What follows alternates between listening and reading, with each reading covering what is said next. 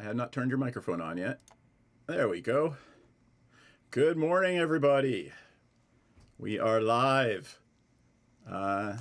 Yeah. Say hi, Brian. Hi, Brian. The oldest joke in the book. Yep. And here comes a Kelly. So, yeah. There we go. She's making her way. So how's everybody doing? I can't get in. Oh, man. I am excited. I'm excited. I gotta help Kelly because she's got stuff with her. Here she comes. Oh. All right. So, yeah. Set yourself up. Here's your headphones. We're ready to go.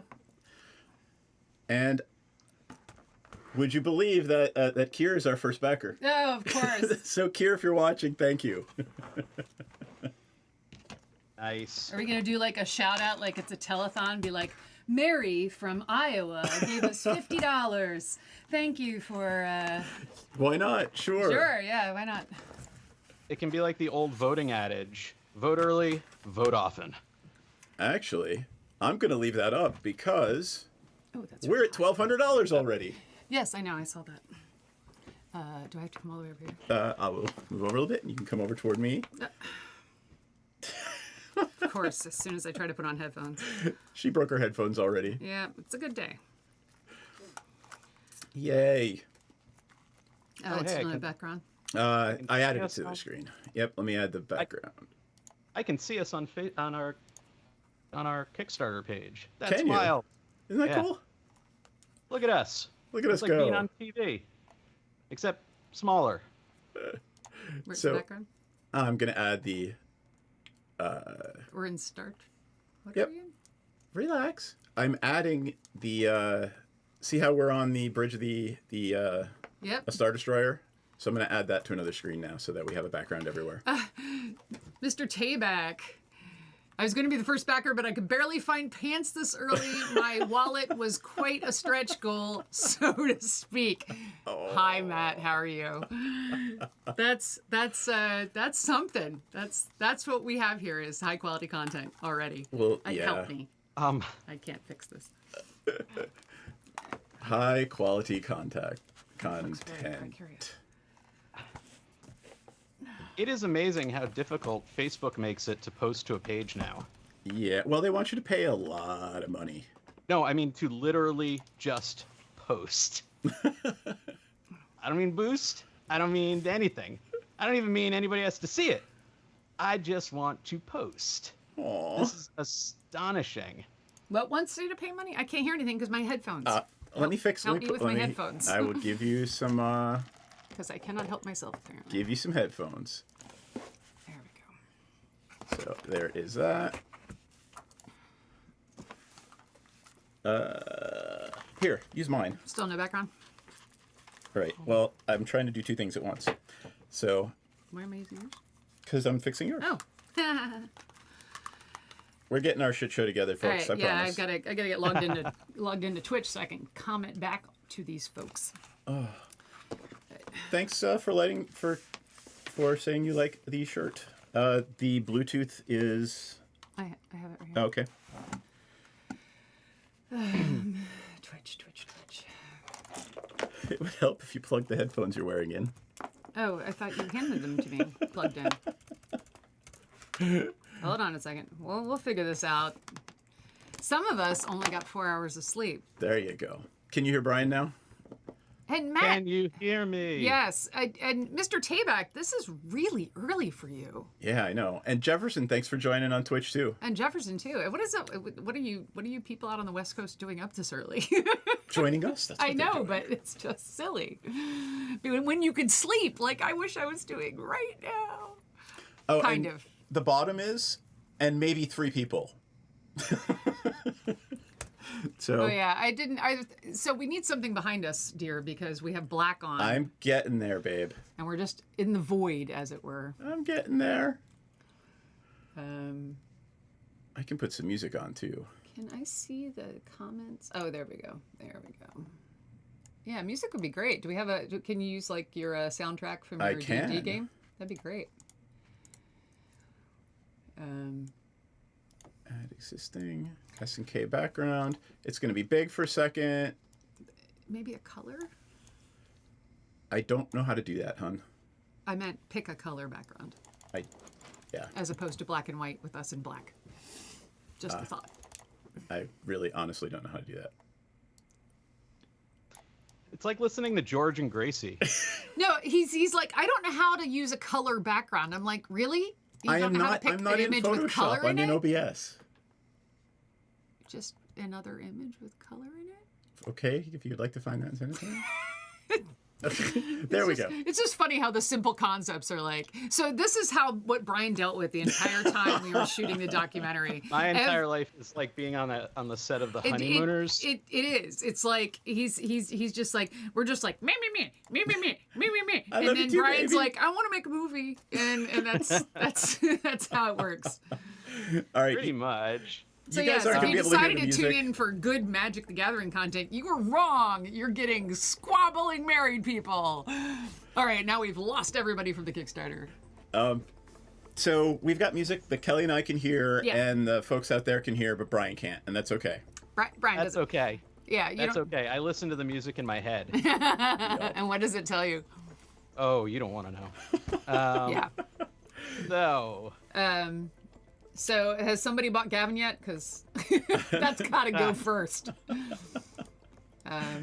so let's give people some content they want to hear. Oh yeah. So we made a movie called. Did you forget? I don't know. I was distracted by something on my screen. And I'm reading. It's called. Oh my god. Okay, we made a movie called Igniting the Spark: The Story of Magic the Gathering, and it is a documentary about Magic the Gathering. It is a deep dive into Magic the Gathering. 30 years. 30 years. Which translates into roughly 10,000 hours of footage and 18 million interviews. You have no idea. No, so I have not managed to. What I typically do every time we do a documentary is I take all the hours of footage and I put it on a timeline, stretched out from end to end, like holding hands around the world, and I see how many hours we have to deal with. And I haven't done that yet on this one, and I fear it. I fear it because it's going to be monstrous. I would just like to... Just give you an idea. I Am Beholder, The Art of Dungeons and Dragons was 72 hours of footage. This one is going to blow that out of the water. It's going to probably be double. Wow. So it'll be 110 to 125 is my prediction by the end of it. So I just wanted to point out Matt's comment about our shit show so far is exactly how magic is made. That's right. No, the story, shit show. The story of it. No.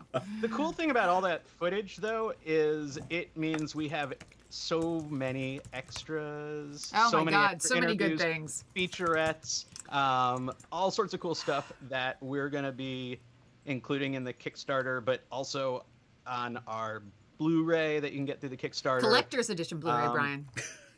Collector's edition Blu-ray. Yeah, it's awesome. It's ridiculous. I know more about the history of Magic the Gathering than I ever thought I would. Yeah. And what's amazing is I'm a terrible You're player. a horrible Magic player, Brian. You're a horrible player. Like every hotel stay during this documentary production was, Brian screaming, I beat Seth. And he was so happy about it because it's so rare. He's So got rare. good decks nowadays. So He's tell me, getting better. Brian, tell me what your favorite deck is. Let's just get into the trivia right now. Okay. In my very limited... Just stop. Just tell us. Okay. Just tell us. I'm a big fan of mono white angel life decks because as a relatively inexperienced player, they keep me alive longer and I get to smash things. I get to smash things. It's like death from above. Yeah. And it populates the worlds with these winged, with these things. vicious. Seth- And the art is awesome. The art is so good on angel cards. It is. It really is. And we've got one of our angels in the Kickstarter is Donato's angel, which is really cool. Would you like me to bring that up? Donato-y. What was that? Would you like me to bring that up? No. Is do a Well, picture of you it? can. We can try out our new version of it. Yeah, let's show off just scroll down in the center. You'll see. We have time to go into the rewards soon, but we got all day. But Ooh, look at all those faces. no, go down. So yeah, the art tokens. There's Donato's angel right there on the front. But anyway, so Seth, show tell us what your favorite deck is out of the thousands of decks you have. I don't even need to pick a deck. I just need to pick a card. Oh yeah. What's your favorite card? The motto of where's our card playing window? EDH with Fancy me. card window. The motto of playing EDH with me is literally "Thou shalt not suffer a cryptghast to live." Okay. Well, it doubles. Yeah, there we black go. mana. There's our fancy card view. We need to put our background back there I'll too. put it here as well. But yeah. Every time that lightning bolt flashes across, I feel like I'm going into war. Awesome. I want my whole So Mr. Tabak said, for context, 30 years is twice as long as Gavin has been alive. I wish you were here with us, Matt. Aww. So we could have your witty repartee live and in Matt. person. Maybe we'll be able. So Matt, you got in late, so maybe we'll stay on longer. Yeah, so you can get on totally. at like noon your time, 3 o'clock our time. That's when all the people who look, they're super cool. All the people are super cool, but Matt, we know we know what the deal is, and maybe you can get on at 3 if you're available, because I think the world needs to meet you. and I not know. just- Well, they'll meet him soon enough if they haven't, They you will. know. But yes. All right. So what time is it? We've got 12 minutes till Jess Lanzillo, current chief of staff at Wizards of the Coast, will be joining us as our first guest. Very exciting. Jess is amazing. Loved interviewing her. And she has the coolest house. And coolest stuff in it. And cats. Anyway, I know it's all about cats. No, but Jess is great. I can't wait to talk to her. And yeah, so what are we at? No, I'm just kidding. Let's go back and take a look, shall we? Who's donated on our phone lines?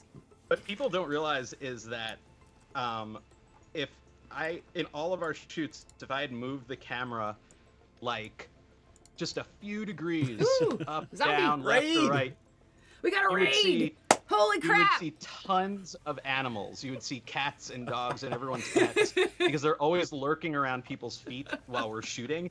It's like we didn't shoot for Eye of the Beholder, The Art of Dungeons and Dragons, our last documentary, where there was a Yeah. kitten running rampage all around us while we're shooting. We'd have to pause because it would zoom into the room. It was Steve Prescott's kitten, artist Steve Prescott. Yes. And this thing was bonkers and the happiest cat in the world because it could jump on and climb in all my gear bags.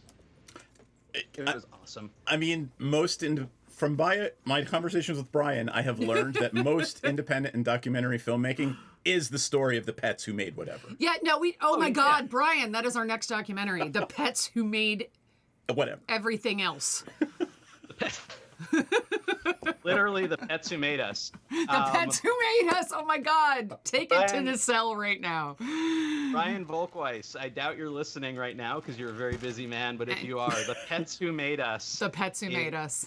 is, I think, the next big pitch for Nacelle. Right on the heels of Toys That Made Us and Movies That Made Us. Yeah. I volunteer to showrun that, but I can't guarantee you'll ever get anything because I'll be playing with all the pets. That's okay. Um, And let's clean up the green screen. We're get really up awful on looking. Instagram. I can't hear you. Clean up the green screen. We're awful looking. Okay. We're having secret messages going back and forth. So content. So this is great. People are just lighting us up. That's amazing. Thank you so much. Oh yeah, that looks great. Oh, it's so nice and big. We have nice big monitors where we are. I'm very happy. So Anyway, Squee, the pets who made us. Yes, I think the pet. That's it. I mean, we're just gonna end the magic stream and we're gonna start the pet stream. And thank you, Jana. thank you, Jayberry. And welcome Raiders. They left already. They raided and they left. Bye Raiders. Drive-by rating. Drive-by rating. Yeah. So Brian, what was your favorite moment of this or like what is one of the favorite moments of the documentary? We've got 4 hours to kill, so we got to talk about a lot of favorite moments, but Man, okay, I think my favorite, because I love digging into like history and artifacts and things like that. Yeah. Like pop culture archaeology is one of my favorite things. So I really enjoyed when we visited Lisa Stevens, who Oh, yeah. was first employee at Wizards of the Coast, obviously after Peter Atkinson and Richard Garfield. Yeah. And she showed us all the like stuff that she's held on to over the years. So I really loved seeing that beta playtest deck, the handmade cards that they used before Magic came out. Yeah. And Well, there's a to little me, hint that's, of that like- in our campaign. You can see it in the top part of that image there. I love stuff like that. Yeah. So those cards are so tiny. I was so surprised to see how small they were. You just assume that Well, it little all known- sprung out fully formed, like Right. right proper size. From Richard Garfield's hedge. Little known fact: 30 years ago, people had much tinier hands. Yes. It's not widely known, but yeah, we've evolved a lot over the last 3 decades, and it's We probably have. because we've been playing Magic, and we need bigger hands to hold those the cards. And I gotta don't tell know. you, some of my I should've let that favorite, joke die. some of my favorites is when we were filming. If you can see on the left, Beverly Marshall Sailing still has her Herloon yeah. Minotaur denim jacket. Oh yeah, we'll talk to her about that Isn't that later crazy? for sure. She's gonna be on later today. We'll talk to her about that. That was amazing to see in person. And I got to wear a couple of World Championship rings. which is also in that collage image. That collage speaks to everything apparently. So, Kelly, what was your favorite part? oh gosh, I really enjoyed meeting Matt Tabak. Sorry, I had to. He was here. No, absolutely. You were one of my favorite interviews, Matt. Absolutely. And because you're amazing. Of all the people you talked to, who was the tallest? Who was the most entertaining? And did Oh. it surprise you that they were the same person? Yes, I it think surprised we me. need to dig up. We need to dig up that photo. Oh so I'm the yeah, shortest, I'll get it. I am the shortest member of the Igniting the Spark team. Both Seth I'll and send it to you, Kelly Seth. are well over 9.5 feet tall. No, we're And not. they both played for the Lakers. It's pretty cool. And Matt Tabak is also 17 feet tall. And there's a photo of me high-fiving him, and it looks like the halfling I and will the show this. tiefling of the Hold on a party second. got together after just winning a battle against a beholder or something. It is. I'll give you a link, Seth. Uh, Yeah, it's amazing. I look child size. You are and child-sized. I look like that next to Seth and Kelly normally.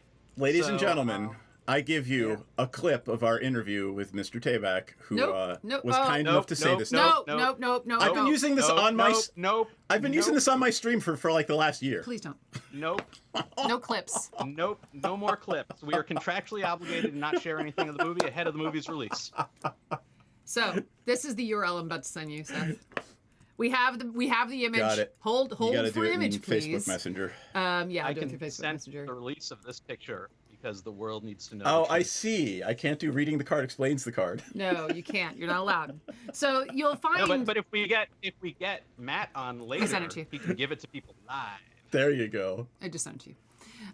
So most of the live stream today will be Brian and I going nope to Seth. I think that'll be most of the live stream. I got to do this in a different browser window. It is 11:25. In 5 minutes, we're going to have Miss Lanzillo on. Do we need to call her in a couple We minutes? should call her Yep. shortly. We'll call her in just a second.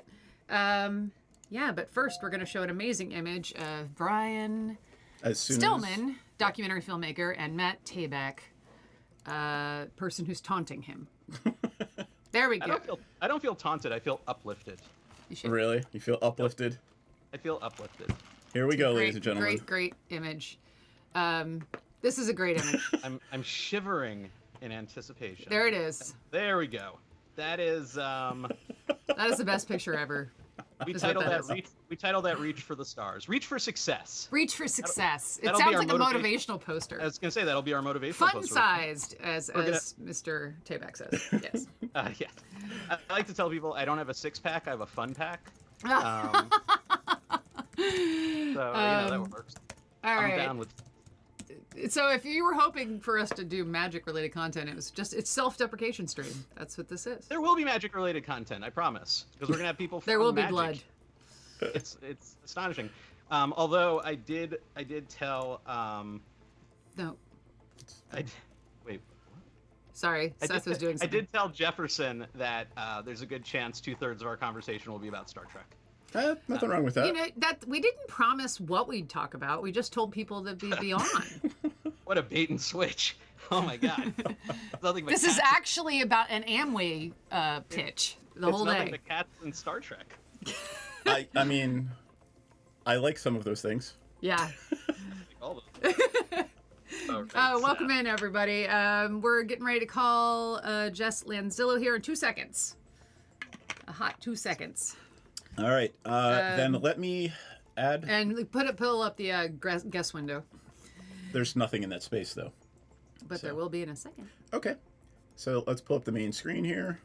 It's a We space full of fancy anticipation. transitions. And pull up her name there. Look at that lightning bolt. I know. And let's get her on the horn. All right. All right, so thank you all. Let me check in on ye old Kickstarter. I'm getting texts.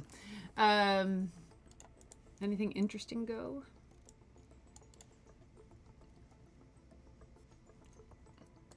Let's see. Wow, 5,000 already. Crazy. Brian, say something. Hey, Hey, it's there's Jess a Jess. Lanzillo. Hello. What's up, friend? Hello. We're going to put you online here in just 2 seconds. I'm going to have to add Brian, though, because... Your hair looks amazing. Oh, thank you. You're my inspiration. Yay. All right. All right. Brian, you back? Did we lose Brian? Why did we lose Brian? I'll tell you in a second. Oh, okay. We lost Brian, but we got you, so it's okay. Hey. Jess Lanzillo, there we go. Okay. What are we showing on the stream right now? We're still Brian's And I'll frozen. turn you on, and there you go. Are you watching anywhere? Or should I share my screen with you a little bit? You can share your screen with me. That's probably best. So, here you go. This is what's going out to the stream. Yay! Hello. We lost Brian though. Hello. Where's Brian? Tell him leave the other call and enter this one. What other call? It's okay. You gotta tell me what to tell him. Text him to say leave the other Skype call and join the one that I'm calling him on. So, how are you, madame? Thank you for joining us. We appreciate it. Yeah, no, thank you for having me. I'm so excited for the documentary to get into the next stage, final stages. What do I need to tell him? Sorry, we're Thank having you. technical difficulty. Yeah, One no, second. Leave. Other Yeah, it's call. amazing we're awake right now. It's join. amazing you're awake right now. I feel like we have Matt Tabak in the comments of the live stream right now. He's entertaining us, so that's fun. Matt Tabak exists for comments. He's a national He lives for comments. he's a national treasure. Absolutely. I think my favorite comment he made so far is that magic has been around longer than Gavin's been alive, and yeah. All right, we got Brian coming in here. Momentarily. So let's talk while we get Send him. invite. Yep. Keep All right. going. Anyway, hi Jess. How are you? How's all things magic? And now you are chief of staff. I am. So, recently I celebrated my 5-year anniversary here working on Magic, and right about at that time, I had the opportunity to become Chief of Staff for all Wizards for our new president, Cynthia. So really exciting. Get to learn about all of the businesses. I'm having a little bit of separation feelings, but you can't quite take me away.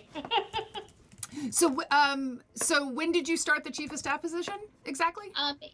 A week ago. A week ago. Oh my goodness. Yeah. How's the first week? Have they do you get special snacks? Like what is some of the perks of being chief of staff? I do get special snacks. We have not just the regular yogurt, but the yogurt you can put stuff in. Nice. There's Brian The back. dumpers, I call it the dumpers, but no one wants you to call food that. You came in a great time, Brian. So Brian was here. Seth apparently knocked me off, technical difficulties, and took his sweet damn time getting me back on. well, that's because we love you, Brian. Yeah, But right. Jess has been Clues at her job for a whole week as chief of staff. Wow. Yeah. So, Volume but on wait, him. Jess, what is a chief of staff? We had just figured out what you did before, and now you're changing it. We have to interview you again. Yeah.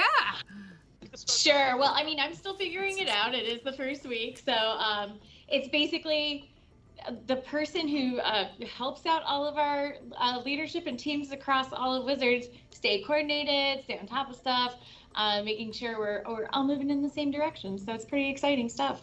Do you have the nuclear codes? Do you have the nuclear not codes? yet. I'll be requesting those soon. Okay, fair. Brian, your audio got real low. Check Yeah, your your devices in audio's pretty Skype. I see Jess leaning in to hear you. Like, even what though- is Brian saying? We already have a comment saying Renton misses you, Aw. Jess. I'm actually in Renton right now, so don't Oh. worry about it.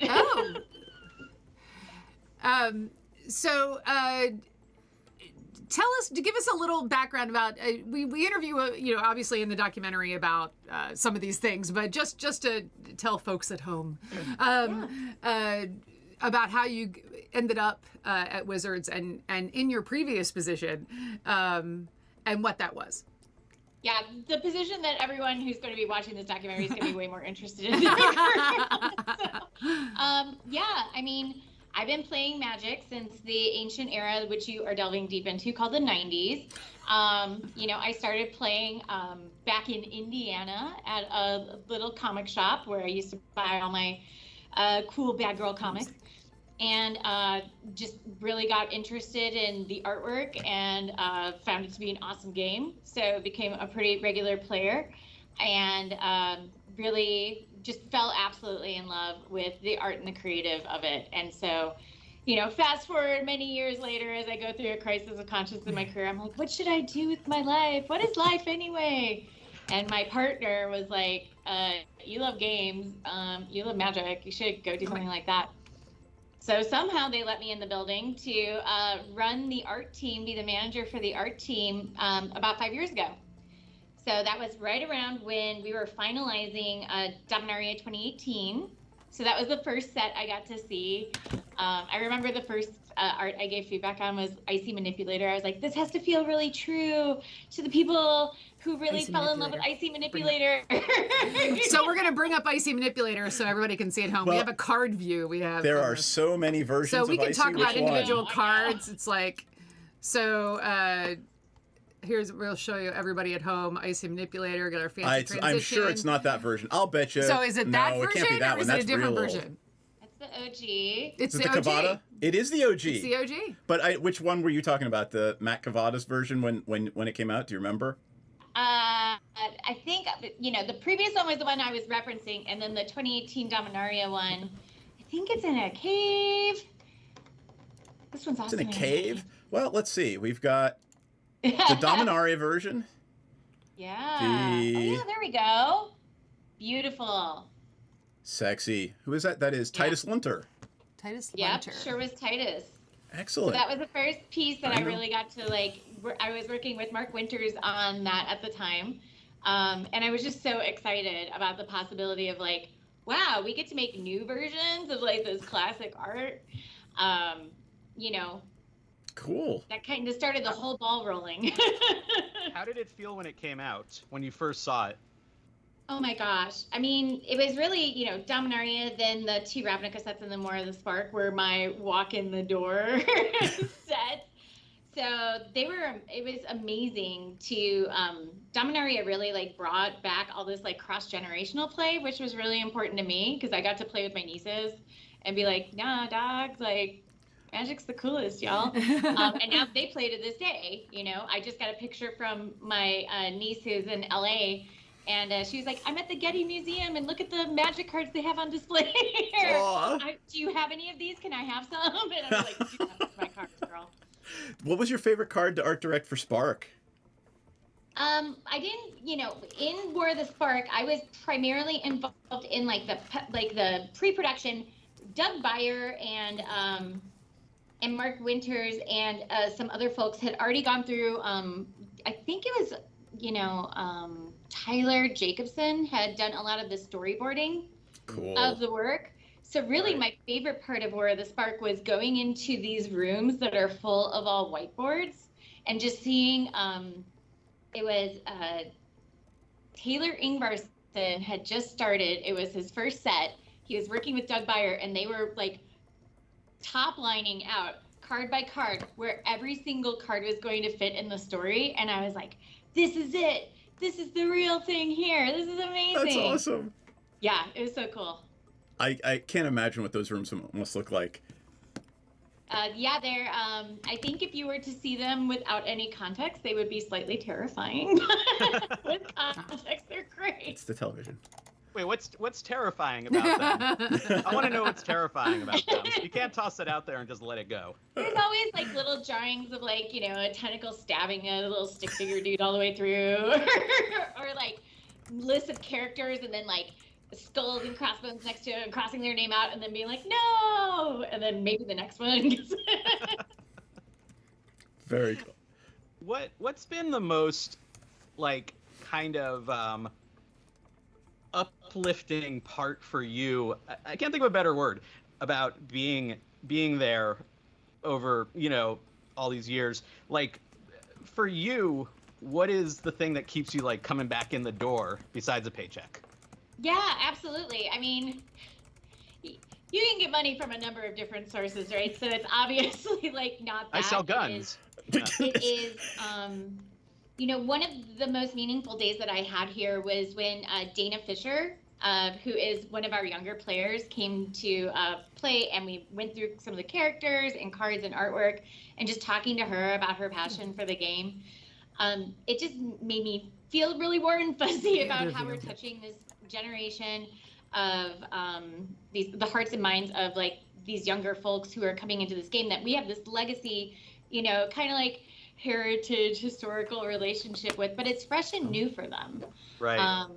It's just so cool. It's so cool. We're shown on the screen on our Kickstarter page. We've got a picture of Olivia and Dana at Las Vegas. Magic Fest in Vegas. Was it Magic Fest in Command Vegas? Fest in Vegas. Command Fest in right Vegas. Out, it was the first event back right after the 2-year lockdown. Yeah, right after. Yeah. So everybody was so excited. We got to interview Dana outside the Las Vegas Convention Center, actually, which was fun. She's great. She's great. She's so awesome. Yeah, every time we make a new character too, and you go and you see the cosplay or whatever, you're just like, oh my gosh, you know, like the Wanderer cosplay. I was like, oh yeah. It's like literally seeing these things that you guys put all this work into come to life, you know, and coming into the real world. It's I think, yeah, it's always very cool to see when cosplayers get out there and really sort of bring something new out, following up on the sets or on different characters and stuff. I think a lot of people have this, or I certainly had this impression that, you know, people working at Wizards or in Magic, you know, or just walk around the offices cosplaying all the time. I just assumed, you know, everybody looks like Liliana at work, you know. I mean, Matt Tabak does. Yes, especially Matt Tabak. I mean, I'm the resident LARPer. I'd say it's not as common as what was said. That's right. We talked about that. That's how you. So you were a big time LARPer. Yeah. Are you doing? Have you done any LARPs recently? I did a. It wasn't super recent, but I did a Mage the Ascension LARP. Nice. On location Wow. in Austin, Texas, in a Masonic Hall. It was great. Oh, Going that sounds old school. amazing. Yeah, it was super cool. So back in the 90s when, you know, Vampire the Masquerade was a big thing, we played all the time, and I actually ran a vampire LARP out of the Masonic Temple in Scranton, Pennsylvania. That's high class. Wow. And man, let me tell you, running a vampire LARP out of a Masonic temple is very like old school Europe. Like it has that whole rich velvet chairs and heavy wood upholstery. So, it was a slippery slope for me into Magic in some ways, because, you know, I've got my like Vampirella comics, and then I'm like, I've got my Vampire the Masquerade book, and everyone's like, oh, do you want to play the vampire card game? I was like, of course I do. Like, and then they're like, hey, Magic's actually like super way funner. And has more vampires people are too. playing it, so why don't you come play that? And I see like Stuffy Doll on the first card, you know, in the Vice card, and I was just like, oh yeah, this is great. that's awesome. You were talking before about like the next generation of players and stuff. This is something we asked a lot of people on on our last movie, because there's this historic kind of connection going on. How does it feel to be part of this thing that has this 30-year legacy? Like, you're part of the current stewards of it, but do you feel like that connection, is that something that I don't want to say weighs heavily on your mind, and you don't want to like piss off 30 years of fans, but whatever it might be. But do you feel that connection? Yeah, I mean, definitely. You know, I'm a fan first and foremost, and you know that is, you know, there is definitely a pressure of like fulfilling the legacy of what was set out, but there's also, you know, a real desire from everyone here to make sure that we are always, you know, keeping things fresh, making sure that we're making the connections with our modern audience. I can't think of a better example than Kamigawa Neon Dynasty, right? Like that was passion project all the way. But it was grounded in some real reality of like, hey, what is going to be like cool with the kids? But also like, we don't want to ever dishonor, you know, what came before in the previous Kamigawa sets. Right. So it just was all, you know, the teams worked so diligently to make sure that we're honoring what was there. We're making it fresh for today. And, you know, it's definitely one of my favorite projects I've worked on here at Wizards. Cool. Is there a big portrait of like Richard Garfield gazing down at all of you, like the watchful eye of Richard, just to make sure you don't lose the way? We will like occasionally invoke his name, you know, if we really want to win an argument. It's what Richard would want. Yeah, exactly. I think once Richard said. Oh, that's horrible. How do you keep a straight face when you do that in a meeting? You're like, you know, I think Richard would have liked it this way. I think usually we normally bust up laughing immediately after saying that, but always out of honor and respect. We just don't ever want to be like too over indulgent or like have our head in the sand too much. Yeah, you don't want to pull that card out too often because it's very much like crying wolf. Yeah. Matt says there's an animatronic statue of Richard. There's an animatronic statue of Richard in the lobby? What? That'd be so cool. Also, if you do it too often, there's always that risk of like, you hear this voice behind you and you turn around and Richard's standing right there. It's like, that's the one day he comes to the office. Like, oh, he's standing right behind me, isn't he? I feel like that should be like a prank show. Like, you know, just the Wizards prank show would be just Richard showing up behind people. That is hilarious. Meanwhile, Richard's tuning into this going like, they're talking about me like I'm not even around. I'm right here. Oh, goodness. Yeah, we're a little punchy this morning. I'm just watching Matt's comments flow by. Matt's it's Matt's stream, frankly, but yeah. Right, we just live in it. So, Jess, can you reveal any secrets to us about upcoming stuff? I can tell you that on Thursday, secrets will be revealed because we're going to have the Wizards Presents as showcase. So we're revealing the next 5 sets after Dominaria United. So it's really, really exciting. I think you're going to be really excited about all of them. Am I finally getting the Care Bears versus Monchichi set that I've been dreaming about? I hope to God not, but who knows? Don't even go there. There's like 9 people listening to this stream that know what the hell I'm talking about. And Jess, I assume you're going to be at the 30-year celebration in October? I'm planning on it for sure. You know? Can't miss that. It's going to be super exciting. I think we still have virtual tickets available. Yeah. Are you doing any panels, or are they making you do anything for it, or are you just hanging out? I'm not going to do any panels. I'm normally the panel person, so I was like, y'all are doing the panels now. I resigned the panel title. So, a whole bunch of folks from my creative team are going to be joining in there. Art directors, graphic designers, writers, everyone. It's going to be great. Awesome. Are you going to cosplay? I'm considering it, but I got to see what I can pull together in time. So. Oh well, we're we're hoping to be there, possibly filming, getting some last minute footage. And if you're in character, then we will absolutely move heaven and earth to get that on footage. The pressure's on. Yep. Excellent. Can I? Yeah, and then right now, we have the Dominaria United story and the beginning of kind of the pre-beat and the previews going on. So I know there's been some exciting speculation about what's going to be happening there. So stay tuned. Jess, I have a request. No, don't. No? No. Yeah, the entire stream is Seth going, oh crap. If you want. I'm gonna do it. I would personally request that you cosplay as this. Oh yeah, classic. So, but wait, I love this card. Wait, let's talk about it. We actually love this piece of Yes. art. We've seen the original at your house. We're big fans of Carly. Of me. Her work is gorgeous, top to bottom. It's innovative, it's exciting, it's powerful, and we're excited that you brought her into Magic to see her involved. What attracted you to her work? What do you think she's bringing in terms of her aesthetic and her eye to something like Magic? I believe Cynthia Shepard had first kind of scouted her out and noticed her work and had highlighted her portfolio for us. And we had been trying to find a spot where she was going to work out. And we had really been, starting up what we call the Booster Fun program, which is all of the cool showcase cards, bonus sheets, all of that stuff.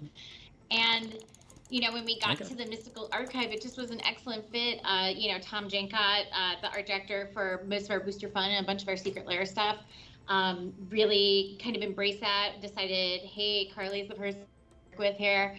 The first time I saw that piece of art flow into, we have a system called Drake that is like the holy grail of the card design goes in there, the art goes in there, everything goes in there. It's our little database, and we check it every day to see, hey, what's come in from the artist. And when that one came in, I was just like, this is amazing. I'm so excited. Her work is just so cool. It's got this like super realistic oil painted dimensionality, and she just does this really flat graphical thing, which is really fun. Yep. And she's been doing more work with us, so it's been great. Excellent. Oh, that's Carly. awesome to hear. We're like, do you get first dibs on because you're seeing the art before everyone, like you and your team, so you're just like, Carly, I want that, or to whoever brings it in, or you just like, Aaron Miller, that piece is mine, Donato. No, we have a policy against that because we want to make sure that everyone else gets fair dibs at it. Now, the artist may decide that they're like, hey, I really want to sell this piece to you, and we have to figure out a fair price for that. But generally, no, they want to take it to the open market. We want to make sure that that's kind of how that's working for them. Yeah. No, we just have this image of like tug of wars going on in the office. Like, no. That's got to be a hard thing for an art director, to see all this thing. Like, I want it. No, I can't take it home with me. I can't take it all home with me. Art directors have lots of children. It was, I think for me, it was really challenging because with Kamigawa Neon Dynasty, when a bunch of the original art was going up and everyone was even more excited about it than I was. Yeah. And I couldn't get anything because it was so good. Everyone was just so in love with that set, so over the moon about all the work that the artist did there. But I'm just happy that all of it landed with people who are so passionate about that set and Magic, right? Yeah. That is cool. I mean, I imagine. I mean, that's the thing. Everybody who works there, I did not meet anybody who felt like someone who was just, it's like, oh, I'm just an accountant in Area B, or whatever. Like, everyone there is like, oh, I was a former Pro Tour player, or I grew up playing Magic. My brother introduced me, or my sister introduced it to me when I was like 4 years old, and now I work at Wizards. It's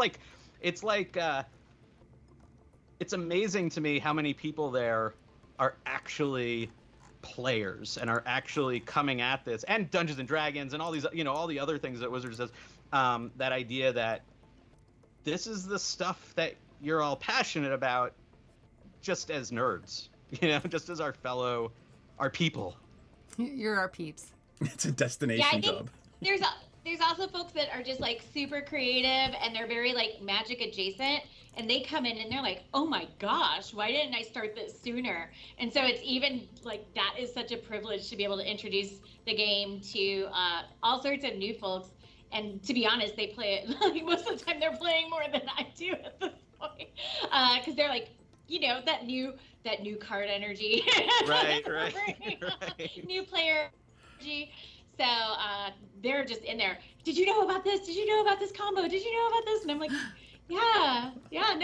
actually, no, that's great. Awesome. And Commander being like the format everyone plays now, like, I mean, it's like infinitely customizable. There's infinite combos. There's infinite ways to kind of make a deck your own. And so, folks coming in super green and just like discovering that I wish that I could bottle that.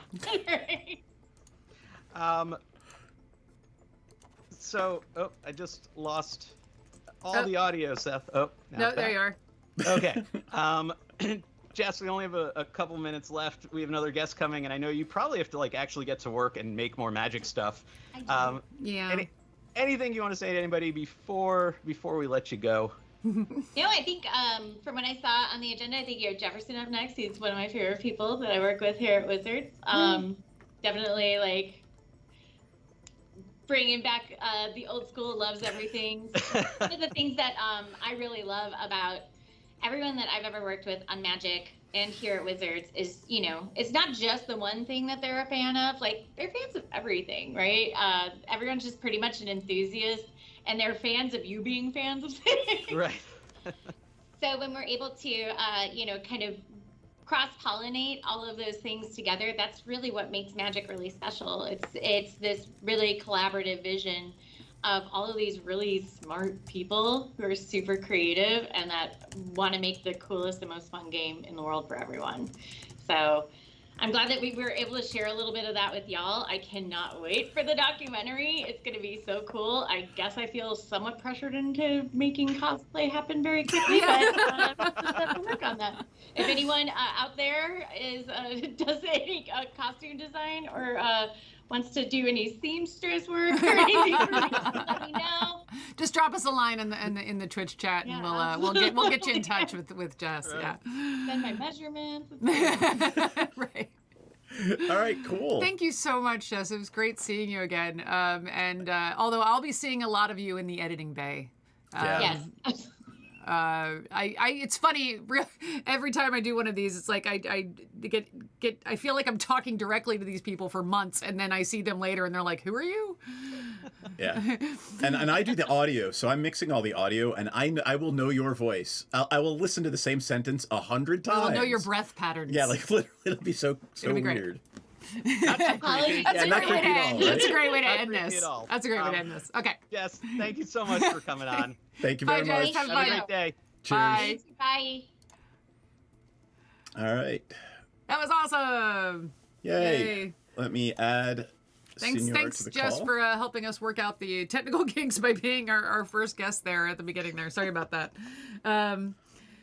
So we have Jefferson Dunlap, pre-press manager at Wizards of the Coast, coming up next in just a few minutes, and he will be wearing his top hat, I have declared, instead of headphones, but we'll see.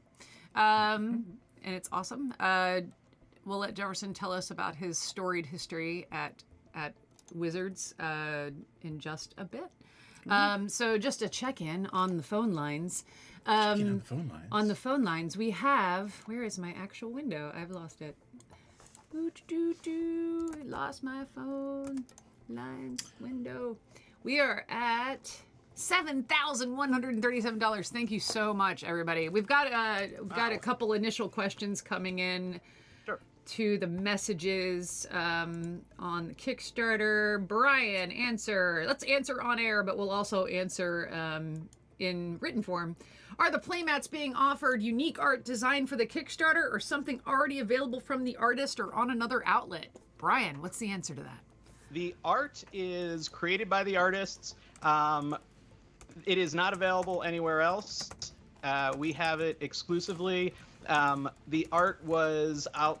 The art was created. It's art that the artists have that they've never been able to use for whatever reason. They've never wanted or like had the chance to use for playmats. And we went to them and said, "Is there something that we can get that's never been out there before? And can we use it for the Kickstarter?" And they said yes. So it's not something you'll be able to get anywhere else, which we're pretty excited about. Same goes for the tokens, by the way, and the T-shirt art by Mark Poole was created exclusively for us. Mark Poole was created. We're getting feedback. That's the so problem we've with got the top Mr. hat. Dunlap here. Oh, it's very loud. I think we might need to hold on, I'll switch this over, and I think we might need to show the picture of you in the top hat and then have you put your headphones on. Yep. Oh, really? Oh, Yep. there we go. Wait, that's better. Is that better? Yeah, that's better. that's What'd you much do? better. What'd you do? I shut off Twitch. That'll do it. Oh, yeah, yeah, you don't want yeah. to feedback. There you are, sir. Switch his nameplate up, please. I'm switching the nameplate now. I basically have everything off, like, because I'm working, so I have all the, like, my work emails off, Teams is off, everything's off. Gotcha. So, no one's gonna bother us. All right. Well, that sounds intimate. I'm not And going to comment on I that. warned my team too. I said, hey, I have this thing. I have this little thing that's happening, so I got to take a break because I get up like 7:30 and start work from home. Wow. That's yeah, I was surprised when you said you were fine coming on the show this early. Yeah. We're struggling, and it's it's noon on the East I think Coast. it's a West so- Coast thing, though. I mean, you guys have to deal with all this East Coast ridiculousness all the time, so. That is true. That is true. They do. Well, yeah, and it's like, when I get up in the morning, it's like when I start to get emails from vendors like in Japan because they're just starting, and also like in Belgium because they're just starting. So you know Right, what? right. You mentioned Yeah, let's talk Belgium and about it. Japan. Tell us about your job and why is it that you have to talk to Belgium and Japan? No, I don't. It's just I'll get emails. They're, we have stuff printed in all over the different parts of the world, and I like to if there's an issue with something, I like to get on it, take care of it, and get it moving is my thing. So if getting up at 7 helps with that, I'm down. Go ahead, Brian. I was gonna say we did an interview with Cardamundi, with some people at Cardamundi, and we did it. We had a crew out in Belgium to interview them, and then we did the interview through Zoom. I should say I did the interview because those two blissfully slept while I was up It was at like 4 in the morning, yeah. morning to have a conversation. It's, those time zones will get you. But it was super cool. We got to see, Yeah. the machines churning. Cranking out magic cards. Obviously, there are a few things they weren't allowed to show us, but it is still an impressive operation, man. Like, Yeah. getting all this stuff out the door. It's huge, and they're great to work with, and I'm friends with a couple of people there. They've been there for a very long time, so they're awesome. We have photos of you and stuff going way back to the day. So first question, is it the same hat? No, actually this one is pretty brand new. Got it in Portland when me and my wife were on vacation in July. So this is actually brand new. Okay. Look at it. It's smooth. So no, it's not the same hat. Okay. I had to get that out of the way, but I am curious. I mean, you've been at Wizards for a long time. What was the first set or sort of era, however it's easiest for you to define it, given that you're working ahead of the curve, for what's released? When did you get there? Before I worked at Wizards, I worked at a service bureau that did all the film for Wizards. Right. They were called CMYK, and they were in the Fremont neighborhood. And the first set I worked on there was, I want to say Fallen Empires, I think. around.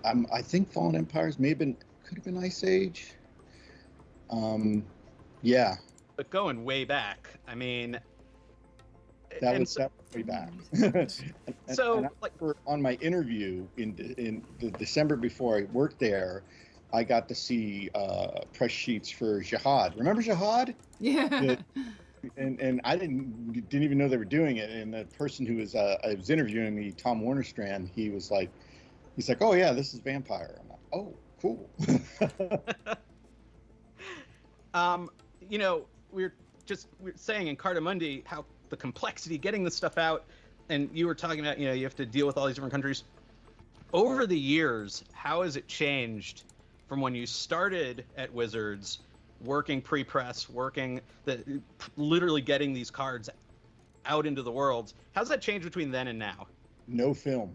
We used to run our own film. Like, we used to have to print the film and proof the film and send the film, and we used to have to lay out the cards in grids, and we used to have to do all that. And now it's all a direct-to-plate workflow. There's no film that needs produced, thank God. Yeah, there's great pictures of you in the offices back in the day, with the various equipment that you had to use. Like what I do now, I couldn't have done, like working from home now, which I mostly do. I couldn't. There's no way. I would have had to. The only like big equipment that we have at work now is a color proofer that we can check the color and stuff before we send it. And that's mostly for designers, you know, is they're designing packaging, they're designing cards, and our proofer is color calibrated to our our vendors. So we know in the building that the color's going to match. That okay, it's going to look like that. The card's going to look like that. The packaging's going to look like that. And you know, in the old days, to get to that point, that was a process. That was like, okay, first we have to print film, then we have to make proofs, and by making proofs, that's like we, you know, have a big stat camera shooting the film, and then you know, 4 colors, and then putting it together and putting it through a laminator, and you know, it's just. There's just no way. The level of work that we do between Magic, between D&D, between Duel Masters, there's just no way we'd have multiple shifts, and there's still no way. Like in the old days, we used to have multiple shifts. Like I had a second shift who would come in at night and run film because we had to. And there was like, you know, and there was a lot more overtime. There's a lot more, hey Jefferson, if you stay, I'll buy you dinner. And I'm like, oh, okay. There was a lot of times where it was like, and at the time when I was first working here, I didn't have a car. So, and I lived way north. So I would just, when I had to stay late, I would just take a cab, and Wizards would pay for it. Do you ever sleep in the office? Yes. Too often. Those days are done. Those days are. My office is. I do sleep at the office now, technically. Right. So Jefferson, I mean, obviously we talked to you about this in great detail in the interviews for the documentary, but man, what was that? Spoilers. Yeah, no spoilers. But where did you start with Wizards? Where was it when you started, like physically?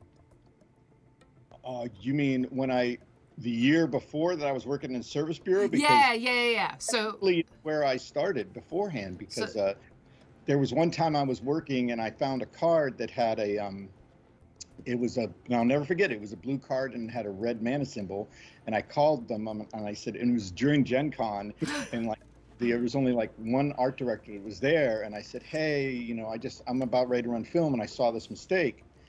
And I stopped everything, and then when Gen Con was over, Warnerstrand was like, okay, we want him to run all our files. That's one way to get a job. Yeah. And he gets excited about stuff when he sees it, you know, whether it's the cards, whether it's we used to run film for Duelist magazine, you know, all this pre stuff, you know, and he's like, oh, he's a gamer. All right, yeah, we want him to run our stuff.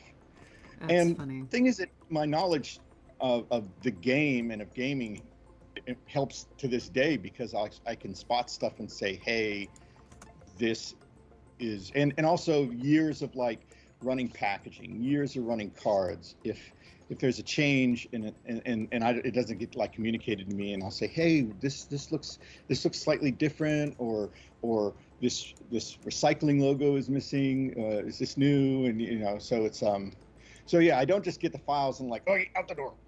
So what you're saying is experience is important. A little bit. And well, you talk about like, if there's new things, if they're missing and stuff like that. One of the things we talked to Cardamundi about is this idea that at the same time, while you guys at Wizards, while you're always introducing new elements, there's new art, there's new sets, there's new this, new that, there are certain things that have to remain consistent so that a card from 20 years ago can still be played in a deck today. And I'm sort of fascinated by this idea that you're able to do that. I mean, how do you do that? How do you keep a level of consistency that allows these things to stay legal, from set to set, from year to year? It's called an R&D department. it's called the people in R&D that work on these for years. It's not like a Magic set is an idea and it gets worked on and that happens in a week or in a month. No, it's years. So I mean, when you think about it, it should be no surprise that a lot of the people that get hired at Wizards and Magic R&D, you notice how some of them were former pro tour players. They because the people that play the game they just know so much. They just know every nuance about it. And so yeah, it's the brains behind the R&D. But what I'm talking about is literally the physical characteristics of the card have to remain the same. We have advances in paper, we have advances in ink, we have advances in coatings, we have images that might have appeared 25 years ago on the backs of the cards. There has to be this level of consistency over 30 years. Nothing remains consistent for 30 years. I mean, nothing else has to. And I'm curious, like, how do you guys do that? We have a quality assurance department. We have quality control. We have, we have people that check all that. And they make sure the paper is right. They make sure the coding is right. They make sure, it's scrutinized by our quality assurance people, by our, in operations, and then it goes back to because there's so many people that are involved in the production of a Magic card. Believe me, it's not 2 or 3 people in a room. It's a building of people that just make sure that and in partnership with our print vendors. Partnerships that we've had for years. And if at any time, if ever a new print vendor is brought on, to qualify, they have to meet certain standards. They have to, because it has to be consistent. And it has to be right. Got so much being done, and there's so much that's coming out. And again, and it's the same thing. It's like with anything. It's the same thing with Magic. It's the same thing with D&D. It's the same thing with Monsters. You've got a building full of passionate people that want to do it right for the fans. Now, themselves. Magic is a pretty quick way to pick a fight on the internets, but I want to actually bring up a subject. No, surely not. I want to bring up a subject that's even more capable of engendering controversy and fistfights. Star Trek, Strange New Worlds. I know you're a big Star Trek fan.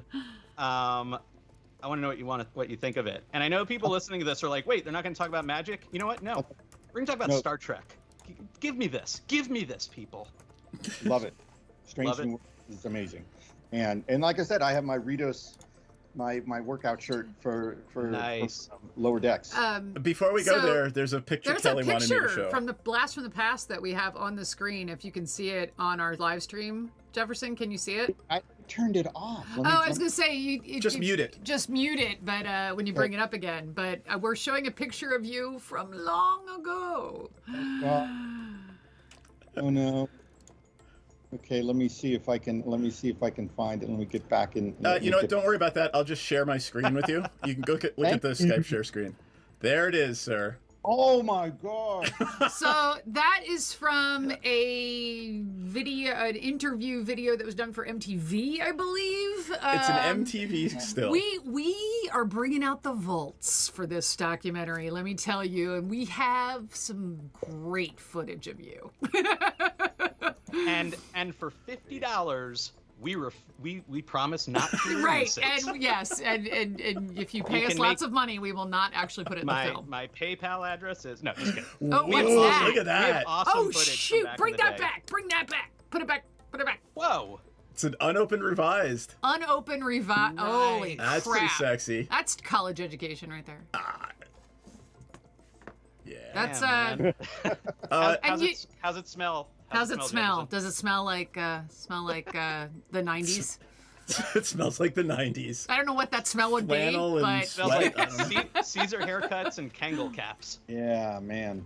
Tactless Raccoon would like to know Oh, who sneaks in yes. and turns one card upside down on a pack on occasion. yeah, do you just go in and go nope? I always wonder, like, if there were rogue elements at Wizards in the early days who were like, I'm gonna sneak in, my business. I don't know, like just there's all put kinds of something in Easter a eggs pack in the art. somewhere. Oh, please tell us the story, Jefferson. Go ahead. I mean, sure. There's, but there's just too many. I mean, there's just like, it's nice to find signatures. It's nice to find, sometimes with some of the early art, it's like, wow, dude, that looks way too much like Gabriel Burns. You really need to change that art a little bit. There was one vampire card that was like, that is Gabe. That's straight up. And you Gabriel Burns. Need to change it. I know it's airbrush, but it's like, come on, man, way too much. I mean, there's all kinds. I mean, look at all the unglued sets. Good gravy, which I just. I mean, there's, in that whole vein, there's actually a Vampire the Masquerade card, which you worked, right? Mm-hmm. Why are It you is. showing vampire cards? It's Anson. It's Anson Maddox. The card is named Anson, and the image is Anson Maddox. Yeah. There's a Richard Garfield one. Which one? A Richard Garfield vampire card? Yeah, he's a Bruja. Oh, nice. I want to see that and put that on screen. Even though it's not a magic card, it's a Richard Garfield. It's related. So what's it called? Do you know? Yeah, it should be on there.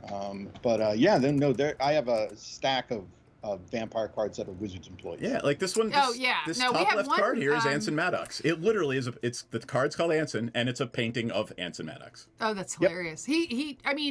Actually, I have a very important question for you, Jefferson. Now that I have seen some of these videos from the vault, as it were,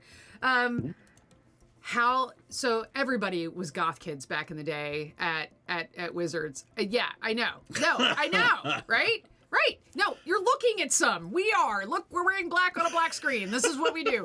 So, and Brian is not pastel. So, so what is it about the goth culture particularly that, has been so drawn to magic? Like, I remember being in coffee houses. No, like early on. Like I remember being in coffee houses in 1996 while my my friends and roommates and stuff like that were literally spending their rent money on magic cards. Like they had coffee and they had magic cards and they had nothing else. Like And the that goth was club. it. And the goth club, that if they got on the guest list. Like that was it. Sorry, I'm just going off on a rant. Please talk to us, Jefferson. There are a lot of goth gamers out there. Mm-hmm. A A lot. We are legion. The Duelist Convocation, which was like the first iteration of like the DCI, Yeah. Like the first kind of like, oh, okay, this the beginnings of, Magic tournaments and all that. The group is called the Duelist Convocation, and it was run by Goths, period, end of story. Every person that worked on that team, every person. I'll never forget the first time, my first job at Wizards was setting up a laptop for a really good friend of mine. Now, I've known her for years, and her name is Rias. Hi, Rias. And I called her laptop. I got to name it. So I was like, what's a good name for a laptop? And I named it Byron. Of course you did. Of course I did. And Why didn't you just name it Dracula? Come on. No, that's too obvious. Alucard. That'd be on the nose. There you go. Right, that would be on the nose, right, Brian? I think people don't realize that Goths we built the universe. We sit in darkness. We embrace the darkness, and we play games. That's what we do. And yeah, we don't murder anyone. We are a fun-loving group. And that's why server rooms are also filled with goths.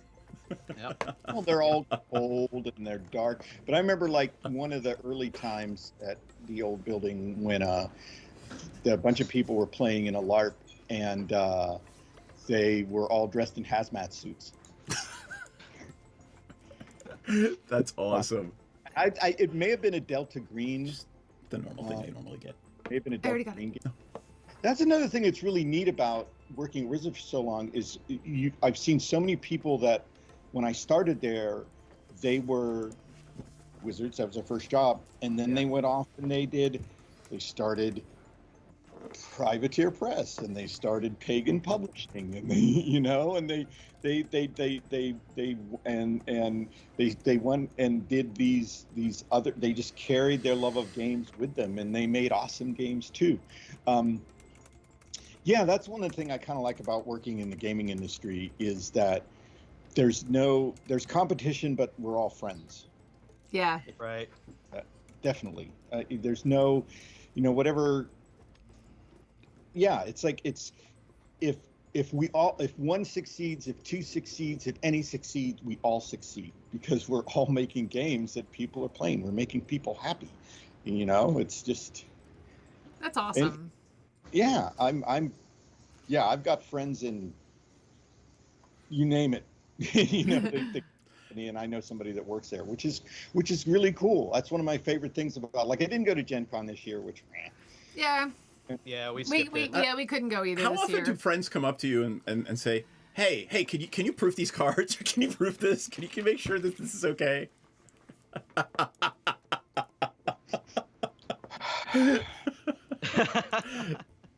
Yep, that often, huh? No, it's no, it's I'm a service. It's like I always like to quote like my if you noticed in my email it's my John Wick quote. I serve.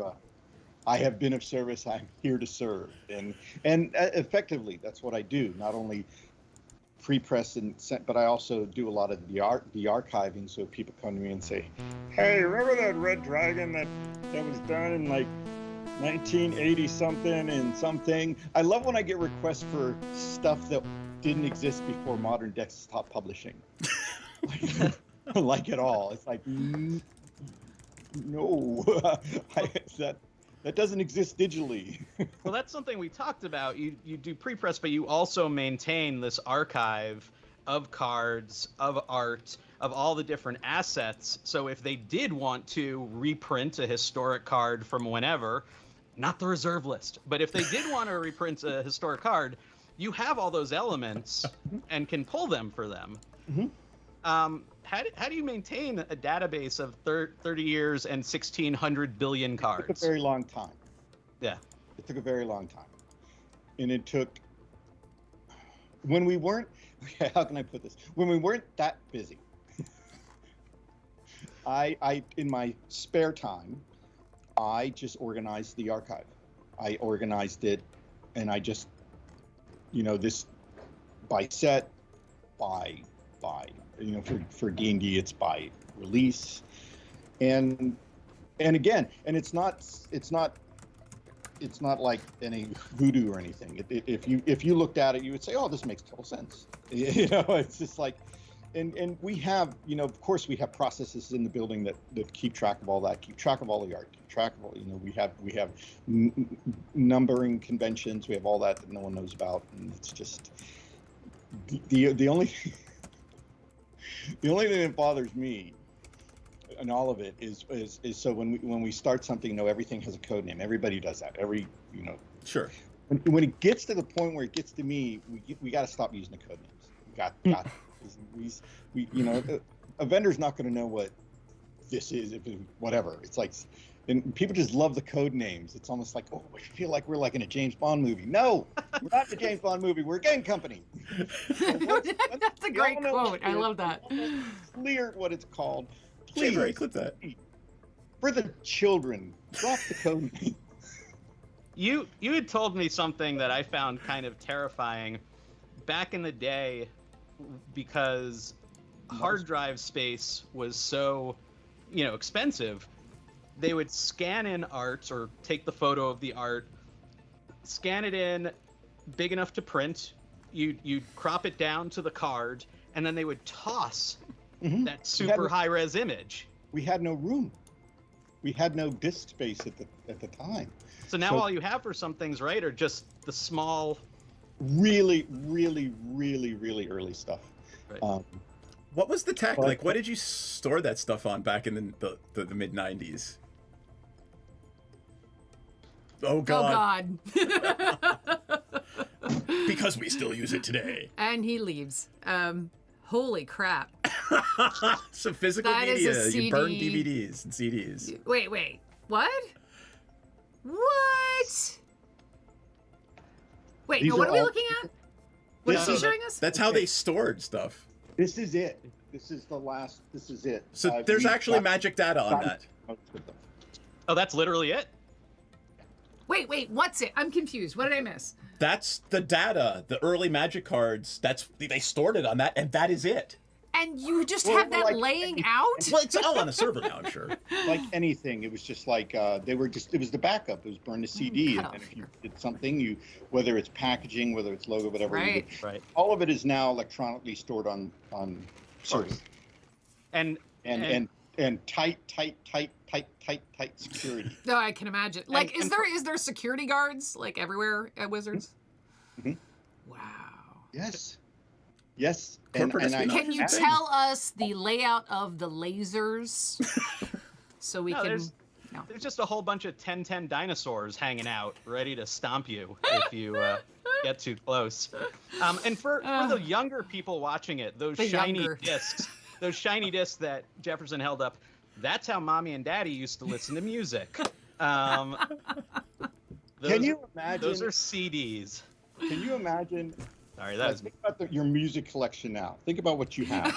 Imagine if that was like vinyl. It'd be a room. It'd be multiple rooms. Amount of music you have digitally. But and each of those CDs hold, I don't know, 460 meg maybe. Right. 6 meg. They're jobs that I send that are gigs in size. It's like nothing. Oh yeah. Well, when we're done with the shoot, we have usually around 2 terabytes of footage. How many terabytes? What do we have? At the end of a shoot, we usually have about 2 terabytes of footage. Yep. So it's like you can buy. You don't like memory and stuff. You buy it by the silo now. It's just like, Our first movie wasn't even 1 terabyte. Our entire first movie wasn't even 1 terabyte. No, that's not true. No, I mean our first movie. Yeah. These are what we recorded. This is 500 gigabytes, just on a little SSD, and it costs almost nothing. By the next documentary, we'll just be, transmitting all the footage by the power of our minds. Yeah, we're just going to inject the film into people's brains as we make it. So will the next documentary It's not funny, really. So it's going to be a Star Trek documentary, right? No, we've decided it's The Pets That Made Us. Pets That Made Us. The Pets That Made Us is the next documentary. We're announcing it now. I did work on a Star Trek project. So our distribution partner is the Nacelle Company. For people who have not checked out our full Kickstarter page yet, they make the toys that made us and movies that made us and a bunch of other things. I'm a producer over there.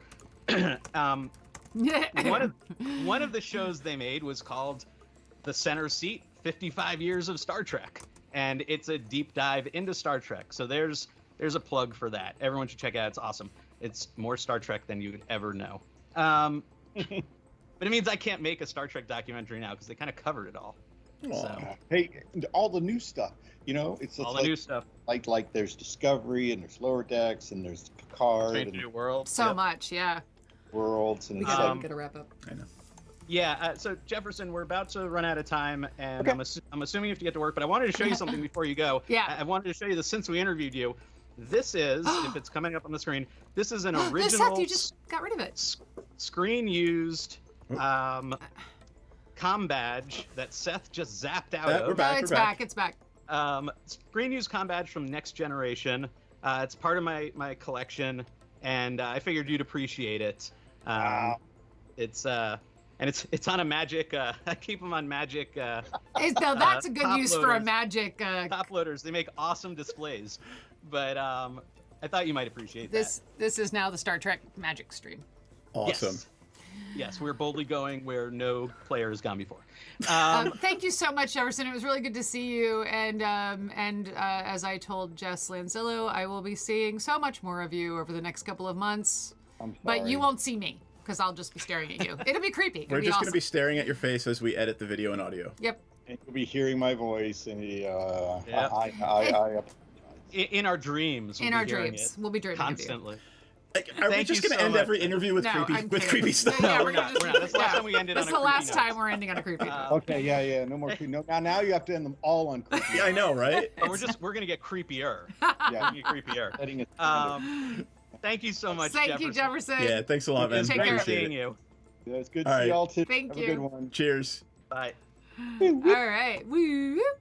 I'm going to flip over to that screen. We're at 8,000. Crazy. I That's know, awesome. nutty. Jefferson, like when we did that interview originally and we started getting into the nitty gritty of pre-press, Yeah. it was like more information that I think anyone outside of that industry would want to know. But because I worked in magazines for so long and I've like done some printing and stuff, I love that stuff. So I was like, okay, so what's the combination of inks you use to lay down the? It's just like, oh my God, Brian, stop. I love that the name of his 9 hours. The company he worked for previously was CMYK. Oh, I meant to ask about that. It's like, hey, gotta we call make Drill. movies. We make movies. Let's call our company Movies. Yeah, Movies Inc. Like- So we gotta call Jarrell Threet.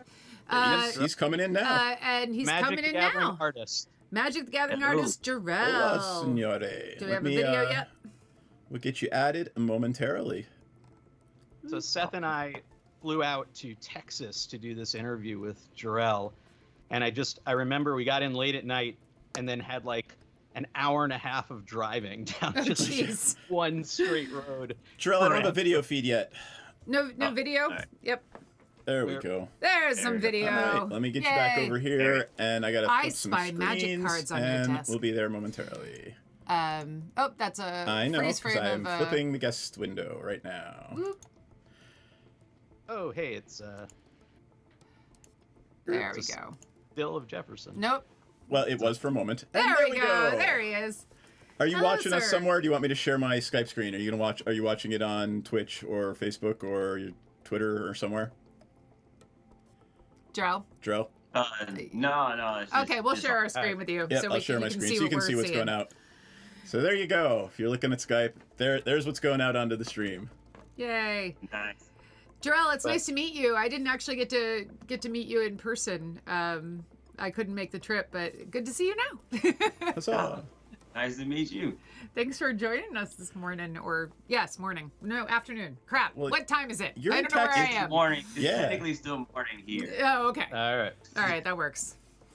So, since we last talked, how's everything going on the art front, Jarrell? You're the first artist we've had Yeah. on the show today.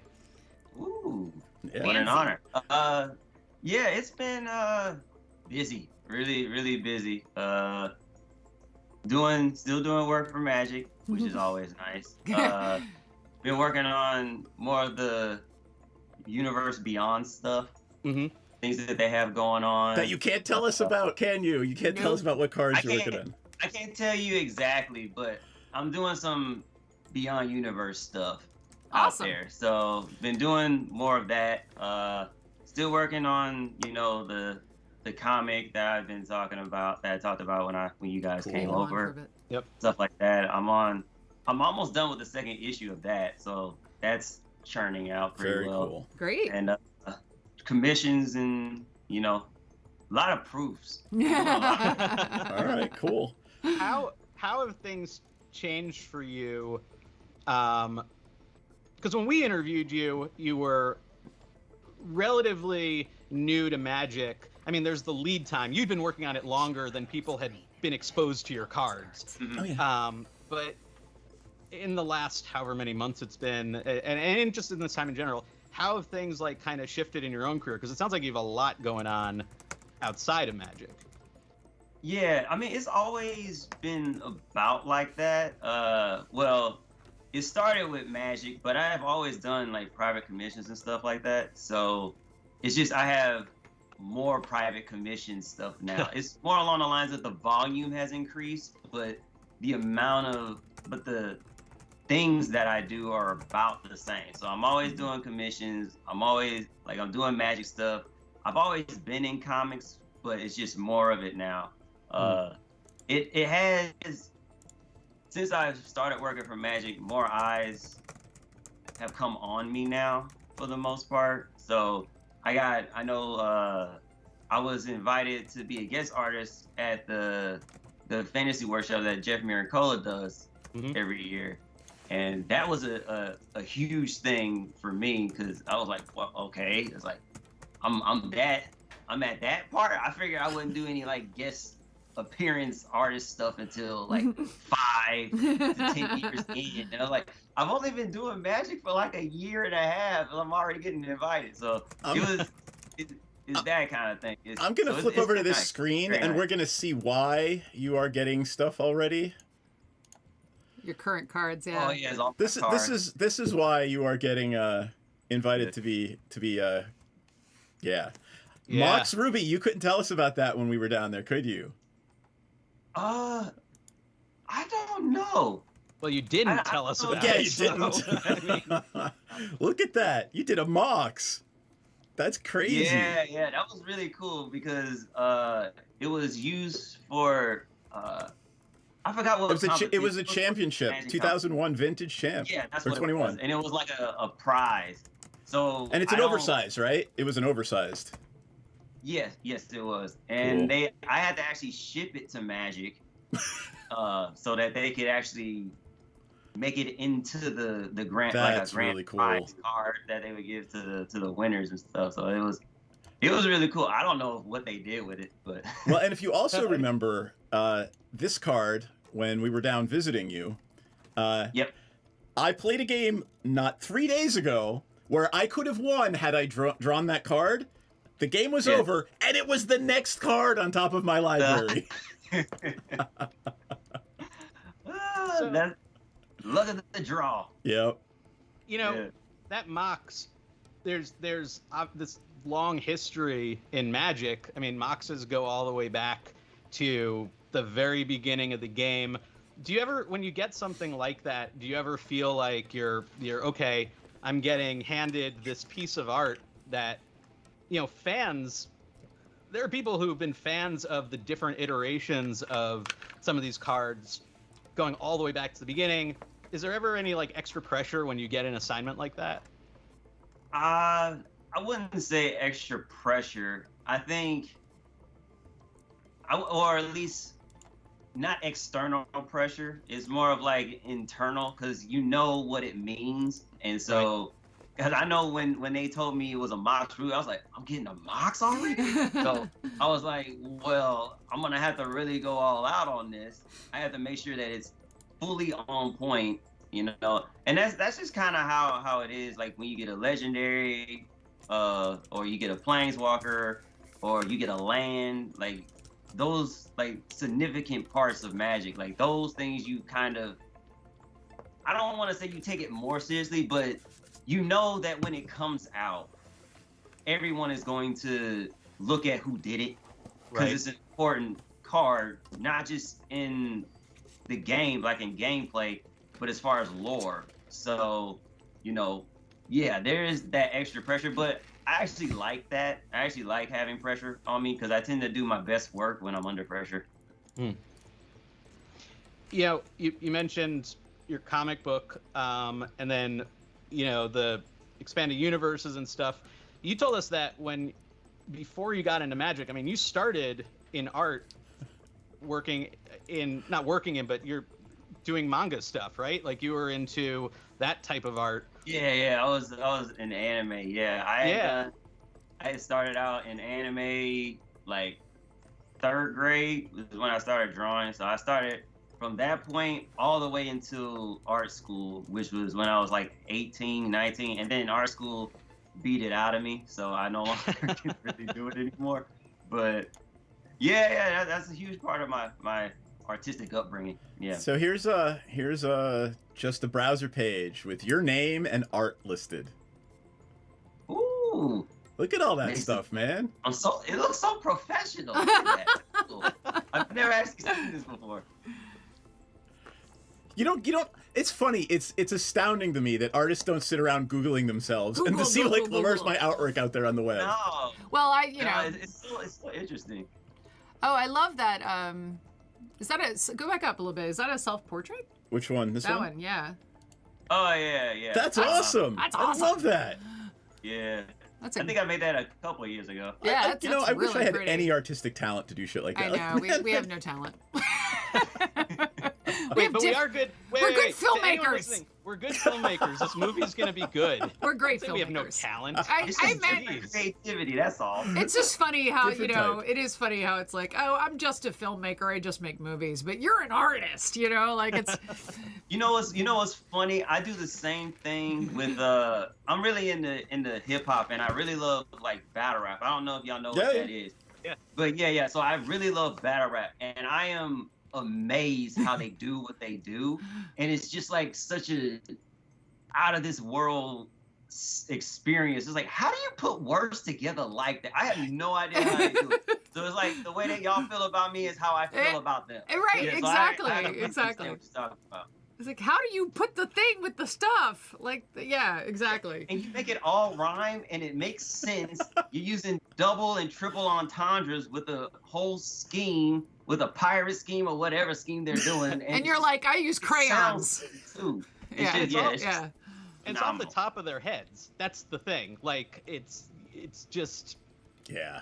pulling it out Yeah, of to think thin of all air. of that stuff is just amazing to me. So yeah, I get what y'all are. All right. So what do you listen to? Like, what is your playlist like when you're painting a Magic piece?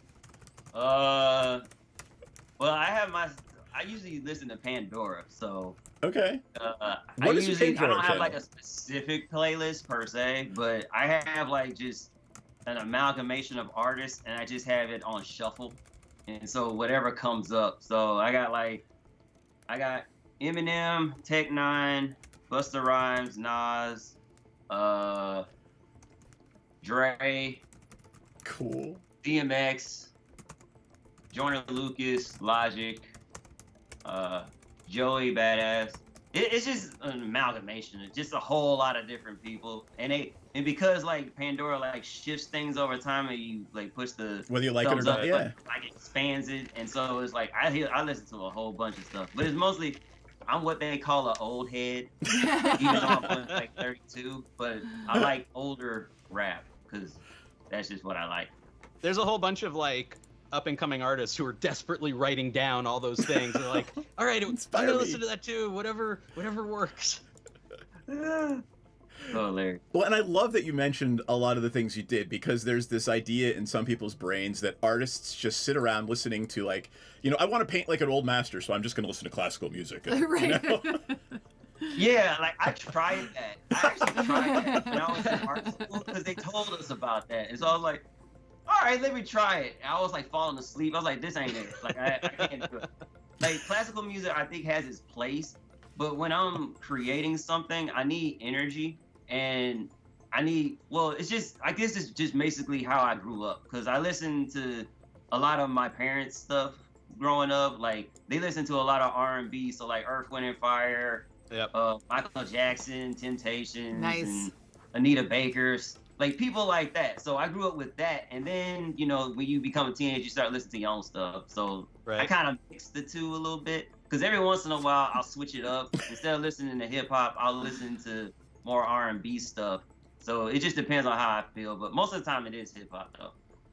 So classical has a space in this world. It's just not in your It's not headphones. mine. It's not not mine. Not in your headphones. I think you and Matt Tabak should swap playlists. So Yeah, he's commenting on the Twitch right now, and he's like, "This list is suspiciously close to the playlist I used to make sure the artists' names are spelled correctly." So yeah, Matt Tabak's an editor at Magic: The Gathering and Wizards of the Coast. But I also found it interesting, your anime background. Like with anything, you're not just artists don't just immerse themselves in the thing they do. I've interviewed a lot of musicians over the years, and if I'm interviewing like someone who plays in a metal band, they're not listening to metal 24/7. They're listening to hip hop, they're listening to classic rock, they're even listening to classical. And it's like pulling from all those influences that I think allows an artist to do something that's not just derivative of whatever it is they're doing. Absolutely. It's interesting because a lot of people think that artists kind of do art all the time, and it's not really like that, like at all. Like, at least for me, I know some people do, some artists do. I don't know how they do it, but I have like a limit of how much work I can do. It's usually about like a normal 8-hour day, but outside of that, I don't like go heavy into art stuff. I primarily look at things like video games, and because I don't play them anymore, but I still love video games. So I like watch gameplay. I watch a lot of comedy stuff. Huh? A lot of times sports. I really love that, and just martial arts, music, like I said before. But it's just all those kinds of things. Because I also used to play instruments too. I don't know What'd if you I play? ever mentioned that. What'd you play? I played clarinet, I played violin, and I played saxophone cool. Wow, growing up. that's So, awesome. Do you find all that stuff ever, like in a way that you can identify? Do you find all those different things, or any of those different things, do you find that stuff making its way into your art? Like maybe you look at the piece you painted later and are like, oh, I can see, I spent the last week watching like Kung Fu flicks, and that pose, or it might not be something that obvious, but do you ever see like where those other influences coming into play? oh yeah, all the time. I think that's just part of it. You just live life, and then your life kind of informs and is channeled into your artwork. That's why artists are so different, because we all have different life experiences.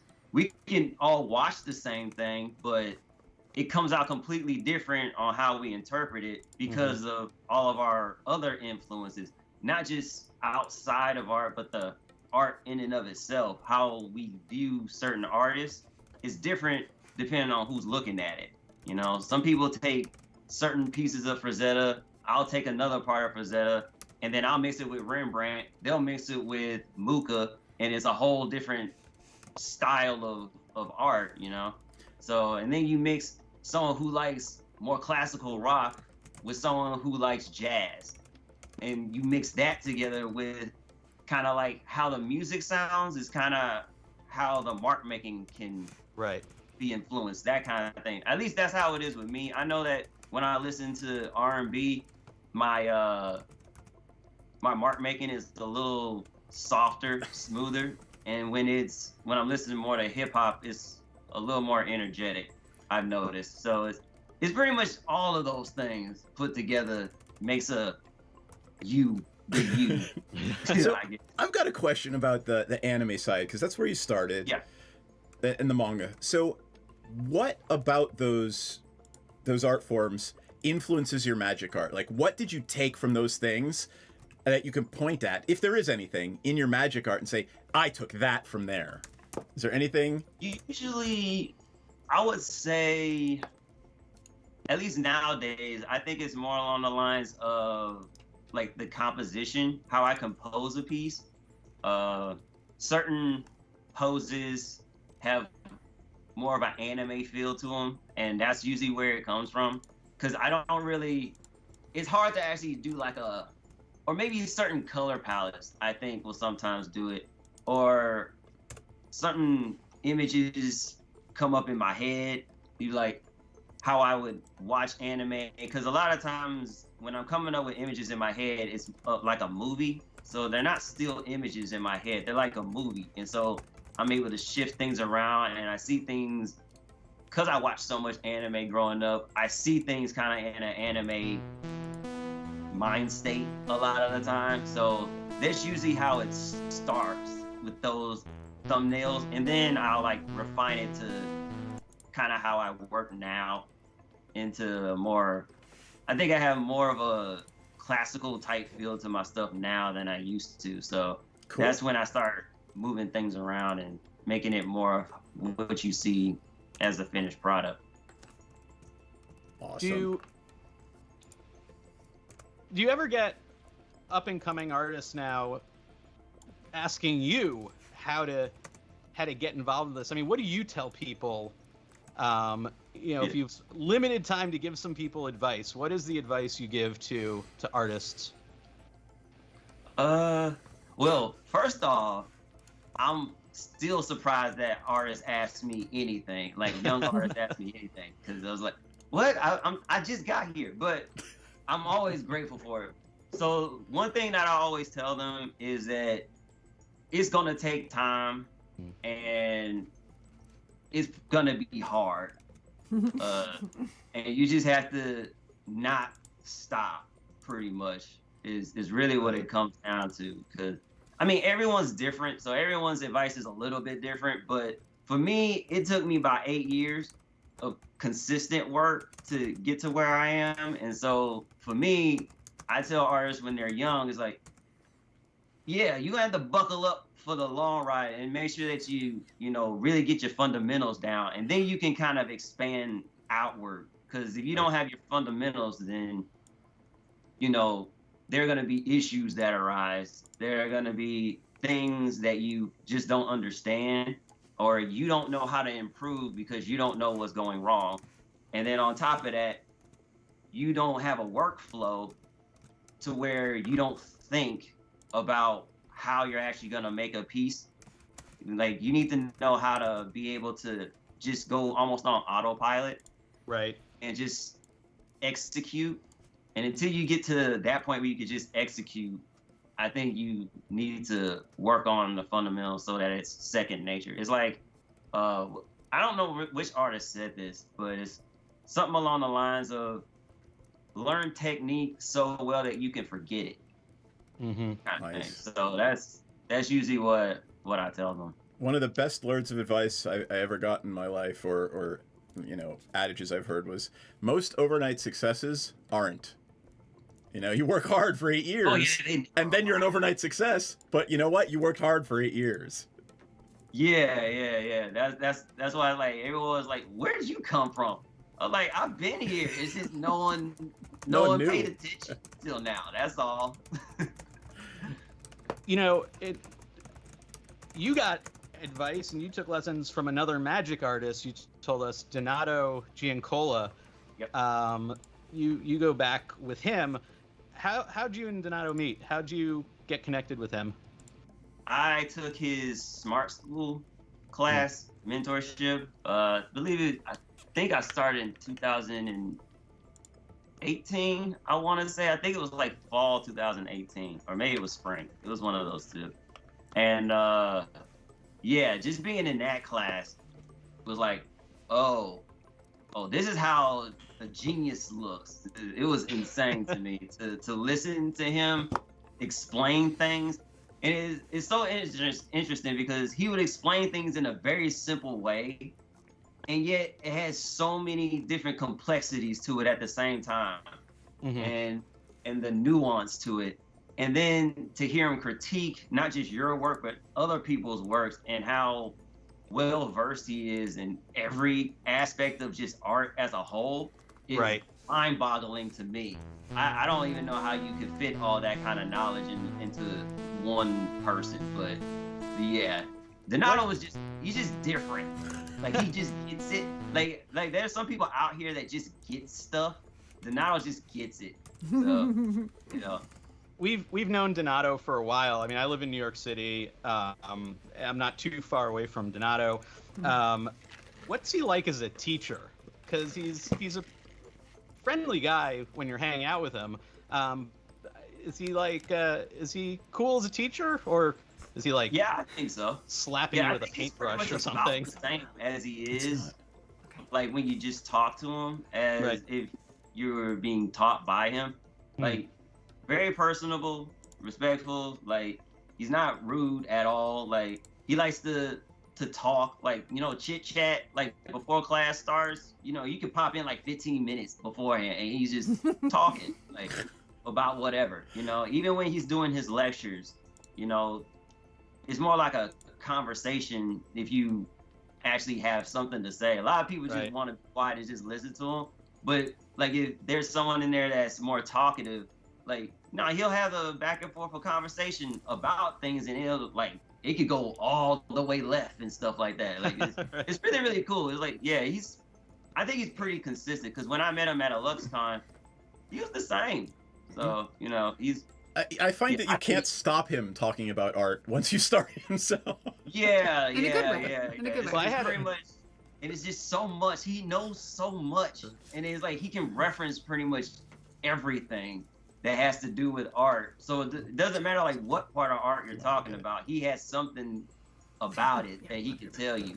And yeah, why don't you monitor, take your phone and monitor it so you know. I was lucky to go to a museum with Donato and another friend, and getting the chance to interact with him as he talked, you know, as he dug into the paintings, was like their history as well as the technique and stuff was really pretty fascinating. I know our time's almost up, but I did want to say you did a commission for a friend of mine, Will Larson. You did his Goblin Paladin. And he showed that, and you had that on the board when we interviewed you. And I remember thinking, I think that's the thing Will was talking about, because he's obsessed with goblins. So shout out to Will Larson, big Magic art collector. If you could do one expanded universe, I don't mean one they're planning on doing, if you could pick a universe to expand into because you want to paint it for Magic art, last question, what would it be? Oh, that's a good question. I would want to do something with Dragon Ball Z. That's Dragon Ball Z. Yes, because that's my favorite anime. That's the anime that got me into doing art in the first place. And yeah, I already have ideas for it. I never got around to actually finishing them. But yeah, I would want to do Dragon Ball Z. Absolutely. All right. Well, I'm curious if any of the people following today would be into Dragon Ball Z set of expanded universe. Let us know. And if you love it, thank Jarrell. If you hate it, blame Jarrell. Anyway, I'll take that. Yeah. Thanks so much for coming on today, man. And thank you so much. We have a bunch of your art in our Kickstarter. We have playmats and tokens that you did the art for that people can get. And if they jump in early enough, we have 200 backers can get stuff signed. So if you want to check out some of Jarrell's art and have it at the gaming table with you, definitely back those tiers. And thank you for that. Thank you for contributing to that, man. Yeah, we appreciate it. Thank you very much. No problem. My pleasure. All right, cool, man. Right. We're going to let you go, and we'll catch up soon. Thank you so much. All right. See you guys. Appreciate it. Take care, man. Have a good one. Bye. All right. Cave Girl has gone to get some lunch. She will be back shortly, and then we will add the next person. All right. Well, next up, we've got Reid Duke, a Magic Hall of Famer and a Pro Tour player. I was asking Reid when we interviewed him for the movie. I was trying to get into the idea of the deck versus the person piloting the deck, and he let me know in no uncertain terms that if he were playing me with my own deck, he would beat me. Yeah, he would. It wouldn't even be a contest, and I thoroughly believe that. I thoroughly believe that. It would be it'd be a massacre. It's humbling. It's humbling losing to your own deck, like when you're playing and your opponent starts controlling your own cards, and then you know what's coming. Shamed You know what I with mean? your own deck. It's you're watching, you're like, oh no, and you know exactly what's gonna happen. Like, oh, okay, and in 8 seconds there are gonna be 5,000 freaking squirrels about to swarm me or whatever, and it's just, oh man. There it is. Mind Slaver, my friends. Yep. That thing. Especially when you keep recurring it. Yeah. It's it's okay. If I'm going to lose, I'm going to lose. But to lose to your own cards is like salt in the wound, because you spend so much time building your deck, right? And you've built it for fun, and for maybe efficiency, and maybe because it does all this cool stuff, and then to have it turn against you, and to know all those hours of work that you put into it go towards your own destruction. It's like the worst. The music's a little loud. The music's a little loud. Yeah, okay. I expect you, Seth, to delve deep into the ins and outs of Magic with Reid, because this is your time to shine, my friend. Hey, Brian, I'm posting on Twitter that we got Reid coming up in just a second. Yeah. Cool. If you all have questions for Reid Duke, feel free to post them, share them with us. We will pass them on. Again, Hall of Famer, Pro Tour player, much better player than me, probably much better player than you, but that's okay, because he's a super nice guy, and I feel like you can learn a lot from this man. Yeah. Really quick for folks joining us through the Kickstarter page, if you want to get in on the comments that are going on, you can join us on Twitch as well to do that. That's at twitch.tv/CovenMTG. You can find us over there. Ooh, and I'm switching out. So we don't. I like how that's the Mr. freeze Duke. frame of Jarell. That's great. And let me switch out the title. There we All go. right. Hello. Hola, senor. Can you hear us? Hey, friends, I could hear you. Can you all hear me? We can. can. Hey, so yeah, my name's Reid. I caught a little bit of Brian's introduction, but yeah, thank you for all the kind words. Awesome. I think Brian and Seth, I met you guys last year, but Kelly, this is our first time meeting. So. Nice to meet you. Nice to meet you. I've seen the footage of your interview, but I have not. Okay. That's not like talking to you in real life, as we know. But anyway, nice to meet you. Did you need me to share my Skype screen with you, or are you watching on Twitch or Facebook or Twitter? Yeah, I have the Twitch stream open perfect. just on mute. So Perfect. So when we talked, when we sat down to do the interview, Reid, you were in the process of moving. It looks like you're fully ensconced in your new home. Looks like you got everything in place by now. Yep, yeah. So I moved from upstate New York to Queens, to the city. So it's been Shout out good. to Queens. Yeah, Shout out to most Queens. definitely. We did the interview in my apartment because yours was filled with boxes. So that was a little different. How's everything going? I mean, we are now a year back or so, I guess, a little over, almost a year, for like big Magic events. Yeah. When we first met you, I guess it was way back in January at that first Vegas. Yeah.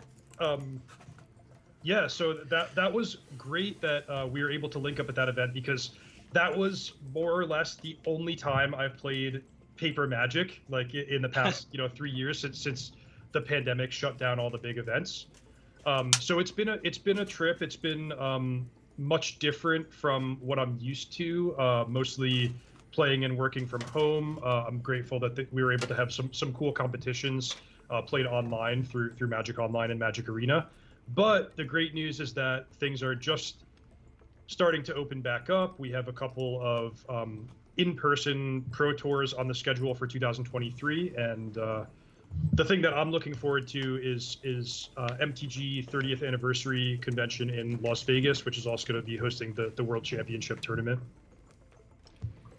How's it feel to get back into it after, all this time off because of COVID? Not time off, but time away from that live environment. It's very different than playing online. Very different, very different. So the overwhelming emotion is like excitement. Like this is, what I love, what I've lived for a lot of years, and the opportunity to see so many folks that I haven't seen in a bunch of years, and maybe meet some new people who have watched my stuff or read my articles over the past few years. I really love those experiences more than anything. But there's a lot of also mixed feelings, nervousness, the having to compete in a tabletop environment when you're not used to it can be tough. So I really want to do a lot of prep work to get, back in shape, so to speak. But yeah, I think I'm really optimistic about the future, and I think everybody's going to have a lot of fun with Magic coming up.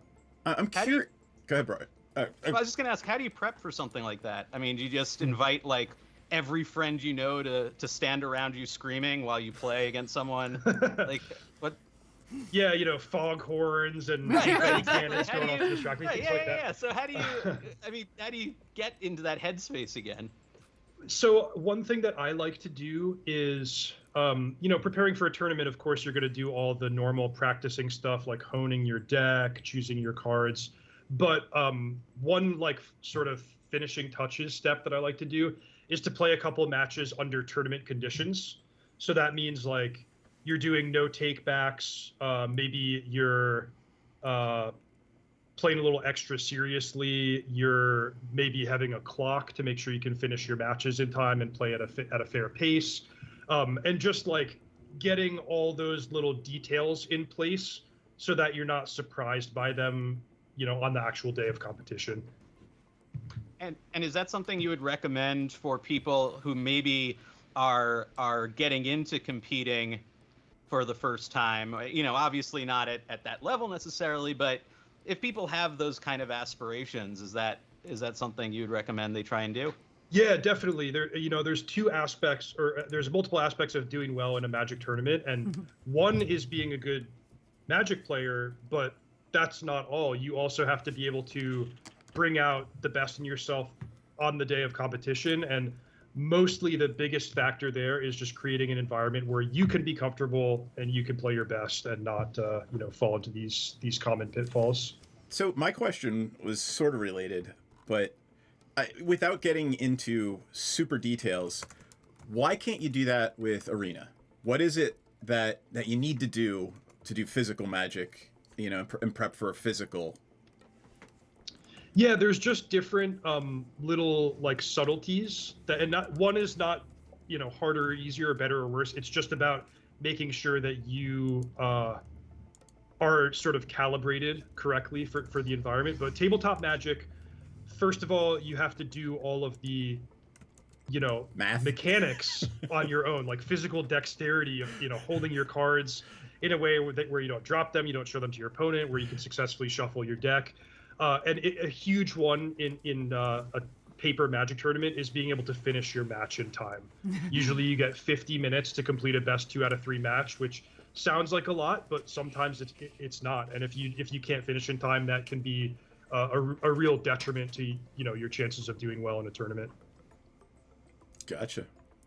Yeah, I think about how I play Magic, which is, staring at it for 10 minutes at a time and just to decide what to play. I cannot imagine doing it under a time crunch. And I mean, in Kelly's defense, we taught her how to play Magic in a group setting where That's she had true. to keep track of everybody's It cards was like and everybody's a stuff on the six-person table. commander game. How I learned Magic, so that was a little bit hard, but. Yeah, for sure. I mean, it could be overwhelming, especially if you're not used to it. So, most important thing is like just I use the term like in shape a lot, which is kind of funny because it's not sports, it's not physical, but you have to have the fundamentals down, and so that you can spend your mental energy on the stuff that's really tricky. But if you're reading cards for the first time and you're not used to the environment, then it's going to be really tough for you. Yeah. One of the things we talked about, and when we did the interview, and I was joking about it before, this idea of the pilot versus the deck, and I asked you when we did the interview, same deck, I built it, are you going to beat me? And you were like, yep.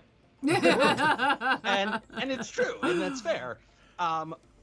What is the player bringing to it? Because a lot of people think, look, you just spend enough money, you build the best deck, that's all you need to do. But that's not really true. Mm-hmm. What is a top performing player bringing to their game that other people might not be bringing to it, might not be thinking about, might not be cognizant of when they're playing? What's the difference there? Yeah, it's a great question. There's a lot of small factors that add up, things like, sideboarding, mulligan choices, sequencing. But one thing that I think separates like the very, very, very elite players from just somebody who's like, a normal good Magic player is going to be their deep strategic thinking about the game. So when you watch, like a world champion level player play, you kind of get this feeling that they're scripting every step of the game. Like they know what needs to happen for them to win in the long run, and every choice they make is contributing to that long-term game plan. It's that whole playing to your outs. Yeah. Yeah, that's a big aspect. Sometimes I describe it like people who are really, really good at chess. They'll study end game positions and be like, okay, I know how to win from this end game position, so now let me take the game in a direction where I can get to that end game position. Right. So there's a lot of different ways to think about it, but that's that can resonate with some people. It's interesting. I was gonna say, Brian, it's interesting because in our extended trailer that we have at the top of the Kickstarter, we have Stella Biderman, who was a researcher who did a paper called Magic the Gathering is Turing Complete. And she says in the trailer, there are 6 different pieces in chess. There are 40,000 Magic cards. So going to your end game for a game of chess is complicated enough, but getting to your end game for a Magic game is something else. Yeah, from a mathematical perspective, the first move, the first play of cards in a Magic game is more complicated than all of chess. Right. I mean, how did you learn to play that way? When did you go, and how did you go from someone who's just playing casually with friends from that mental state to the mental state of someone who can compete on that level? Boy, it's good questions, and you all have brought up a great sort of overarching point about the complexity and the number of choices in Magic. So a lot of playing a good game of Magic is realizing that you're not going to be able to brute force everything. And by that I mean like think through every decision tree and evaluate every different option. So what you have to do is you have to be able to compartmentalize and rule out huge swaths of choices, categories of choices that aren't going to serve you well. Right. And then when you can focus your thinking into a couple of key decisions, then you're able to handle it. You're able to handle the complexity and navigate well.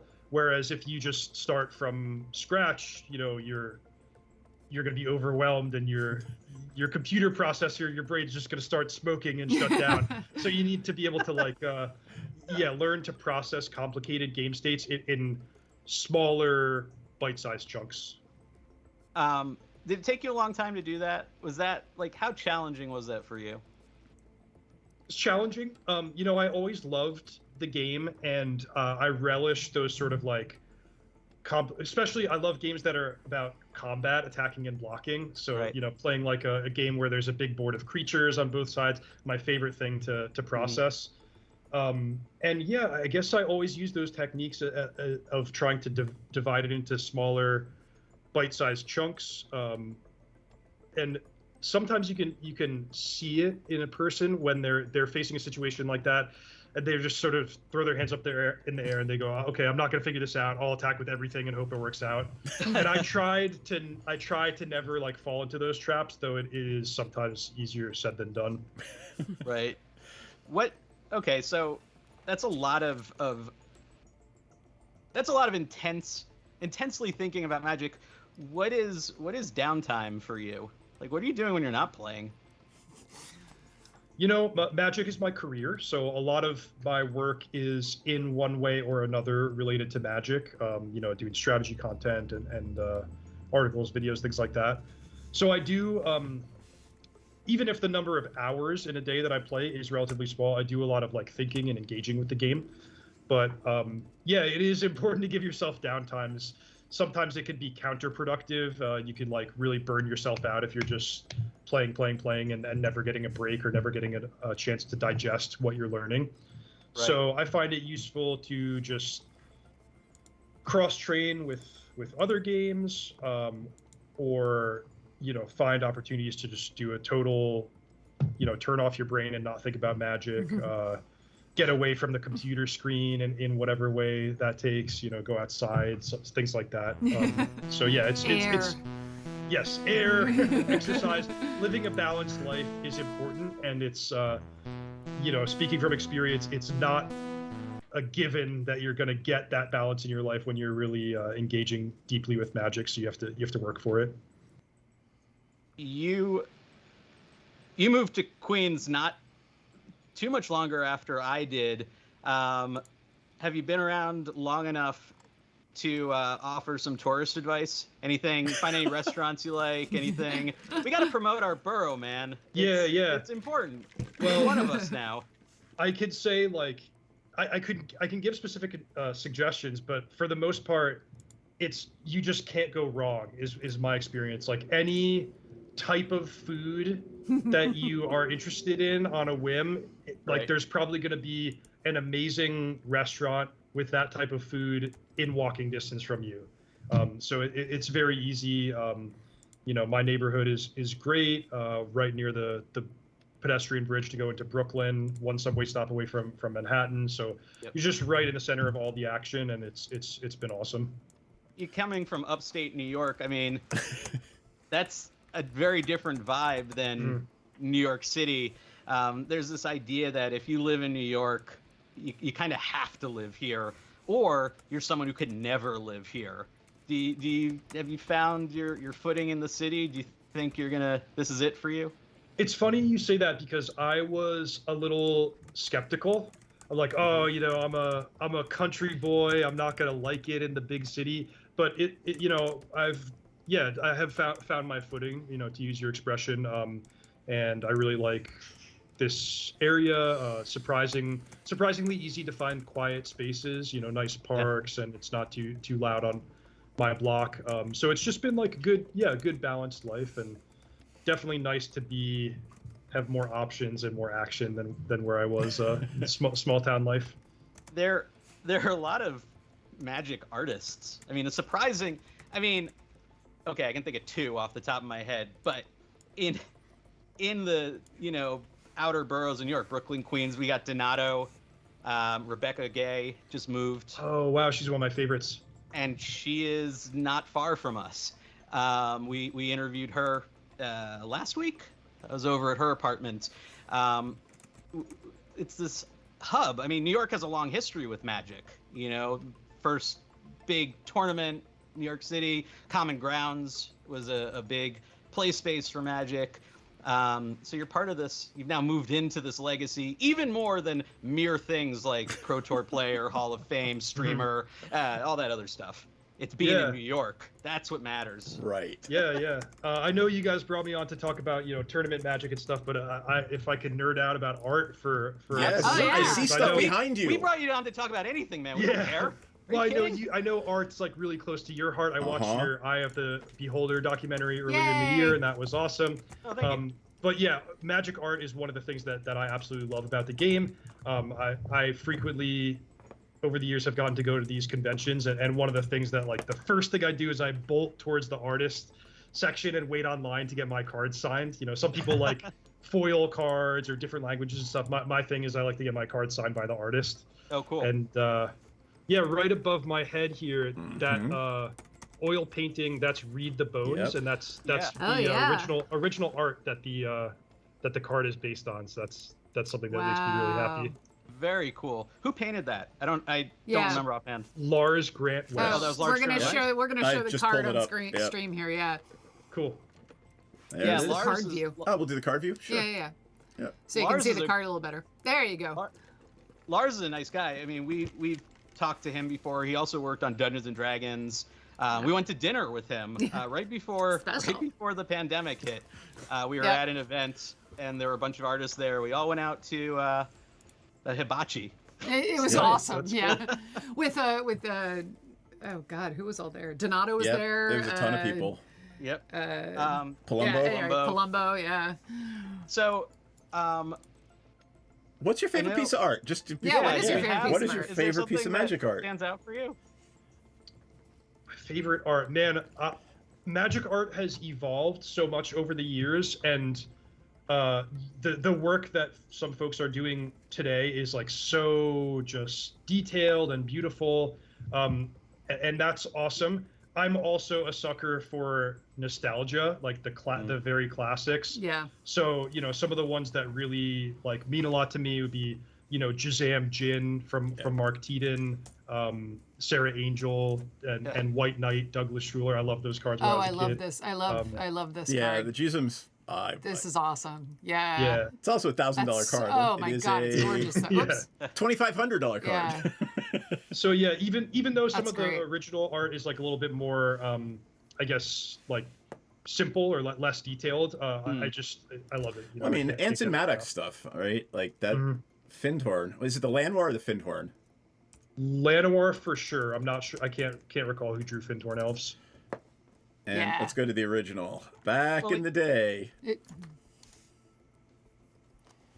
And I mean, even with the art that is a little bit simpler, there's an iconic kind of quality to it. You know what I mean? Like these distinct, bold images that really they say so much. It's almost like they say so much in very few words.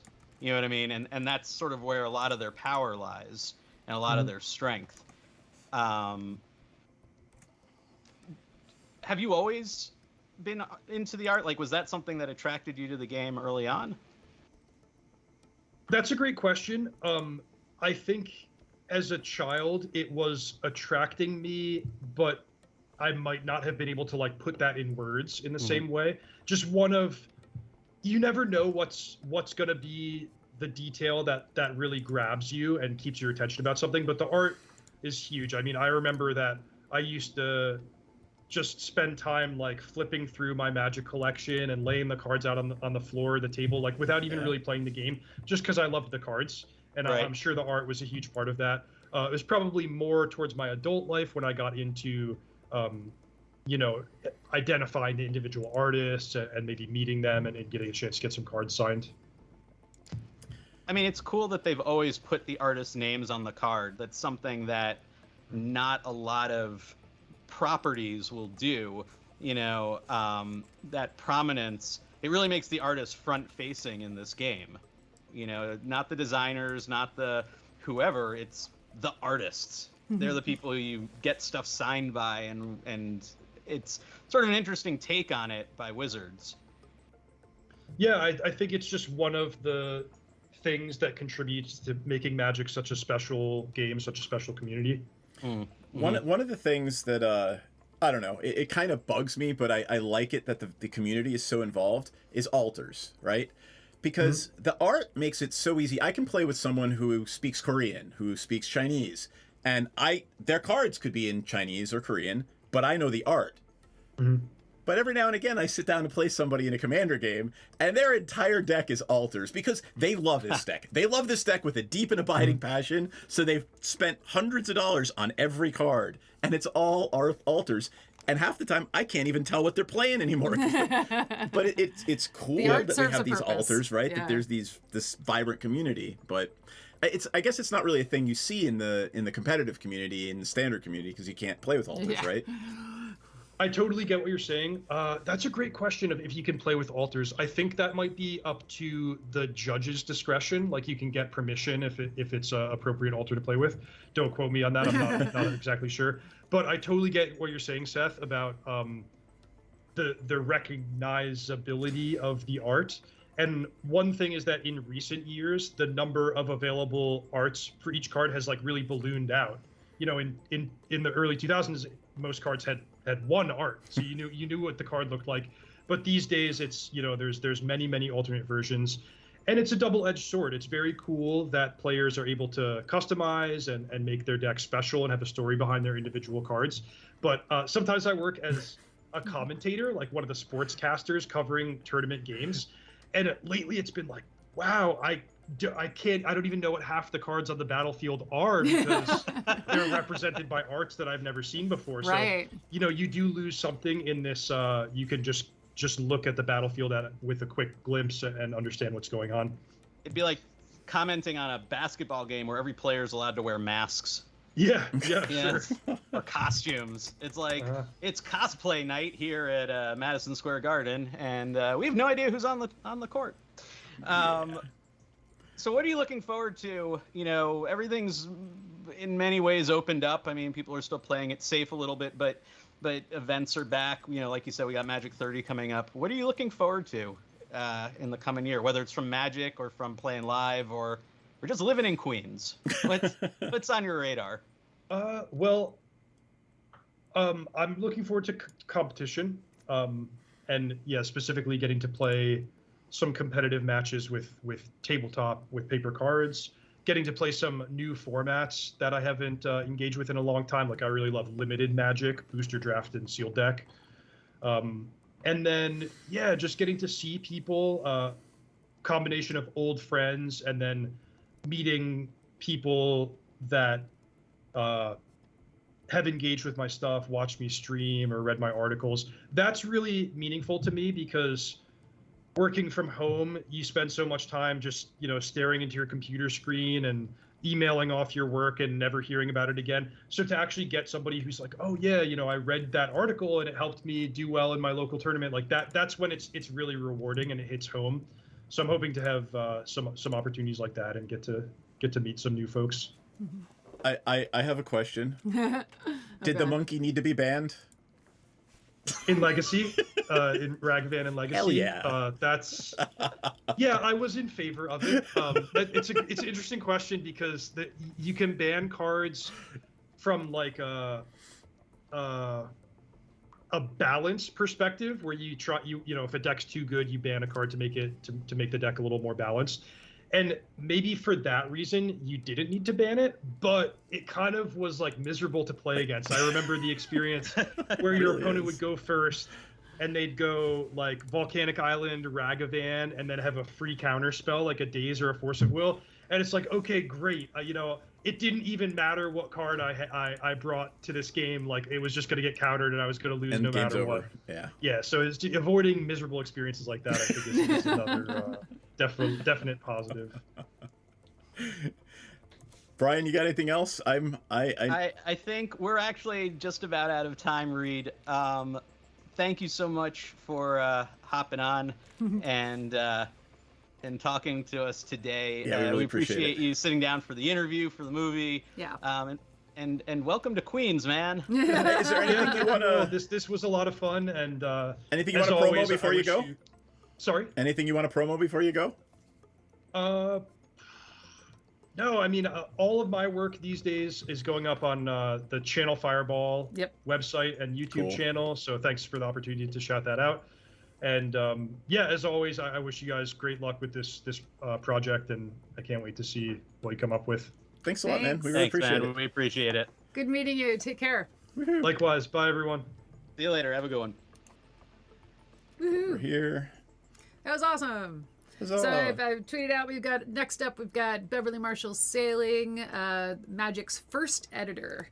And she has some great stories, and we had a great time talking with her whenever we were out there. When was that interview? That was February? I think February. Yeah. That sounds right. That was our second trip to Seattle. Second trip right? to Seattle, yeah. It was a while ago. We got a couple minutes. Give it. Yep, that's okay. But she can join when she's ready. yeah, she had some great ephemera, which we'll talk a little bit about when she gets on. But so we are at 9,000 on the Kickstarter. Yeah, look Thank at you. that. 9148, which Thank is you, awesome. folks. Thank you, folks, so much. If you want to join the, you want to comment on the live stream, you can join us over at twitch.tv/CovenMTG. Otherwise, you can hang it on the Kickstarter page, which is fine. Or with you us. can watch it on Facebook. Or you can Twitter. watch it on Facebook or Twitter too. Yeah, Yep. we're everywhere. Igniting the Spark on Facebook and Twitter. You know, someone backed one of the Donatos. the patron wizard. I saw level. that. Yeah, I saw that. Yeah. and I noticed nobody has the guts apparently to sit down against Gavin. Yet. Not yet. Not yet. We've got Beverly's here. We've got opportunities for 3 backers to play against Gavin online, and 1 opportunity for someone to play against Gavin face to face in at Mox Bellevue out in Bellevue, Washington, which is just outside of Seattle. I personally would not be able to do that because I will get slaughtered, but I think someone out there probably has the skill to challenge him. By the way, it's not Seth. He got beaten by Gavin too. Yeah. With his own deck. Yes. So I got beaten by Gavin with a recurring Mindslaver. So it was just all the turns were Gavin's. All turns belong to Gavin. Was this in Italy or was this somewhere else? Yeah, this was in Italy. Yeah. Italy. All right. You 3,000 miles just to get your ass handed to you. Okay. So let's replace Reid with Beverly, and let me get the Skype window up, and we shall move on. I'm wolfing down some. I know. a bite Then of food. I'm gonna make you do that while I go inside and get my lunch. Beverly, there you are. Hello. Hello. Hey, Beverly. It's great to see you again. Yeah. I'm gonna share the looking forward Skype to screen here so that you can see what's going out on the stream. Okay. There you go. Hey, look, there's other people. Hello. So, thank you for joining us today. No problem. Always good to support this project. Yay. Awesome. Thank you so much for your enthusiasm. So, it's Magic. They're about to celebrate 30 years.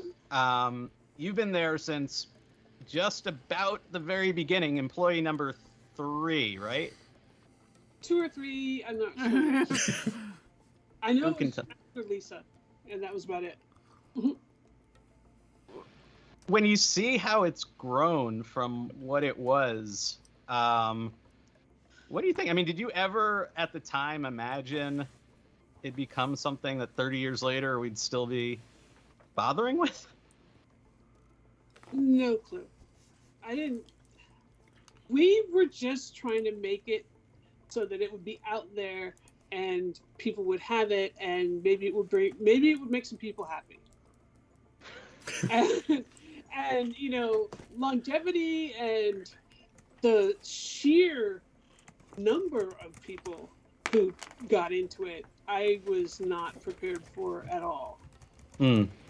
How quickly did you notice that this thing was like catching on with people? This thing was catching Well, at that fire. first Gen Con, it became pretty obvious when the lines were just all the way up and down the aisle, and other exhibitors were upset with us because we couldn't. People were standing in front of their booth to get to our booth. Right. What's going through your mind at that moment? You know, you release this game, and then this wall of humanity descends upon you. Mm-hmm. I think at that point I was just, oh, we have to get these people their stuff. Let's go. You know, I was in charge of writing receipts, and so because we didn't have a cash register or printer or anything like that, we just had a cash box and a receipt pad with carbon copies. Right. And so I was just writing receipts as fast as I could, and trying to make sure that everybody got what was on their receipt handed to them. And there was no bandwidth to think about anything else. It was just go fast, get people their stuff. Hope we don't run out. Hope we don't run out. You guys are lucky to even have product at all. I mean, yeah. Almost tell us about that. Yeah, the shipping took a little bit longer than we were expecting, and you know, the whole project was always just that little tiny bit behind.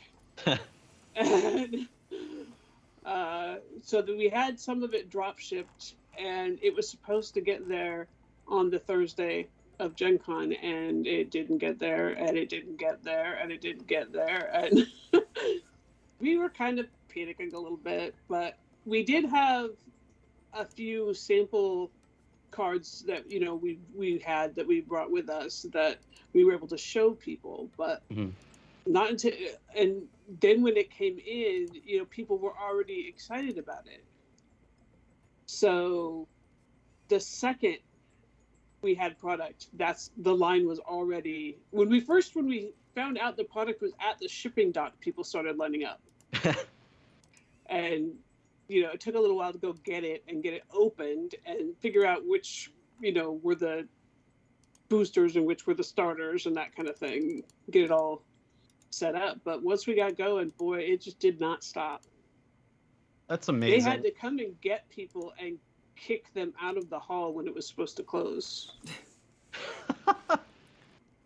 I mean, were there big celebrations among the Wizards of the Coast people that night, or were you just exhausted?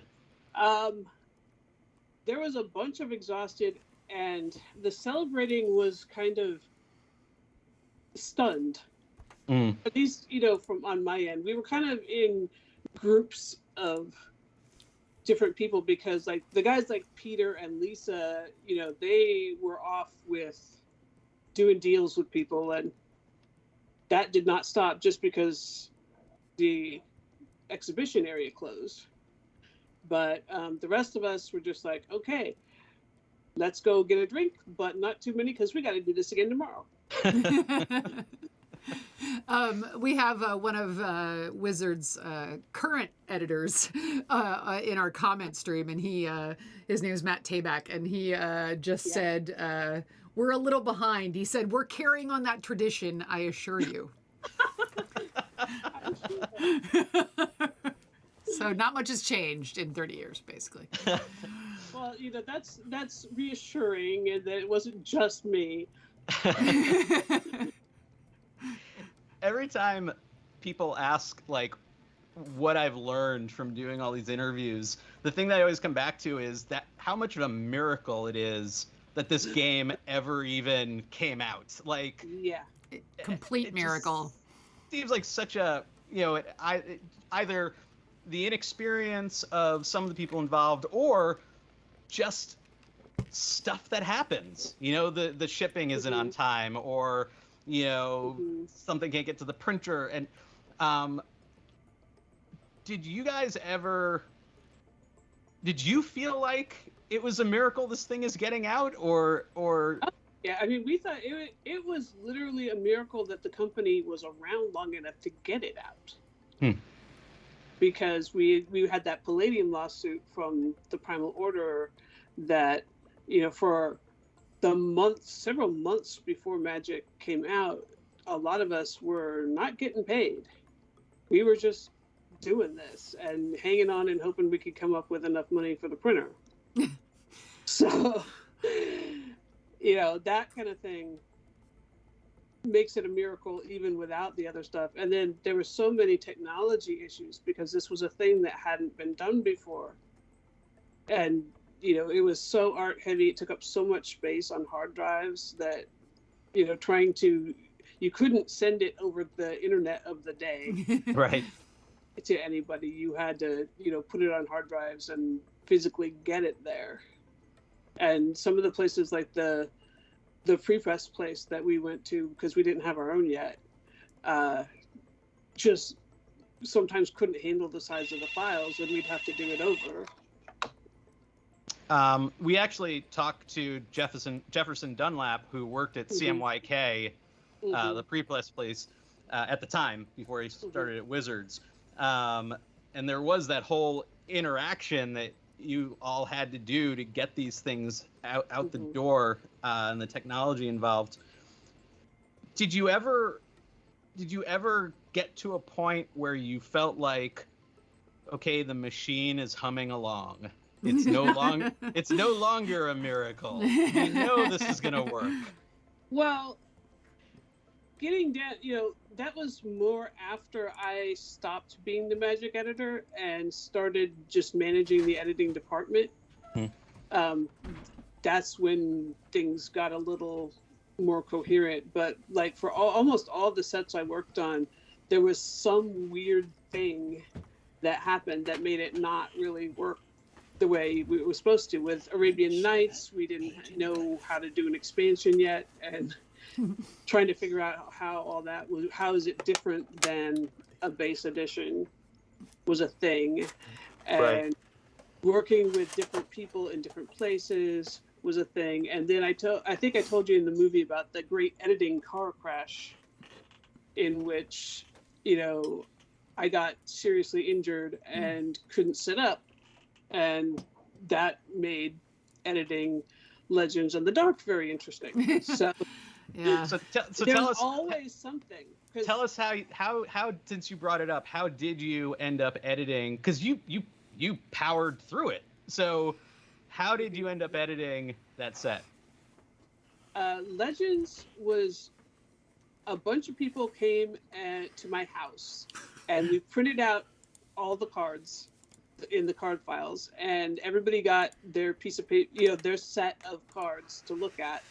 And then I'd say, okay, who has a card? And somebody would read off their card, and I'd say, okay, well, let's move this around, or let's do this wording, or whatever. And then it's, okay, who else has a card that does that? Okay, make your card say the same thing.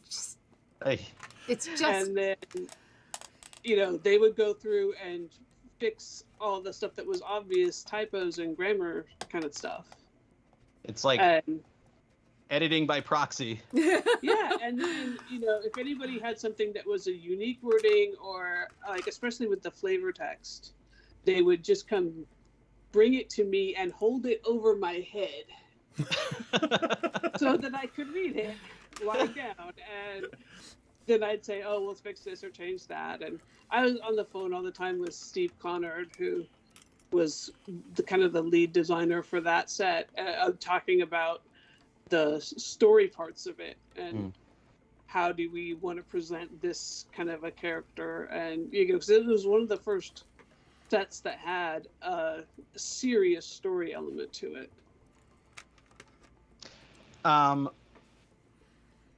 What were some of the sort of not techniques, but what were the sort of the elements that you were developing as an editor that now are maybe commonplace on Magic cards, but how are you evolving what these cards, like what should, how should something read? How should certain phrases be delivered? And there were no keywords at that point, right? It wasn't vigilance or whatever, right? Well, we had things like, banding and flying and stuff like that. But yeah, we didn't have a lot of the vocabulary down. It took a long time to work out what the difference is between discarded and buried and all the different ways you can be in the graveyard. Lots of different ways. And all the different ways you can come out. Right. Different. We took a long time to come up with the phrase summoning sickness, which meant that a whole bunch of people including Peter, got mixed up about whether you could attack with a Sarah Angel on the turn that you summoned it. Because it didn't have to tap, right? Because it didn't have to tap, yeah. And so there was all these kind of things that we didn't realize people were going to misunderstand. And also, I had not worked with something that was this technical before. I had mostly worked, I worked on role-playing books, but not the same thing. I remember my first game of Magic, we all thought counterspell, put the card back in your hand. We didn't realize it meant put it in the graveyard. Oh, man. The spell is countered. Okay, what does counter the spell mean? Right? Yeah. That's funny. Got it. Seth, can you show the webpage I brought sure. up? So I wanna show a picture, Beverly, and you to tell us. Oh, it's not in the right window, dear. Webpage window. Oh, you want to see the webpage window? Yes. Got it. Wrong window. There we go. So we have a picture of your back here. Yes. So tell us what that is you're wearing and how you got that. That is the famous Minotaur jacket.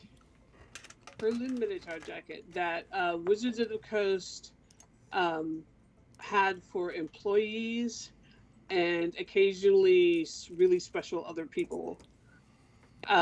Like my husband got one. Nice. And they were really pretty exclusive. Hardly anybody had them. And the the sheer number of times that we wore those to conventions and people at the airport thought we were in a band. We're in the balloon band. Or, some sort of weird gang or something. Right, the gang, the magic gang. That is great. That's awesome. So, can you do you know the story behind the Minotaur at all? And how that came to be? I don't know. Well, when it came to me, it already existed. Okay. I don't know why. They chose that art to be, the iconic piece of art, Right? Just because when it came in, it blew us all away. Yeah. And it just looks so much like what we were trying to do. Something that's not something you're going to see in another kind of product.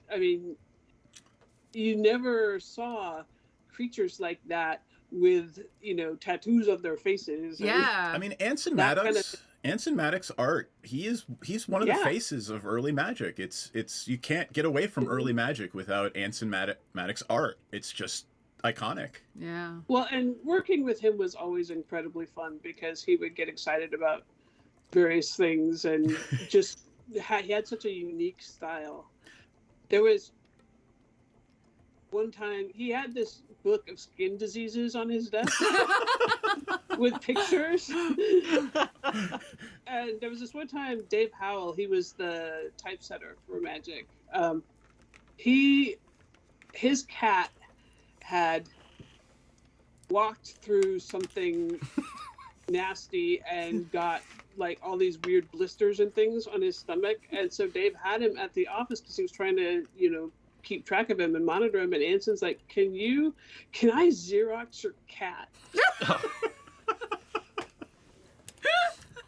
That's awesome. So somewhere there's a Xerox. I'm telling you, Brian, the pets that made us. That's the next documentary. Yes. But yeah, that's. Oh, I think we broke Brian. Yeah, I think we broke Brian. Yeah. Yeah. That's. I don't know what. You know what? The pursuit of art knows no boundaries. It really does. Pursuit of art knows no boundaries. I'm also trying to imagine how it'd go over if I tried to Xerox my cat. I think she'd have a few things to say about it. So. Oh, he did. So in that same story, in that same vein, Circle of Despair by Scott Fisher, we have a story about him. It's probably after your time, Beverly, but there are pieces of fungus and moss from his backyard. That is a multi-level painting. It's not just paint. So did you guys get anything like that back in the day? Did you get any stuff that was, hey, this is mixed media, other than cat's feet? Not that I know of. Things may have happened that the art department did not share with me.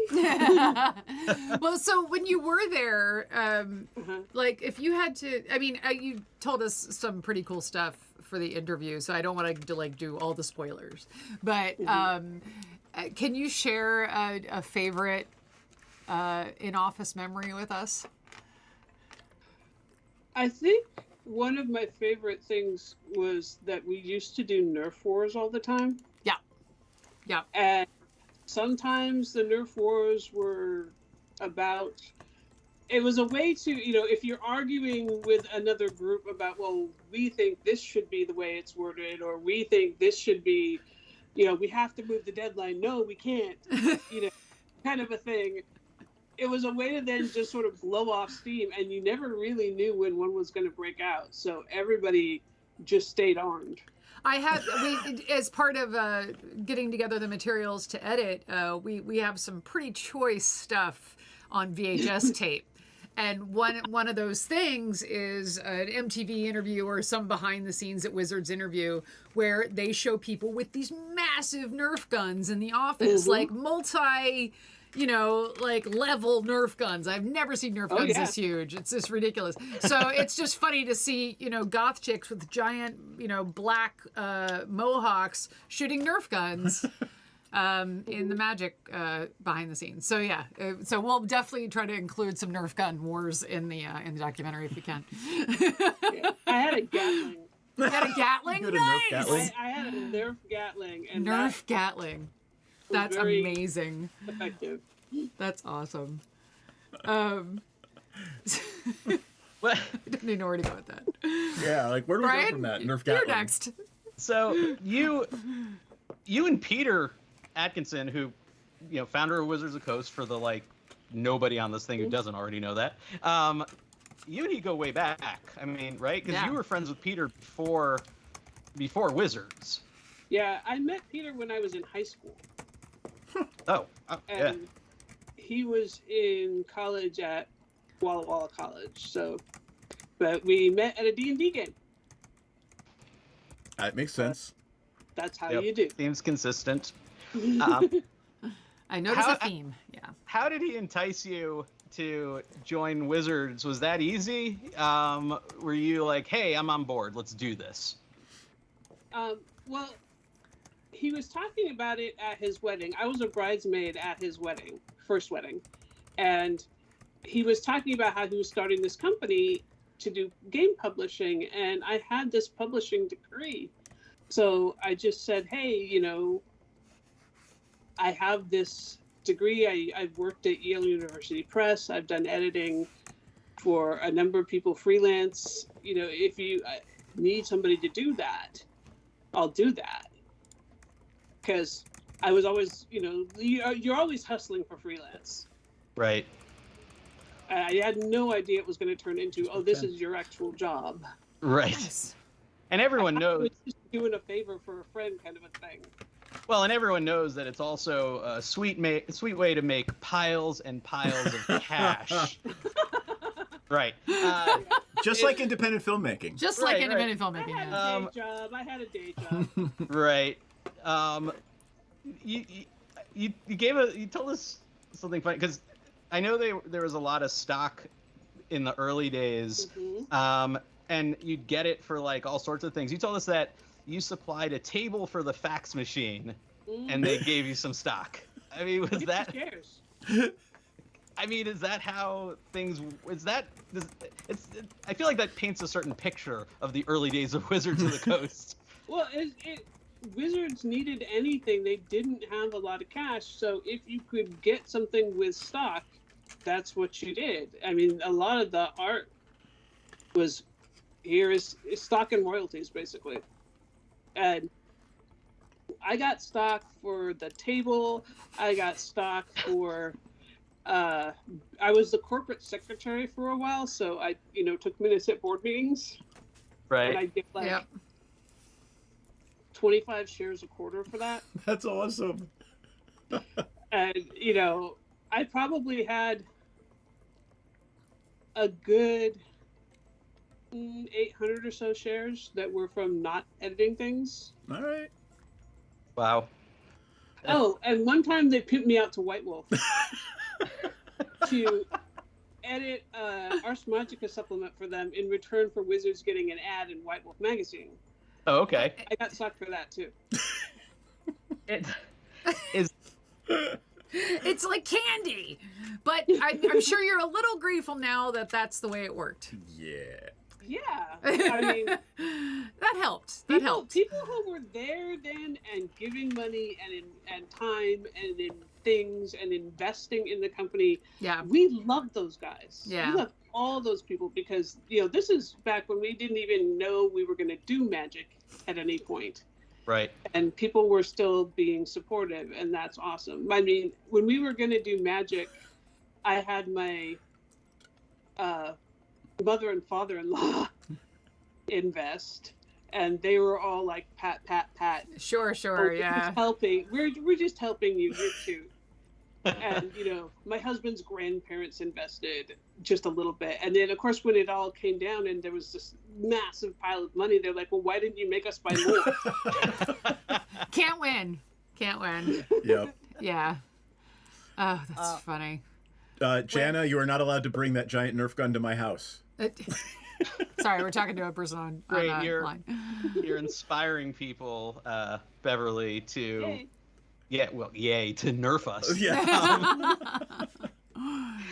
Well, you got to be part of the team. Yeah. I guess I have to arm. It's an arms race now. So now I have to order a Nerf gun. And you see, that is exactly how it works. That's how it starts. Cubicle walls, and you're hiding behind the cubicle wall, popping up and pounding people, and then getting back down. And yeah. So, we don't have too much time left, but looking back, then is there a standout moment for you from those early days at Wizards, at Magic? Something that really sticks with your memory that you've taken with you over these years? I think the first time it became clear to me that this was not just a Gen Con phenomenon. This was not just the hardcore people who go to conventions all the time kind of thing. I was for a while working as the AOL person who answered rules questions, and the sheer number of questions and, you know, depth of them too. I mean, people were finding really bizarre combos and trying to say, you know, can I make it do this? And all this stuff we never thought of. And I remember feeling just completely overwhelmed about, oh man, we did a thing, and now we got to keep doing it. You know? I love the fact it was an AOL chat room. Oh yeah, no, in those vaults of VHS footage we have people on the phone answering calls from players directly from Wizards, like picking up the phone at Wizards, going, "Yep. This is how you do this combo, and blah, blah, blah, blah, and this is what this rule means." And it's just like, it's amazing to me that it was ever at that point where you could, you know, you just call up Wizards and be like, how do I do this? That was actually a innovation for us, because it meant that people who were trying to do other jobs didn't have to answer the questions. Oh, right. Yeah, you had more than one person, yeah.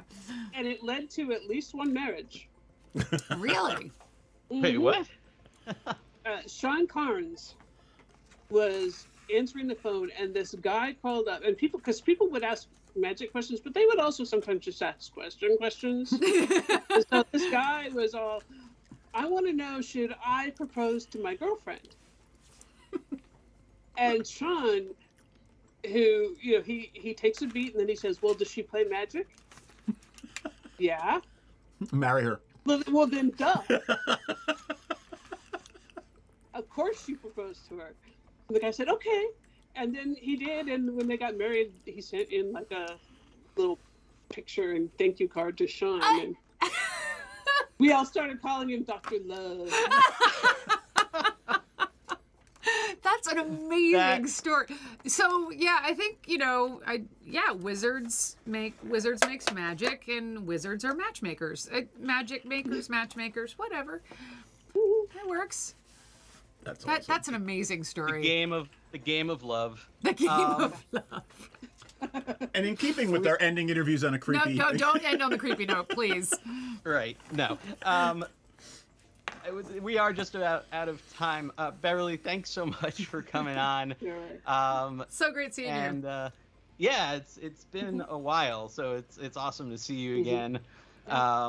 And thank you for participating in the documentary. We really appreciate it. Yes, Seriously, thank you very much.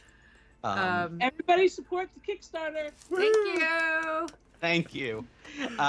And we will talk to you soon. And we'll give you a shout next time we're out in Seattle, because we seem to be in Seattle a lot. Yeah. Bye-bye. Take care. Bye. Bye-bye. Thanks. Have a great day. Awesome. That was great. Thank you, Yay. Beverly. All right. So just checking in on ye old Kickstarter. Looks like we are in a very good place. Yup. We broke 10,000. We broke Thank you, everyone. 10,000. Thank you so much. 10,548. Excellent. Anything interesting go yet? Or we just so there are a lot of folks backing at the Blu-ray level, which is great. I'm really glad people are you're gonna get some great stuff on the Blu-ray. And it's gonna be a dual layer Blu-ray. It's gonna be packed with stuff, I tell you. And we've got four people doing the t-shirt and all the play mats, and we've got some sign in blood folks. They're disturbing. And then and we want to reiterate, it is not literally signed in blood. It is just our tiers are named after cards. Right. That one seemed appropriate for the limited signed tiers. But again, you are not getting anyone's DNA. Right. That is very important, Right. both for legal and health reasons and good reasons. and yes. health reasons, that we make sure everyone knows no actual blood. In just a minute, we're going to have Liz Danforth on, magic artist Liz Danforth. And if you want to make comments on our live stream, go to twitch.tv/CovenMTG. Otherwise, talk to us or we'll see you on the Kickstarter. So just in a minute here. And again, we'll you can comment on Facebook. Oh yeah, Twitter, and Facebook and Twitter. I always keep Twitch. forgetting about the rest of the world. Yep. It's all right. That's okay. We're live my on. world is in two places right now. The Kickstarter. We're actually live on YouTube, Twitch. Facebook, Twitter, Twitch, and DLive. So for all the comments we got, once again, and I found this to be a phenomenon when we've done panels for Eye of the Beholder. Nobody ever asks about camera equipment. Nobody ever asks about like nerdy gear stuff. I'm always so disappointed. I always hope someone will be like, "Tell me about your camera settings." Nobody ever. Nobody ever. Liz Danforth, Hey, tell Liz. us about your camera settings. Confused and hard to figure out. I was trying to come up with something that would actually work for this. It was like, not my studio because that's a complete screaming mess. So you get this instead. Hey, I'm no, gonna show I would love Look to nice. behind the Yeah, you scenes. look Yeah, lovely. this looks great, but I love the in the middle of it, behind the scenes, how an artist really works stuff. Yeah, right. You think you do, but Well, not really true. I'm sad I missed the actual interview with you for this. I couldn't be on all the trips. They got to have all the fun, but yeah, fun. the fun traveling, in 2 days. Where around I the got country. COVID on the flight home. Yeah, well, we won't talk Yeah. about that, but yeah, but the interview footage that we have of you, that's your space that we interviewed you in, right? Mhm. Yeah, yeah, it looked great. Are you telling me it doesn't look that great all the time? This looks fine. Oh, okay. Because this is not where I work over there on the art table. But even that is a screaming mess at the moment. But I also have the spare bedroom in my house has shelves and paperwork and another art table and just crap everywhere. Well, it's a working space. It is. That's how it works. I mean, people I know better, I will take a Zoom call in there, but I figure I might as well at least try and look like a decent human being. So you said you're about to travel again. I know you've been on the road a lot lately doing magic events and signings and things. Tell me about them. Where have you been lately? You've been kind of hopping all over. Well, now that things have lightened up enough and I feel confident like I can, I was at Star City Games in Dallas in April. I spent 17 days in Poland at their biggest role-playing game convention called Pirkan. Yep. And I was an RPG guest with Mike Pondsmith and Kenneth Haidt. Nice.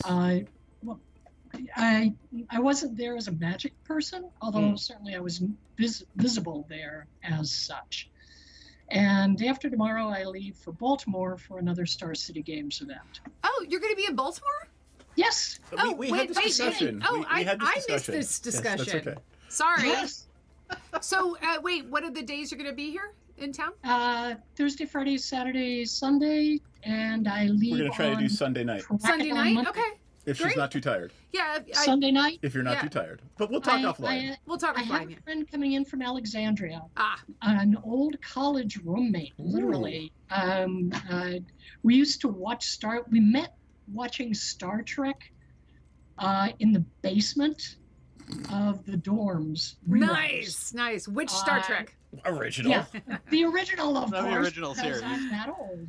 That was all there was back then. The original OG Star Trek, yeah.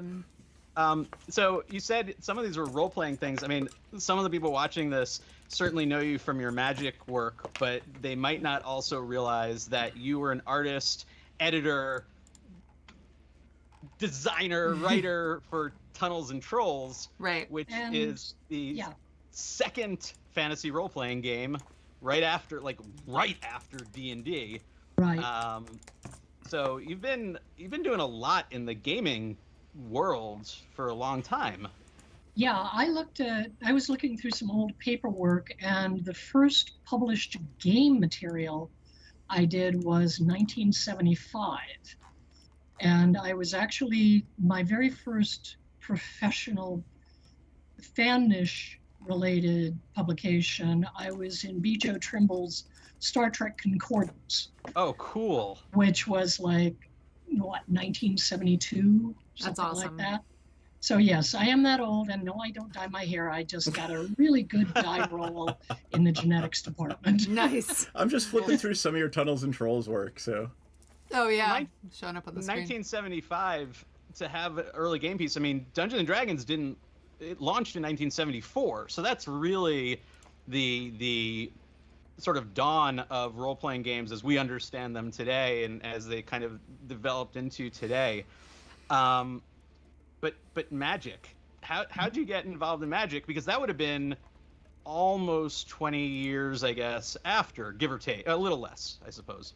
Yeah, I was already making my name in the industry because honestly, Flying Buffalo did not pay well enough to say, no, you can't freelance. Also, Rick was very supportive of his creative staff. So he said, as long as you're doing all your work for us, and completing it, then it's fine if you want to take work for somebody else. So I worked for everybody I could find who was willing to, pony up a shekel to do illustrations for them. And, I did lots of work for Iron Crowns, role-playing games, and I personally own one of your Nazgul. I have one of your Iron Crown Nazgul. Oh my God, okay. There's a guy here in Tucson who bought several of the black and whites, and a fellow in Germany bought all of the color cards that I did, except for one, which just disappeared after I had sold it. I was overseas really early on, and a kid just desperately wanted it and literally sold his entire magic collection, dropped all of these, pfennigs and zlotys and pounds and dollars on the table and said, "Is that enough?" And I said, "Yeah, that's fine. You can have it." And nobody knows where that painting went. He has the Christoph, who has the rest of the originals, hasn't been able to find it. But I did a lot of work for Traveler for many years and Twilight 2000. So for Magic, I was having dinner with Lisa Stevens at Origins or Gen Con, and she showed me one of the early cards and said, "We're doing this thing. Would you be interested?" And I said, "How in God's name can you afford to print so much art?" Because back then we could barely put color interiors in our books. Right, much less- right. We had just moved to color covers on the role-playing game, books and modules. And she said, "Well, we're doing it." And I said, "Cool. I want to paint more. Who do I talk to?" She said, "I'll introduce you to Jesper Meifers." And I remember running across Jesper in the hallway at the convention to talk to him the first time. It was sort of like, "Oh, yeah, we wanted to talk." And so we kind of slid along over to the wall and yacked for a few minutes. And he said, "Yeah, this is the deal. Would you like to do this?" And I said, "Let me think about it," because the pay was not really great at the time, as I'm sure you've heard from others. Oh. And overnight I said, I want to paint more, bottom line, because I was doing so much black and white. And so as far as I was concerned, they were paying me to learn to paint, or at least to practice painting. I will say I had some chops, but I am self-taught, which means every painting is a challenge. Every painting I'm learning something new, or at least trying to. And that was definitely true right at the start. And it shows. You look back at the old art and yeah, I can do better now, I promise. Hey, Liz, we had a question from somebody on the comment stream who asked, what is the best way to get started with video game art, but any gaming art? Like, since you said yourself, you're self-taught, for you, what was the best way to kind of break into things? For me, it was a case of going to conventions and being introduced to publishers. I don't know if it would be anything like the same thing nowadays. By the same token, I remember going to BlizzCon a decade ago, and they had a booth. Are you interested in working for Blizzard, for World of Warcraft, for Overwatch or anything? Right. Talk to us. And I suppose for somebody who had practiced their art enough to be able to present a portfolio, say, yes, here, I have this work, you can see what I'm capable of doing, and talk to them that way. For me, it was always going to Origins and Gen Con. Origins was earlier in the year, and Right. Rick Loomis of Flying Buffalo was the president of Gamma, which ran Origins at the time. So I had access to everybody he knew, which was every publisher in the business. And I would chat them up and I'd say, hi, are you interested? But first, always look at what's on the table and see how well your work applies. In a video game situation, you're going to be looking at the games that they are already selling, what the look and feel is, and can you work in that look and feel, I guess is the best way to put it. Yeah. You're not going to be doing exactly the same thing. I was Flying Buffalo's art director for a while, and one of the people whose intentions I think were good but misguided sent me a copy of one of my own drawings to show that he could do what I could do. Therefore, we should hire him to be the artist. Wow. Oh. Yeah. That didn't Alrighty work then. out well. Yeah. Liz, in that vein, I taught a class with John Shindahedi at IlixCon called Law and Art Order, right?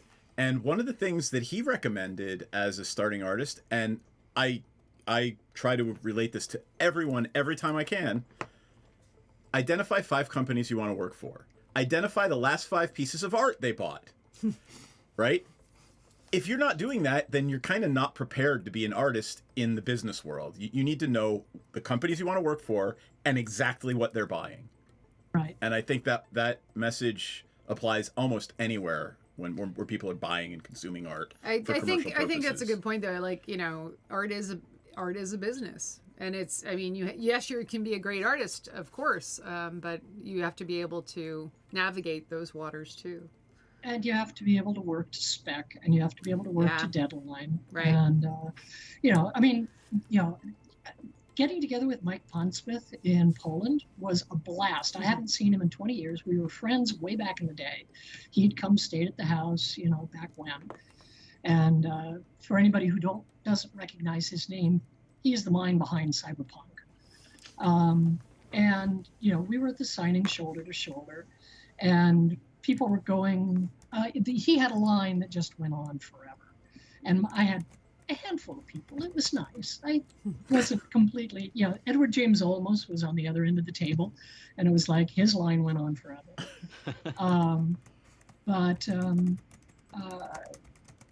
People were asking me if I had ever done art for Cyberpunk, and I said, no, my stuff was always too pretty. And, Mike is going, well, that's okay. The day is young. But the truth is that I do this, even my darkest pieces tend to have a Art Nouveau prettiness to them. Yeah. I think. And unless they get really psycho weird, like, Initiates of the Ebon Hand or something like that, where I was just in a... Channeling I'm Anson feeling Maddox. crazy today. Tim Bradstreet was a perfect match for him. Yep. And so those two names are always going to be linked in my mind. And of course I'd love to work with Mike for Cyberpunk, but, I don't expect it either. So I had a question from earlier, right? You talked about you have to be able to work to spec. And we've talked to a bunch of Magic artists. What was spec like in the early days of Magic? It didn't exist. Hey, here's a name. Paint something that goes with that name. Yep. Literally, the way early on, when Jesper Meifers was the art director, he was the first art director. He would phone us up and say, I've got a list. Pick the ones you want to do. And I very quickly got into the habit of picking the ones that did not automatically bring something to mind, because I wanted the challenge. They always say, when you're doing something creative, throw away your first idea. I put up a barrier to myself to being able to grab the first idea. And that, I think, was that was a benefit for me as an artist. It was a negative for me to produce iconic pieces that are easily recognizable. But early on, there was no spec. By the same token, by the time Time Spiral came along, which I think was one of the last pieces, 2006 was the last time I did New Magic cards. I got a stack of reference art, paper, text, 2 inches thick to match.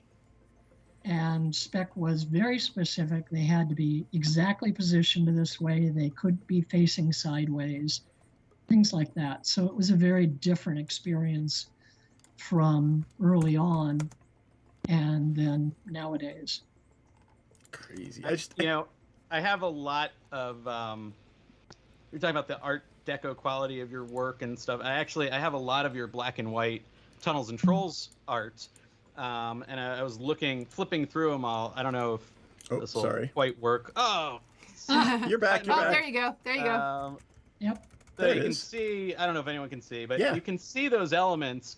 And I've always been struck by the energy you put into your figures. They have this kind of willowy movement to them that I always found really fascinating. You know, if Jack Kirby was like big, you know, stout and big and like a tree stump, your stuff has this sort of willowiness to it, this kind of fluid to motion to them that I always found really interesting, the energy it brings to it. Thank you. How do you approach something? You know, these are very obvious pieces. You know, it's a fight scene in the piece that I held up, but in something like Hymn to Torak, let's say, or Zur's Weirding. Yeah, how do you put up these, you pick these things that don't have these obvious connections. How do you approach that? How do you say, okay, I want to wrap my head around this and turn it into an image, turn it into something that represents it? That's an interesting question. I would have to say, give myself a second to think here. I would have to say I will look up some kind of element I want to include and then build out from there. With Zur's Weirding, all I knew is that he was a magician of some kind, and I wanted an element of weirdness. And it was like, how do you paint weird? Well, how do you paint dreamy, just can't see, and then there you are. I love you it. know, I tried to pick something that had that that's quality. as close as I can give you for Zur's Weirding. How about somebody mentioned Bazaar of Wonders? That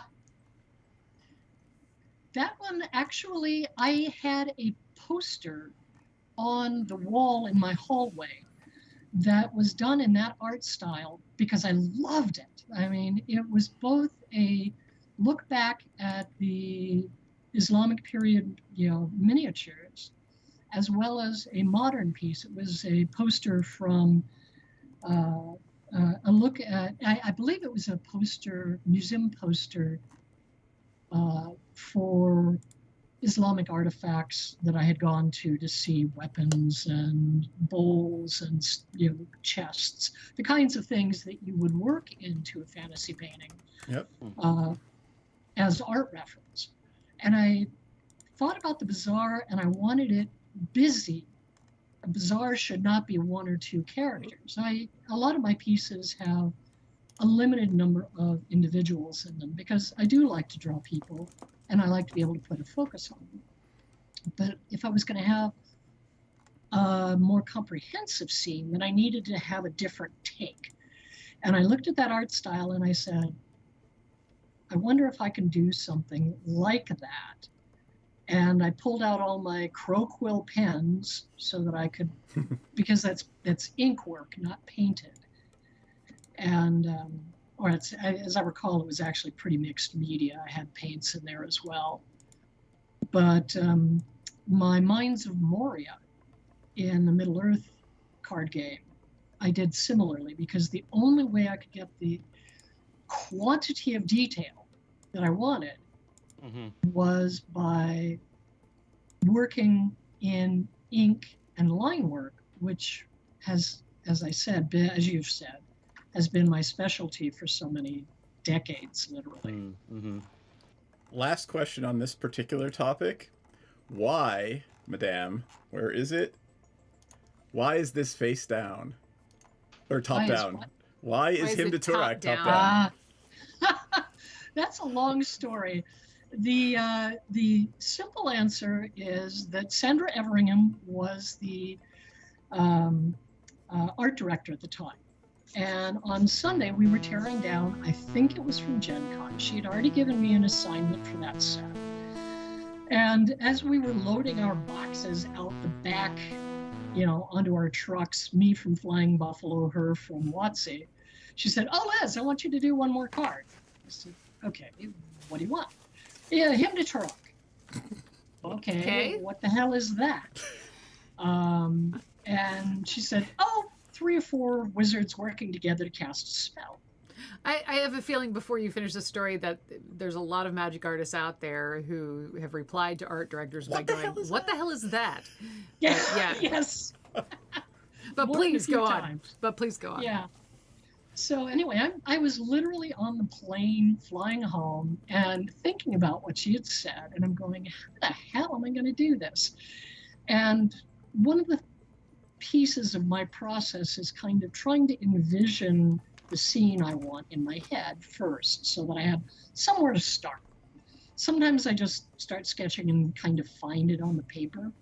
But in this case, it was like, how am I going to make this work? And I had this mental camera thing going around and around. I wanted them working together over a cauldron or something like that. And the mental camera kept going around, and I'm going, no matter what direction I take, I'm going to be looking at somebody's butt. And then I went, but wait, if I go top down, I solved that problem. I love it. So that's what happened. Hilarious. I will also note love that, that story. we are sitting out in my streaming studio where I play Magic regularly. And that's the playmat we have out here. So it's kind of funny how that works. We didn't plan that at all. It was just there. It literally was just here from the other stream the other night. Nice. I'm flattered.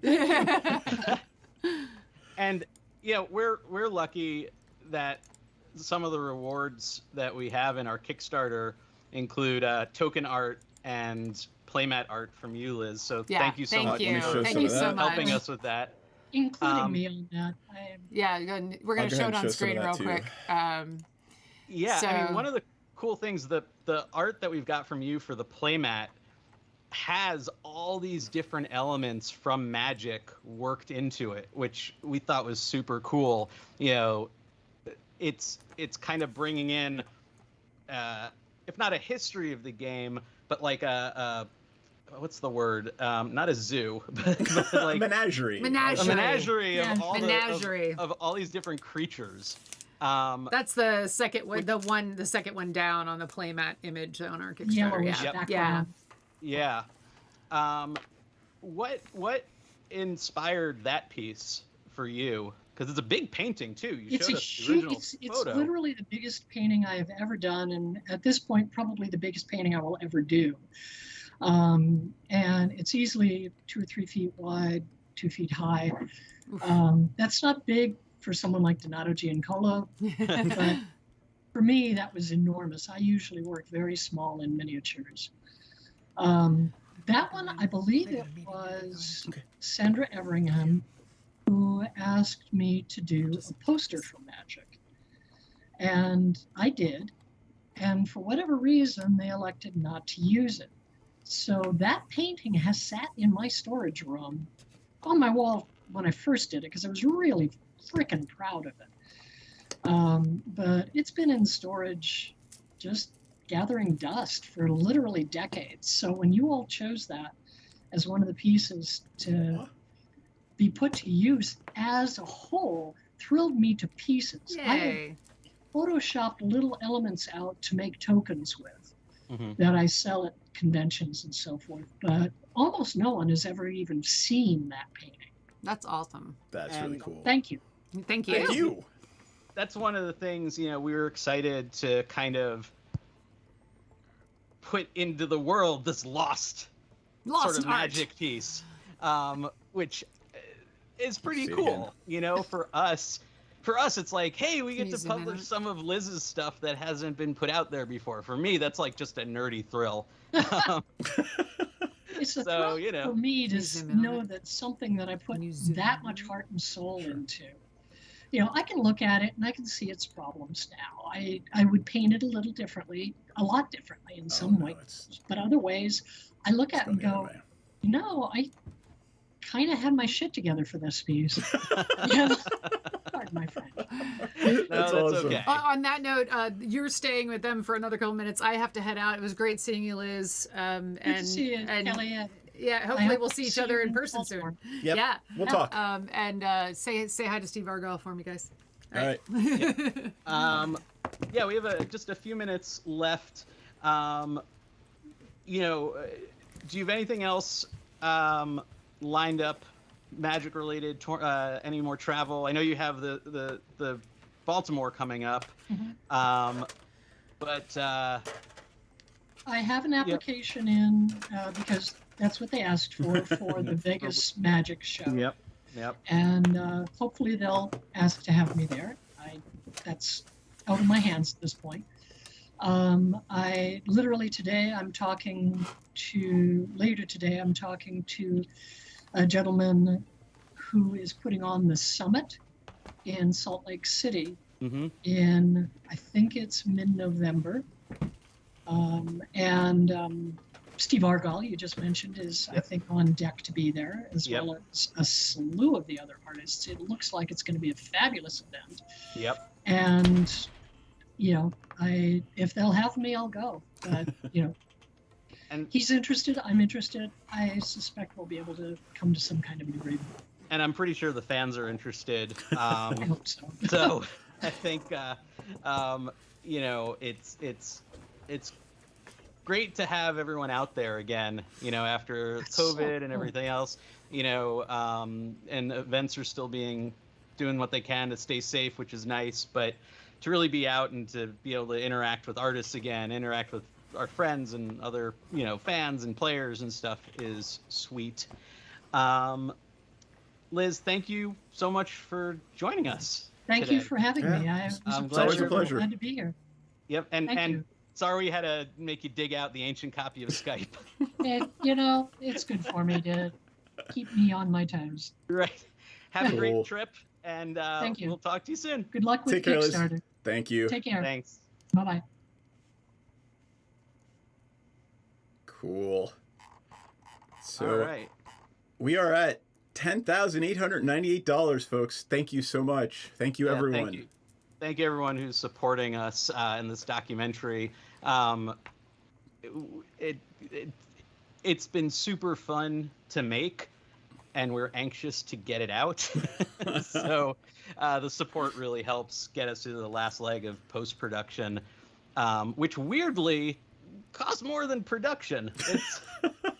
You'd think traveling around and shooting and everything would be the pricey part, but honestly, bringing in an army of people to help finish the movie. I mean, Kelly, who had to drop off the live stream, edits the movie, but we also have animators and color correctors, and Seth will mix the audio, but we also have to get the music, and it's just like all these steps just to get it out the door.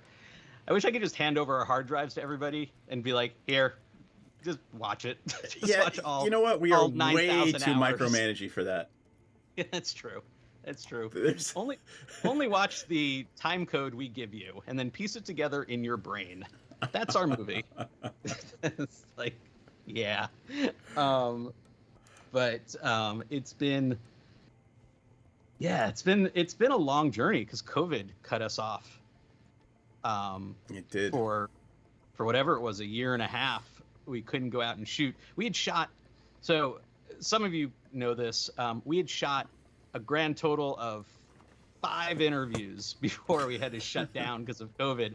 But the ones we got, so we got a curator at the Museum of Pop Culture in Seattle, but the 4 that we got that were important were Peter Atkinson, founder of Wizards of the Coast, Richard Garfield, creator of Magic the Gathering, Lisa Stevens, who was their first employee, and she was like the director of operations. She was kind of doing everything. And then Jesper Meerfors, who was their first art director and one of the first artists at Magic. So we really tried to jump in and get the core early on, and then we were forced into a break for a long time. And we were sitting on these amazing interviews, and weren't quite sure if we'd ever get to shoot anything else. But more than 45 interviews later, luckily, we pulled it off. But yeah, it's been crazy. Oh, hold on. I think Steve's in the other call. Let me... All right. Let's get him on. Oh, there he is. Haha. All right, hold tight, Steve. Let me get you on, and we can say something. Make sure we can hear you. Hello, I am here. There you All are. All right. We got Steve Argyle. Do we have video? We will momentarily. All right. There you go. Oh, look at your cool background.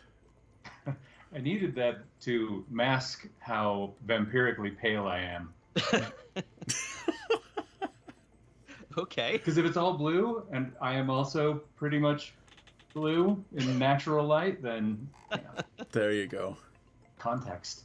All right. I thought you and Kat go out and like Actually do physical hike. things. Yeah, like sunlight hits your skin. Sunlight does hit my skin. It just doesn't actually react appropriately. So Okay. It just reflects right off. yeah, we did 3 weeks in the Philippines, and like the goal was I'm going to get a tan, like for the first time in my life, and I got pinker and pinker and pinker for 3 weeks until finally I just shed my skin like a snake and was still the same, almost like translucent axolotl white. So I just don't make melanin apparently. Ladies and gentlemen, the life of a Magic the Gathering artist. It's one step removed from Gollum. I don't know. This is weird. I even have my one ring, There you go. but not that far removed. Maybe like half a step. I love it. So I just want to let everyone know, Steve Argyle created the hands and spheres that are part of our Magic the Gathering logo. See them on the bottom of the screen there. We went to you early on, and we were like, we need something that doesn't suck. Like, help us not come up with something terrible. And you came back with all these great sketches, and then the final version is just freaking awesome. But I do remember the first sort of pass on it you sent us, the hands were like photorealistic. And I remember thinking, I was like, are those literally his hands? Like, Or trying to figure out if they're like yours or Kat's hands. But it was It worked. I mean, it's incredible what you achieved with it.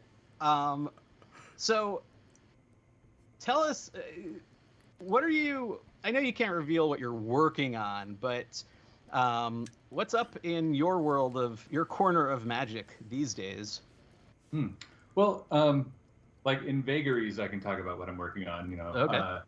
There's I've done a lot of the Universes Beyond stuff that's coming up. That's gonna be fun, and that has been really interesting because in a lot of ways there are properties that I'm never gonna work for unless they're working with Magic, for like Games Workshop, for example.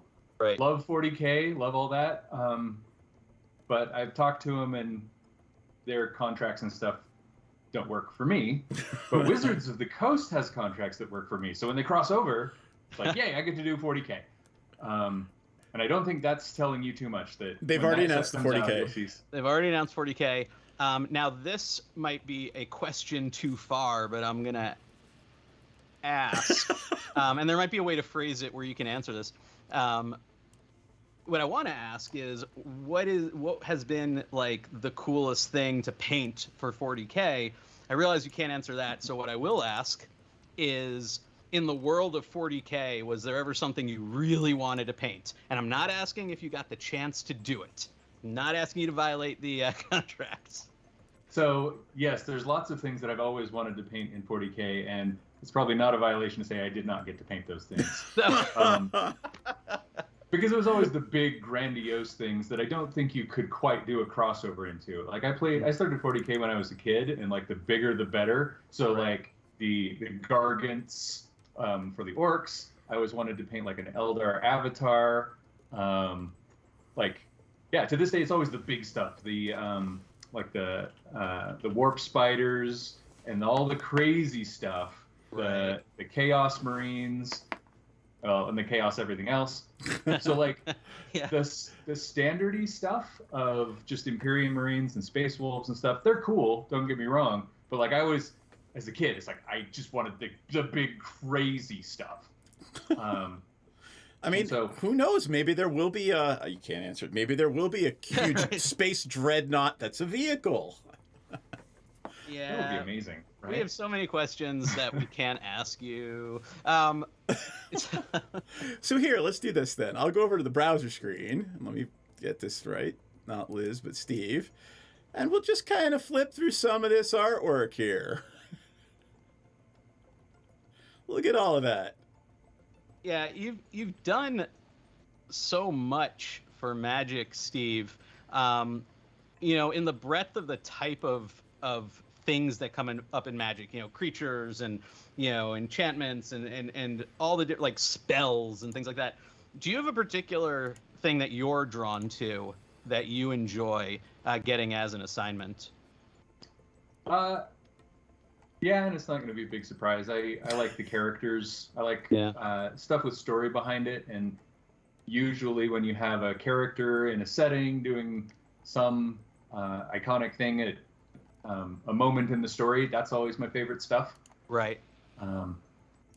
And Magic's always interesting because you only have that tiny little window to show that sort of thing.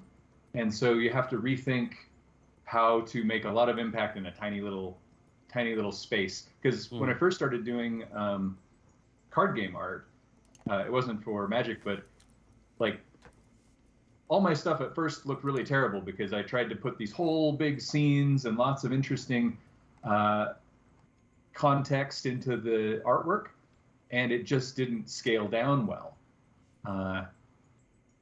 And so it's an interesting challenge. You really have to kind of boil things down and distill imagery when it's going to be shown that small. And half the time across the table, you know, it has to read. One of the things that, I mean, most people are aware of is the artwork has to be recognizable by your opponent so that they know what card they're looking at without having to be like, let me see your cards and read the text. So that's a challenge you wouldn't think of early on. Like, I need this to look good from 5 feet away, upside down at 1.5 inches. Right. Was that a challenge to learn how to do that, to train your mind, your brain to do that without having to kind of like trial and error your way through it? Yeah, a little bit. One of the tricks I learned early on was work. Like, I worked mostly digitally. And at the beginning, I worked entirely digitally. And so what the trick was is you start painting on the screen at that tiny size. If you can't tell what's going on, then it's not going to work on a card either. And then once you've got that working, then you can zoom in and detail it and do all that kind of stuff. But yeah, if you can't read the thumbnail, essentially, then it's not going to work on a card. Right. What would you say the trick is to making it work then, to making it read? Like, what are the things that you reach for as an artist that help a piece stand out under all those conditions that it has to work in Magic? Short answer is contrast and clarity in everything, because it doesn't matter if you're talking about color or shape or silhouette or mass or whatever, as long as there's a strong enough contrast that you can tell one from another. You know, you can use color to say this is where the figure is and this is where the background is, and that makes it clear enough all by itself. Or contrast in value, where this is dark and this is light, and you kind of assign one of those things to each piece that's in the artwork. So like, you'd have a character. The character should be either the light thing or the dark thing or the colorful thing, and then the background, the context that character lives in, should be the contrast to it. So if the character's light, the background should be dark. And that makes it, that's like the quick, easy way to start. And of course, it breaks down as you go, and you don't end up with a big dark blob and a big light blob. Right. But when you start that way and you try and maintain it, then you end up with some clarity at the end. One of the things we always comment on when we're playing and streaming Magic is, you know, my friends laugh at me. They're like, you're going to comment about the light, aren't you? You're going to comment about the way the light looks. But, I mean, look, you know, there it is. The one CMC Planeswalker, the Deathrite Shaman, it's, you know, if the light weren't perfect like that, illuminating what it was supposed to illuminate, everything else is kind of in darkness, like you just described, that art would not be as recognizable as it is. And by the way, who is that? Is that you, or is that just That one's just kind of out of imagination. Right. I try and use photos when I can, but I actually find that I'm a little bit too slavish to it when I have good reference. It's hard for me to break away and be like, especially when it's somebody I know, like a lot of artwork. Which is cat hanging from a tree upside down? Almost. Ghoul-Draw's vampire. Yeah, she's climbing down a tree, and that was like the most awkward photo she's ever posed for. So literally, that's your wife climbing down a tree. Yep. I love it. Kat has been Ghoul-Draw's vampire. She is Thalia, guardian of Throbbing. She's Chandra Kat's Ablaze. Thalia? Uh-huh.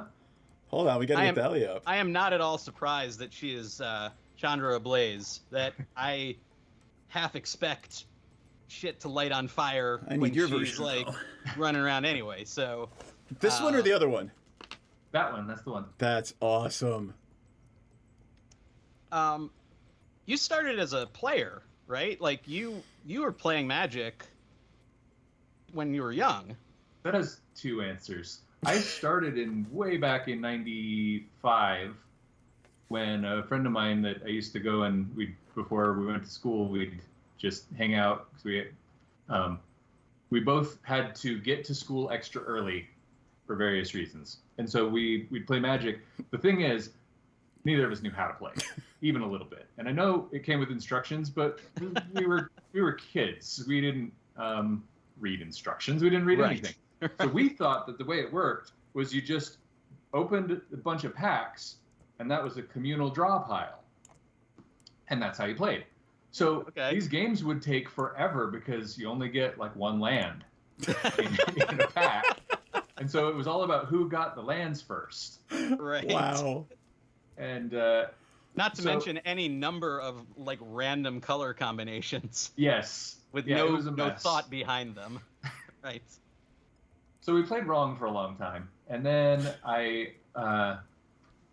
stopped playing, and I did other things, and I became an older teenager where all I really cared about was girls, and then I picked it back up again, actually about the same time I started illustrating, because I was into a lot of different card games. I was illustrating for Legend of the Five Rings, and I was like, this is great. This is what card games are. I should check out Magic. I mean, that's the famous one.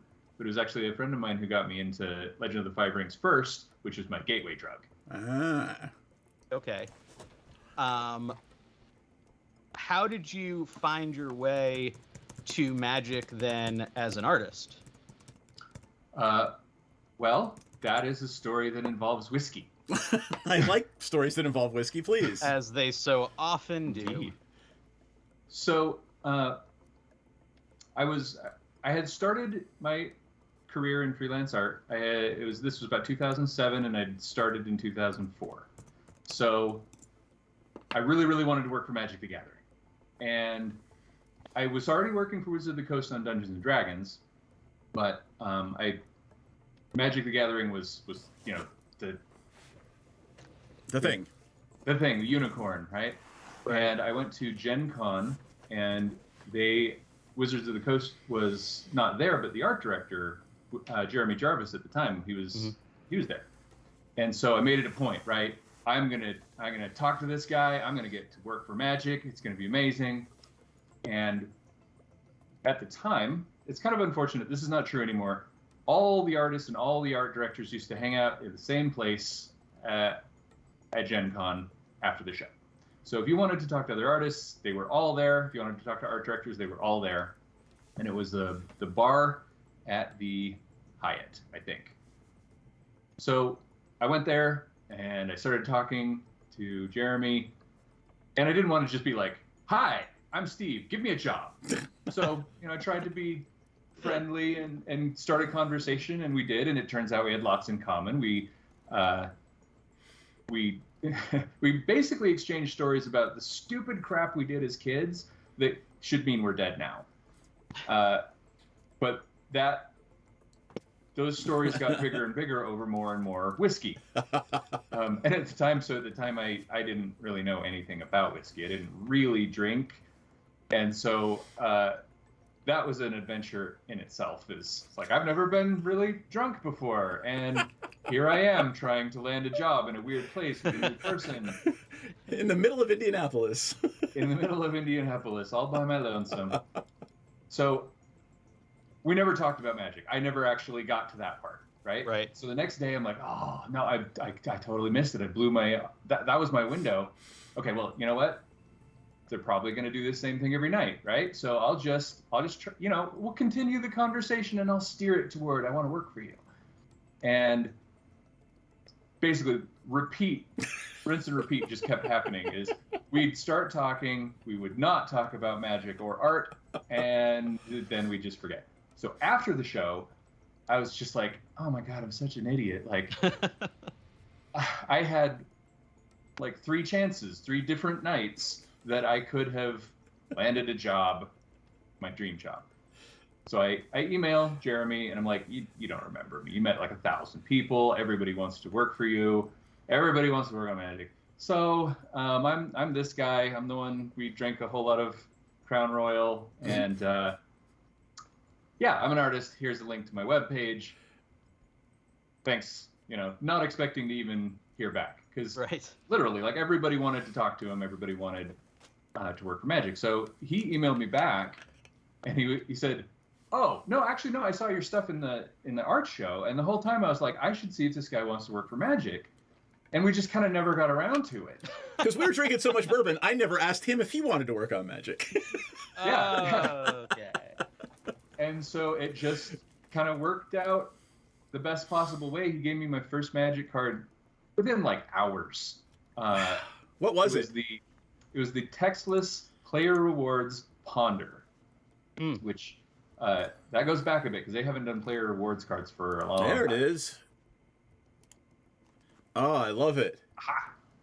Yep, that was my very first magic card. Oh, cool. And that's like a nod to Anson Maddox with the tattooed head and I love that. There was the first sketch I sent him, the description he gave me was great. He's like, we need a wizard. He's like moving the stars with his power. And do not give me that wizard looking at his navel crap that we see all the time. No pointy hats. Like, you should already know how magic works, but I don't want to see that. Like, that's super boring. So the first sketch I sent him was exactly that. Just like a caricature of a wizard, the big floppy frumpy hat, and he was like poking around in his belly. It's like, and I think the caption was, "My God, it's full of stars." I love it. And do you have that somewhere? Oh, absolutely, yeah. Oh, I'm not sure how that needs to be to be a playmat. Like, you need to make a playmat of that. We stretch goal. So. Did I make you lose your question? No. Actually, what I wanted to ask, although I don't know if the answer will top what that sketch. You said you guys were getting drunk and discussing the stupidest shit you did as kids that should leave you dead. What's the stupidest thing you did as a kid that should leave you dead? That you're willing to admit on live video. So I won't share Jeremy's stories because those are his to tell. But I want to know yours. Mine are kind of boring. Essentially, what it comes down to is I am not a coordinated person. Oh. Okay. And so for me, the I should be dead stories aren't like, and there I was, and there was this cliff, and I came down, and I had like an explosion at the end of a ramp so that it would launch me up, and I would clear the chasm. It was like, I rode a bike once, and it almost killed me. Like, it was, the stories themselves are not, they're not grand tales of heroism that ended with a lucky escape. They are, I am such an uncoordinated human being that going outside and doing what every other kid does almost got me killed. It is the tragedy of the prosaic. I will share mine that I'm willing to admit on stream, which is my friends and I went to see a Lollapalooza, so I'm dating myself. This is how old I was. We went to see the live Lollapalooza show at Jones Beach, Long Island. A hurricane arrived that day. Unfortunately, we had already eaten a bunch of substances in the car in the parking lot.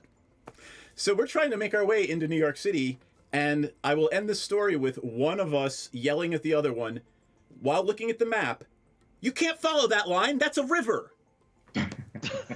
And that is that story. We should all be dead. Nick, there he is! Follow the blue line. So he's watching right now. Yeah, I don't have any great stories. I have a couple, but probably get me arrested. So one thing I've always been struck by, Steve, at Gen Con I see this, at AluxCon I see this. There's this community of magic artists. You know what I mean? Like, everyone seems to know each other. Everyone seems to be talking to each other. Is that the case? I mean, can you tell me a little bit about that? Like, it really seems like you guys, there's this bond amongst everyone who's working on magic. Yeah, it's amazing. So when I was young, like, and I kind of sort of wanted to be an artist, that was when being sarcastic and hating everything was cool. So I kind of assumed that that's how everybody was, and artists included, everybody was going to be just super judgy. So I was a little bit nervous when I started doing this. And the first artist that I met was Drew Baker, and he was in my hometown. Yeah. And he just called me out of the blue, and he's like, "Hey, I'm Drew Baker. I'm an artist too, and I'm like 10 minutes away from where you are. You want to go to dinner?" And that was the weirdest thing that had ever happened. I'm like, that's not how people do things, right? That's not how people meet. They're just like, "Hi, I'm a guy. Let's meet up. We have one common interest," right? Right. I guess it might work that way, but it didn't work that way for me. And so I was like, I didn't even know what to do. So he said, "Yeah, okay, sure." And we had a great time, and it was really, he's one of my best friends to this day. He's amazing. And then every other artist I met that was at a professional level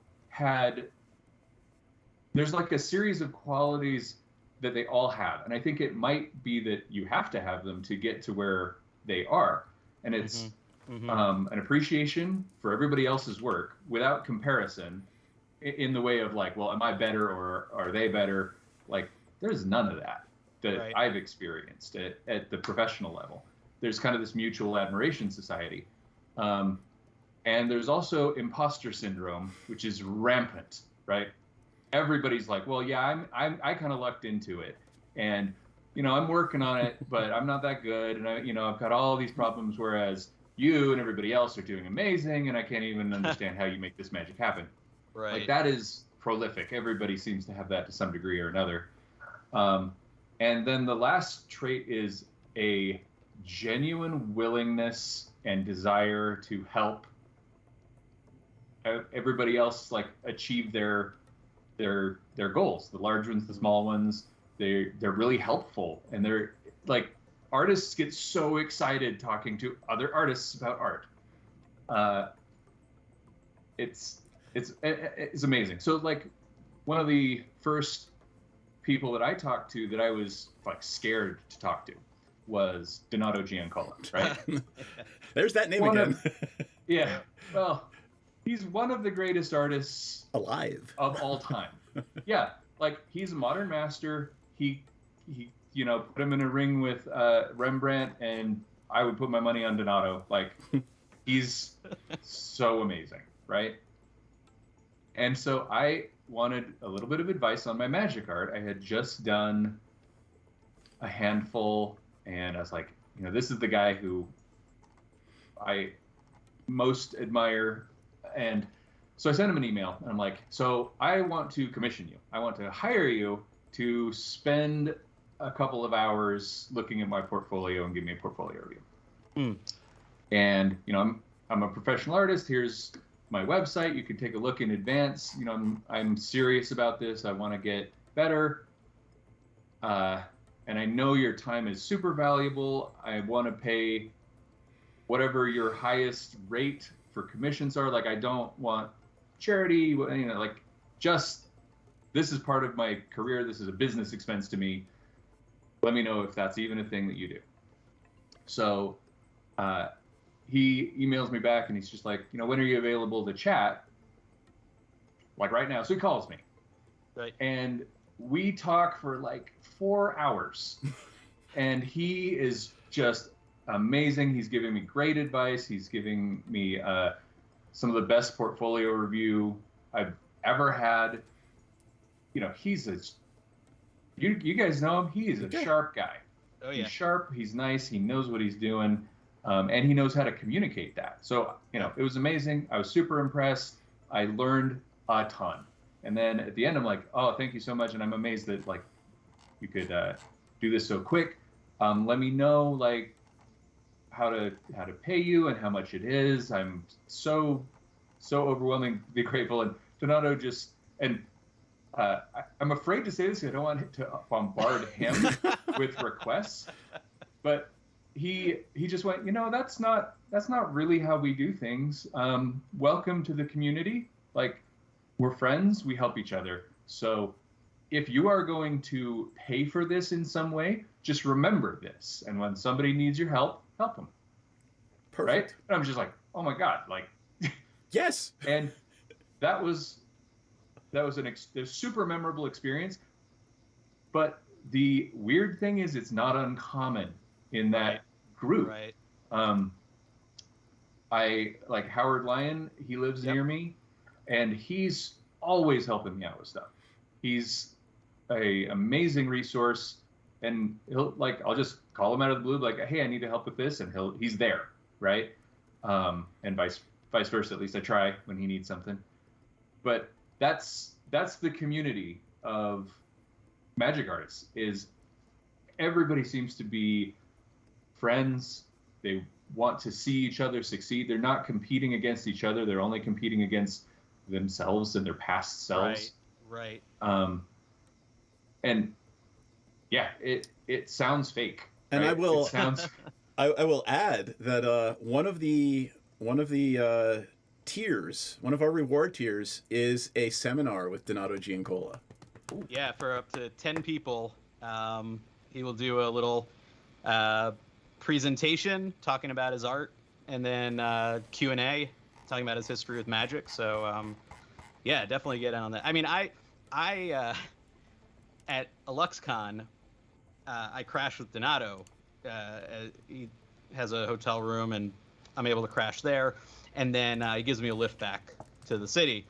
And so I get these car rides with him where I can ask him, and I'm not an artist, but I can ask him about art.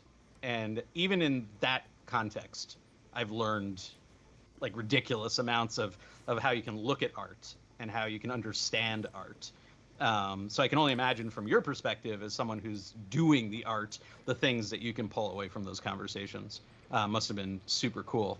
Steve, we don't have a lot of time left, but favorite piece that you've painted for Magic?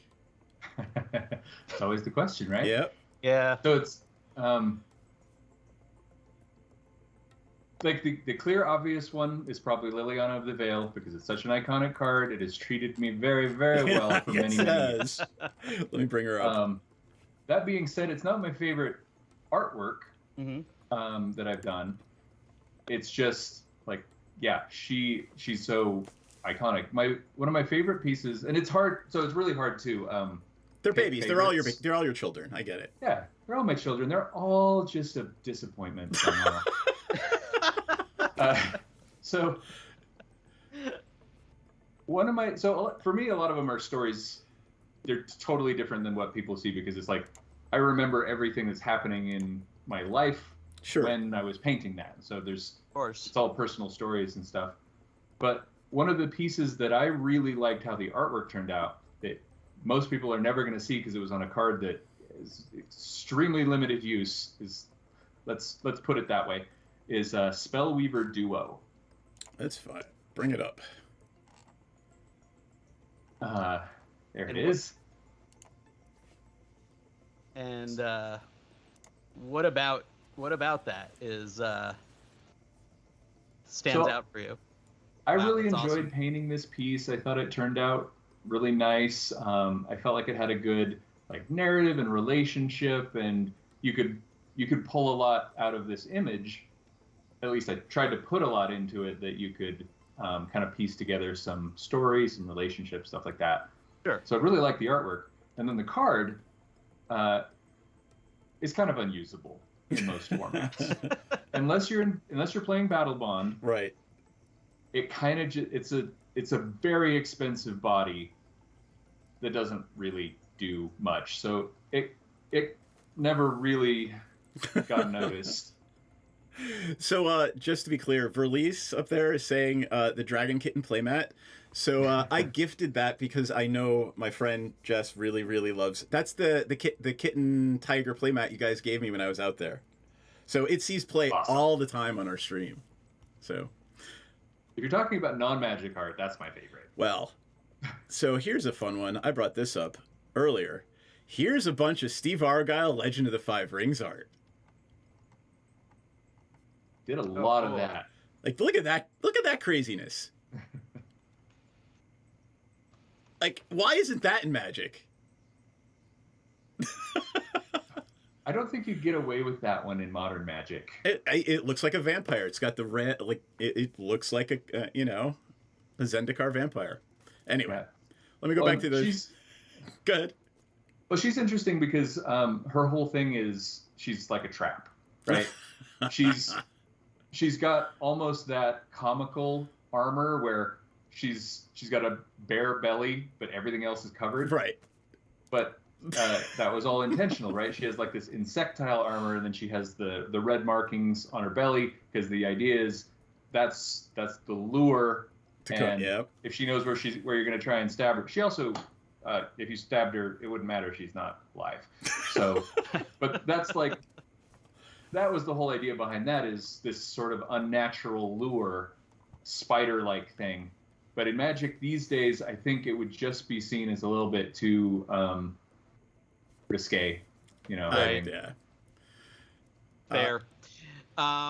Well, Steve, we're pretty much out of time. In fact, we've run over. Hey, Before you say goodbye, I am willing to add Mr. Tabak for a little bit if he wants to join us. yeah, well, we will see. We will see. But I don't know. I mean, if he's around, great. But Steve, I just wanted to say thank you for coming on board. Thank you for the help with our logo. Yeah, Thank seriously. You for being in the movie. Yeah, it's always a delight to chat with you guys. great catching up with you, and we'll talk to you again soon. All right. Best of luck. I'll be watching with great eagerness. Thank you. Yes. Thank you. Appreciate it. We'll talk to you soon. All right. Good luck. Have a great Adios, signore. So, yeah, is Matt still around? yeah, he's been watching us. He's replying in Twitch. Well, Matt, if you wanna get on, Seth can send you the info. Here's. Or I can. I don't know. Do you have Skype, Matt? Yeah, it's got to be on Skype. I know that company lost out big with the ascension of Zoom. But Okay. Stay back on or not? Yeah, we're gonna get Matt on, so hold tight. Alright. Matt, whisper to me over Skype. So I'm gonna go into my whisper to me over Twitch. I'm gonna go into my Twitch account and tell me what your Skype username is. Is Steve still on? To Coven MTG. nope. We just wrapped up with Steve, and it's been an exciting day. I mean, I feel like we're reshooting the movie. We're doing all these interviews again. It's a revisit. It's like going down memory lane. Next time we can do our movie just Hold tight. through. She can't hear you because. I have no headphones. One Oh, second. that's right. And I did that because I didn't want to crackle. Go ahead, plug back in. We have the technology. All There we go. All right. I was just saying, Kelly, this Yeah. feels like revisiting the shoots for our movie, and What does? next time doing all these interviews Oh yeah, I know. and talking to people again. And Is Steve I feel still like, on? He's still Nope, hanging out. Oh, okay. and I feel like we the next time we make a documentary, we should just do everything through Skype. I think that's true, and also our next documentary is The Pets That Made Us. I'm serious. That's true. They can't talk through The Pets online That Made Us. systems. And then we'd have to. Okay, so those we'd have to be on site because pets. Because pets, cats and stuff, and dogs Cats and stuff. and lizards. Now we're just babbling because what you don't know is that I was up till like 4 a.m. finishing some last minute stuff on the Kickstarter page and stuff like that, and arranging all this stuff. And yeah, I'm. It's amazing. I'm up right now. Let's just put it that way. Yeah, I feel the same way. Kickstarters are hard, man. Oof. They are. They are a brutal thing. But we love them. We love them so much. They're unforgiving. They're very unforgiving, yeah. Right. The pressure of that launch button, man. It's Steve, just go ahead and drop whenever you're ready. Bye, Steve. Thank you. Okie dokie. Take care, man. Hello. Sorry, I missed you. So, I will hop back on the web Kickstarter page. Thanks for having me, guys. Take care, man. Cheers. Thanks. All right, we got a special bonus guest coming up. I don't know why that's up. Like, that's my Facebook page. Why is your Facebook page up? Yeah. Hey, there he is. There he is. Oh my God! Hold on. All right, if you are missing out. Hello. Hold tight. Hold tight. Wait. That's still Steve. Bring him up. I got you. Hold tight. I gotta see this. Hello. Seth, broadcast fail. Oh my God. It takes a minute to switch over. Hold on a second. Yep. We're doing it. Hang on. Can't hear you yet. Oh. We're working on that. Ah! Hopefully you can hear me. This is I want I to saw screenshot you this. had Jefferson, who had a top hat. Yep. So I decided that I would also wear a hat. That's awesome. I think you win this hat war. Still can't hear us? It was coming through Oh. the. How does. What? I don't.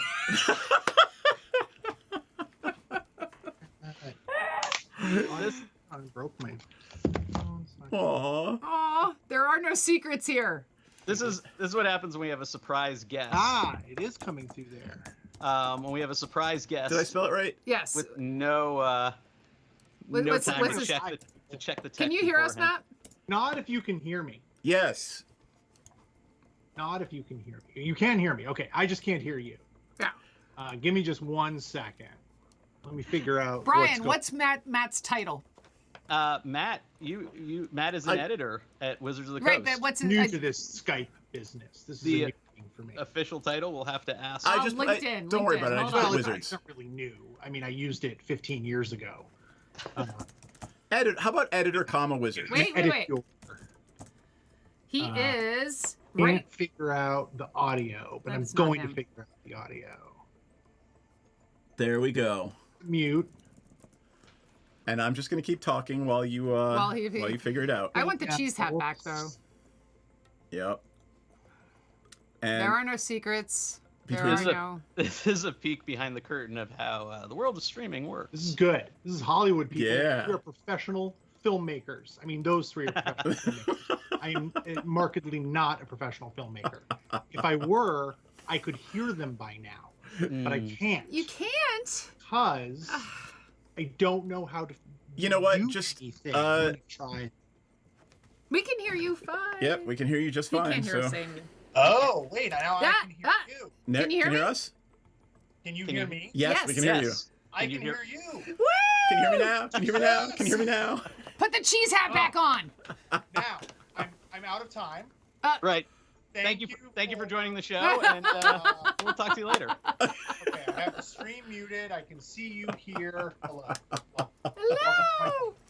Thank you. So, what is your official title at Wizards, Matt? I'm a principal editor. With cheese. L-E or E-A-L? Oh, if I knew that, I'd have Principal P-A-L. a fancier title, I think. Cheese man. If I were the Cheese. principal cheese Principal editor. cheese editor. Will that fit on that? Well, It will now. Sort of. There we go. So when I do official streams, if I'm on like a Wizards thing, they tell me no logos other than Wizards of the Coast or Magic. Right, or right. something we do. I will point out this is not a logo. No. It's a logo for Tom and Jerry. They don't let me.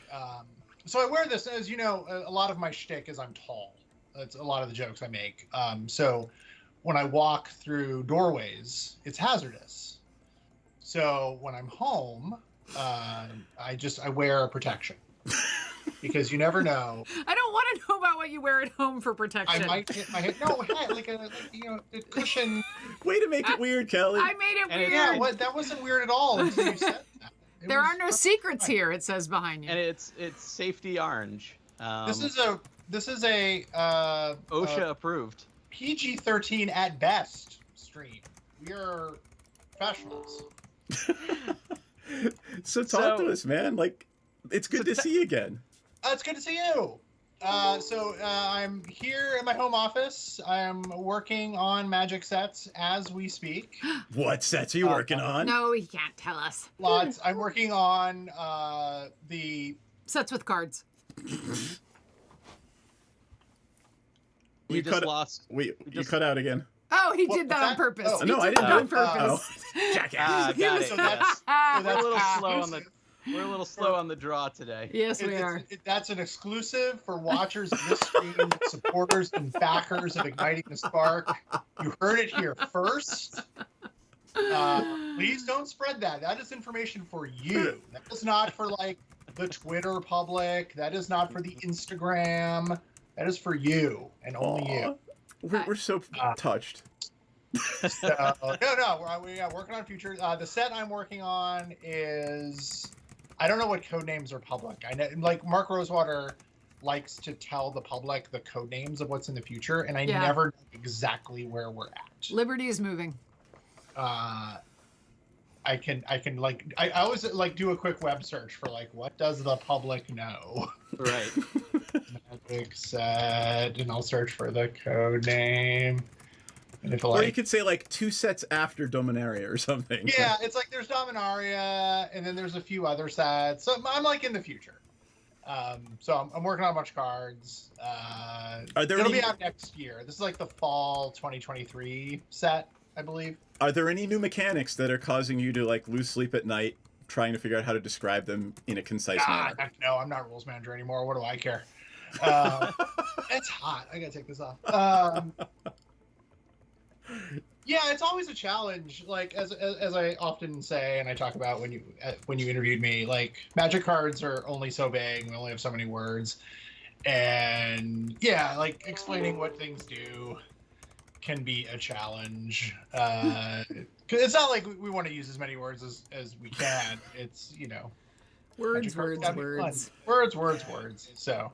Well, you were on when we were talking to Beverly, and she was saying how in the early days, just figuring out what the consistent description of something's going to be. Do you guys still run into those problems? Is that still an issue that you have to work around, like trying to figure out almost like on the fly what these things are going to be, how you're going to be referring to them? Yeah, it can be. I mean, especially since we're in year 30, right? There's a lot of cards out there. We try to keep things as consistent as we can, right? Like, and there's only so many things that Magic cards do. Like, if we make a card that does something similar as a card, 20 years ago, we want them to look kind of the same. Right. Magic language evolves, and we come up with new terms for things. Like the old cards don't say battlefield, but we definitely want. If you pick up a newer card, if it does kind of the same thing, we want to build kind of the language so people know what their cards do at first glance. I can't imagine working in a time like Beverly did where keywords weren't a thing and you had to actually like throw that on every card. The Wild West. But it was awesome, right? Like if you started playing Magic in the 90s, like all of the old people on today's stream did, it was super odd. Like this was a really awesome game. There was nothing else like it at the time, and they did a really good job, and they didn't have 30 years of history to rely on to help them out. I remember the first time I saw the word vigilance on a card. I was like, That's genius. Oh my God, you don't have to say that every time now. Yeah. Like, yeah, keywords are awesome. Just some of the shorthand that they came up with, like summoning sickness is a really cool concept, and just how they really built in a lot of flavor, and like you just get it. You're just like, oh yeah, so that's awesome. Like tapping, the whole, like everything. Do you maintain like like the manual of style for Magic? Like, does that exist somewhere in your office? It does. Like, and we use a couple of like things. We use the Chicago Manual of Style for sort of like general editorial right things. We also have a Magic specific style guide that mostly exists now. Like, it used to be a printed out thing. It mostly exists as a series of web pages. Right. And it covers everything from like trademarks and how we use them to like style things and proper names and like, so if you need to look up how the phraseology of some particular type of thing, you can see how it's been done, and you don't have to kind of just wing it. Right. And like when you write about Magic, not on cards, but like for the web and things like that, there's a lot of guidelines for like, player slang, and like there's a lot of nicknames for decks and cards and strategies and things like that. And how does the official Magic website handle those kinds of things? How much of it have you committed to memory? Very little. Some things you pick up. It's always best to check, though. Easily a good I'll just say a good portion of my mistakes over the years have been when I assumed I knew something that I didn't know. Right. And I forgot to, like, no, come on, I've done this 1,000 times. Let's just, fast forward. I got deadlines to meet. Let's go. And that way lay doom. So besides like proofreading type stuff, what does a Magic editor actually do as it relates to the cards? So like we're all about there is the proofreading aspect. There is sort of the like make sure that the frame looks right and all the pieces kind of come together and the text is where it's supposed to be and it's the right size, and we're using complete sentences and things like that. But there's also that developmental aspect. Like, we're working with the game designers to make sure like the effects that they're putting on cards make sense, work with other Magic cards, work within the rules, are fun, don't have, we're very much, we're rules, experts. We're trying to, we're game developers right alongside them. Right. We're as they're, coming up with new ideas and new concepts, we're working with them and also the rules manager to sort of, predict how these new cards are going to work in the grand system that is Magic. Magic has like 87,000 cards and they all have to work together. So that's kind of our job, to make sure all the pieces come together. And at the same time, we're also kind of working with the production folks, the art team, putting all the pieces together on the card at the end. Just one thing I was, I wanted to pull up for this is historical value, right? Oh no. So if you come up with a picture of me from high school, no. It's here we go. This is every printing of Lightning Bolt. Oh, it's Lightning Bolt. So 1 damage to 1 target. 3 to the dome. Then it moved into or target creature or player. Then it moved into, 3 damage. And it's just the way that the card layout has evolved and changed over time. Oh, wait, I like that one. It has no text at all. That's much easier. Much easier for me. There's several versions of that one, too, apparently. So you could just see all of these layouts and how it's just continued to change and evolve and do different things. Apparently, Scryfall can't find that one. That bolt is more circular than the others. And by the way, I know you didn't have a lot to do with it, but God bless everybody for doing all those cool old D&D style art cards. Oh yeah, those are awesome. They're just a ton of fun. Magic has embraced bling lately. So there are lots of versions of lots of things. So if you like fanciness in your Magic cards, we hope that there is something for you. We were talking about that a little bit with Reid Duke earlier, and that Yes. for me sometimes, man, it really is sometimes. Yes, you've embraced the bling, but what card is that? There's like 8. Yeah. Oh, okay. There, well, Magic, yeah, that's true. That can be challenging. There are a lot of languages. Rule. Many of those languages that we print in, I don't speak, including English half the time. Sometimes we don't put words on them at all. There are various arts. If you want. There are sometimes no words. There are sometimes we put cards, we print cards in a language we made up. Phyrexian, yeah. Phyrexian cards. Yeah. And I think there are like 12 people on the planet who speak that language. 4 of them work for us. Hey, Matt, I've got a language question for you. So, great. What does bolus mean? I enjoy language. What does bolus mean? In Spanish, transition. Yeah. There it is. Go ahead. Many bolas. Bola. Mucha.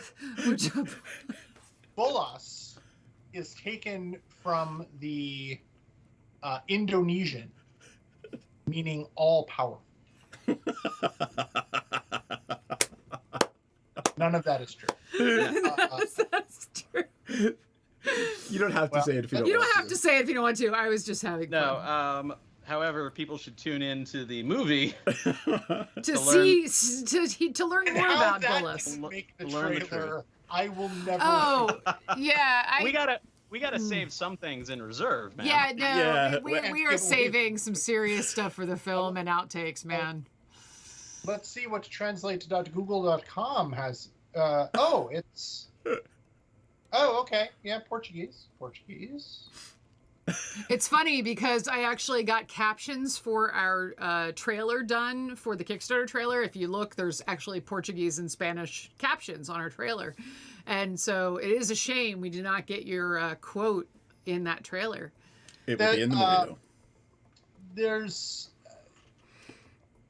So Magic's in year 30, as we know. Yep. And there are a lot of characters in our story. Every world we go to, there's like 15 or 16, way more than that, characters we have to name. And there's only 26 letters in the alphabet, in the English alphabet. Different numbers of letters in other alphabets. And you can only put them together so many ways.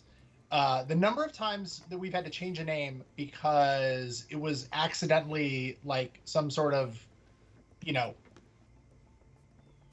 pharmaceutical item or, or something not necessarily you want associated with the card. Some sort of cream or something. Not zero, right? Like we do, like as an editor, taking it back to our job. One of our jobs is, people will make up a fantasy sounding name and it'll be a completely legitimate fantasy sounding name. And we'll just do a quick search on it. Just like, let's make sure this isn't embarrassing. Fortunately, we have a team of experts in the languages we print in, who localize our cards that can give us a better perspective and be like, hey, the Italian players, for example, will see this card and will laugh. And here's why. And you're like, there's something we should avoid. We don't want to give, free advertising. But in a serious question for you, like I am actually going to be serious. So for one brief moment, so we had one person in our trailer who says there's 40,000 Magic cards.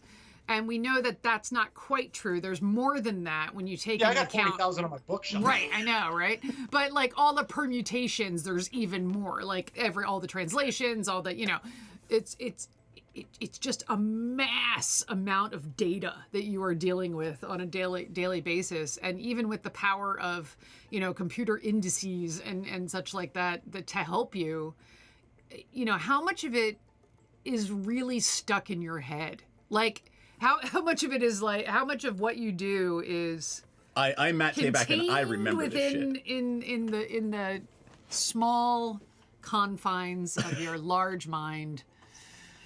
So according to Oracle, which is like the official card database, Yeah, it's yeah. like the true version. The source of everything. I'm seeing right now, as of this moment, there are 24,000, north of 24,000 cards. Individual cards. Yeah. Right now. Plus another, couple thousand in the pipeline. Right. How many of those do I have memorized? I don't know. Maybe like a couple thousand for sure, right? Like the more popular ones, Sure. the more famous ones. Certainly the ones when I was playing, like before I actually worked for Wizards, when I was just a player and I just, played a lot more. The problem now is I end up playing with so many cards that either aren't real or not only change so much, but change so often. Right. Like I will play with a card for like a year and then it'll get its name. And it'll change. Oh, right, of course, yeah. 5-6 times along the way. So the card I knew as like, a 2U 2/2 with some ability gets printed as a 3U 3/2 with a slightly different ability with a name I don't know and art I never saw. And, so it's like that card will be released. And once I'm done with it from a production standpoint, there's this gap, right? Right. Before it's printed and goes on sale. So I don't know it, or, right now there's a whole bunch of sets that are done out of my head, but aren't public. So it's not like I'm playing with so them. it's like that for the phone chain. Like you start it one way, yeah, and then by the end of it, it becomes completely something else. Yeah. And when you start working at Wizards, there's like this black hole of sets that you just completely miss because they're like because of the process time. Yeah. Right. Like you're a player, you're a member of the playing public. You go to Wizards. There's like 3 sets in the can that you missed completely, that aren't on sale yet, that you aren't a part of the production from. Right. For me, that was like Lorwyn and Morningtide. I missed them completely. Just to give you an idea of how long I've been at Wizards. Yeah. Cool. How long have you been at Wizards? Yeah, completely. Since Lorwyn and Morningtide. 16? Yeah, 2007. Actually, my 15-year anniversary is this month. Crazy, man. At some point. It might be like this week. I don't even know. I started as a contractor, so like my official hire date isn't for a little while, but I was actually like started work at Wizards August of 2007. Wow. So do you ever even in Go ahead, Brian. I was going to ask, even in that amount of time, has it changed a lot working there? Has the being at Wizards changed, the environment and everything? Yeah, I mean, for one so thing, much now growth. I work from home. Well, okay, yes, not current situation yeah, no, notwithstanding. It's changed a ton. From everything from the number of sets we're working on at a time has increased. There's just more sets in the pipeline. Magic has grown in popularity. The number of fans we have has increased. There are more players. There's just more places where Magic pops up other than the card game. There's and not even just Magic, like Wizards as a whole, the business, like D&D. There's the movie.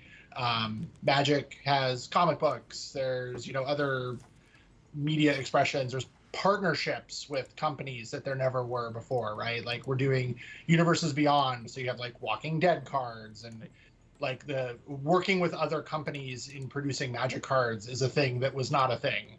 Right. So going through like approval processes because you're dealing with characters that aren't your own creations, so you can't just do what you want with them. That's a whole new concept for us. Well, it's not new at this point, but at some point it was new for us. So that's a whole new thing. Just the number of employees at Wizards, just the number of people you work with has grown so much. Like the editing team at one point was 2 people. It was me and another person. We were a little understaffed at that point. that was not quite on purpose, so we needed to hire, and we did. Now it's like 10 people. Right. So just, everything is just bigger. Bigger, louder, faster. If you can imagine. It's a Michael Bay movie now. Bigger, louder, and faster. I got to find some lens flare to put on you now. Yeah, it's like everything. It's like Michael Bay took over, and hit a button many, many times. I'm sure as filmmakers you can appreciate the nuance of Michael Bay. Of course. The nuance, indeed. And The subtlety. So I interviewed him for a project. I can't. It happened. The project happened, but I can't really talk too much about it. But okay. But yeah, I went because his connection to it. But You talk about your secret project. Yeah. Talk about mine. Oh yeah. Yeah, we both I've go. lost that game. You both lose your contracts. But I went down to Miami to interview him. Interviewed him at his house. It was interesting. It was interesting. We are officially 20% funded. Wow. All right. 12,000. Yay. Holy crap. And you. we will stay here until we get 100%. We No, are no, we streaming live until every last dollar is pledged. Thank you. I have to shower and pee. We'll do that. We'll do it live. We'll do it live. That's a different kind of We'll get stream, man. paid to do that. Yeah. I was gonna say it can't be a coincidence that we hit this milestone with Matt on the air with us. Yeah. It could be. You are our lucky charm, and we'll be sending someone by to wrap you up and put you somewhere safe for the duration of the Kickstarter. Oh, Jesus. Why are all these interviews getting weird? Yeah, well, I was just going to say you're our lucky charm, Well- so we're going to like continually stop by your house to Well- rub you. We'll feed him. I mean, you know, it'll be good. I'm, in the last 30 seconds, I've become rubbed and fed. I guess, yeah. This is great. This is just like college. I want to take a minute to appreciate the backdrop for Matt. Like, there are no secrets here. Secret work info except this. Except this. It's just brilliant. It's brilliant. Where are the cats? Can the cats come on the Where's my stream? Cats. Because You have live stream and 3. documentary filmmaking is nothing without pets. Cat. Cats, come here. We need you. Because cats always come when you call them. Cats. Are they like clappers? They That would be turn great on if they and were off? like that. Cats. No, I just have them screaming cat. So the joke between me and Kelly is marriage is yelling "what" at each other from rooms one apart. room to another. Yeah, that's the entirety of our entire relationship. It would be nice if a cat appeared. That'd be a really fun effect. I assume you're telling your wife that right now, but not the actual cat. But An interesting assumption. Movie magic. I should tell everyone when we interviewed Matt. Now I understand it's important that we maintain a Journalistic line integrity. of objectivity. Yeah, journalistic integrity between us and the subject. But when we got there, Matt's wife had cookies for us, Oh, yeah. and that went out the window fast because those were good and were easily influenced by cookies. So. Yes. You know, it happens. It You happens. the cat. And cats and pets. I had a couple cats wandering around in here. Well, there's one under my desk. how do you tell the difference between your cats, Brian? It's difficult. Smidge and Smudge, they're both black cats, and they look Oh, we have a cat. Very much the same. Yay! Which one is this? Hello. So excited to be on stream. I can tell. Look at that. Oh my goodness. That was awesome. She's out of here. Yeah, And- cats and- don't like that. and just like that, our views went up 300%. Exactly. Eric's not the one who likes to be on Oh, television oh, the most. Aw. aw. Cat. Pets Oh, that's that so made cute. us. Shot one. Oh, so Aw. awesome. Which one's this? Right now, And you get a For cat. Wait, no. $15, you can have a cat. Oh my goodness. Look at that. Look at that. Aw. So sweet. Ugh. I could do this all Yes. day. It's a CGI. I think CGI cat. I think we're gonna wrap up because I'm exhausted. No, we and have it's to just- wrap time up to soon. wrap up. Now that the cat Matt- came in. Please stop the stream. Matt, I'm so glad you're able to get on the Yeah, stream with us seriously. today. I'm very happy that you had me. Yeah.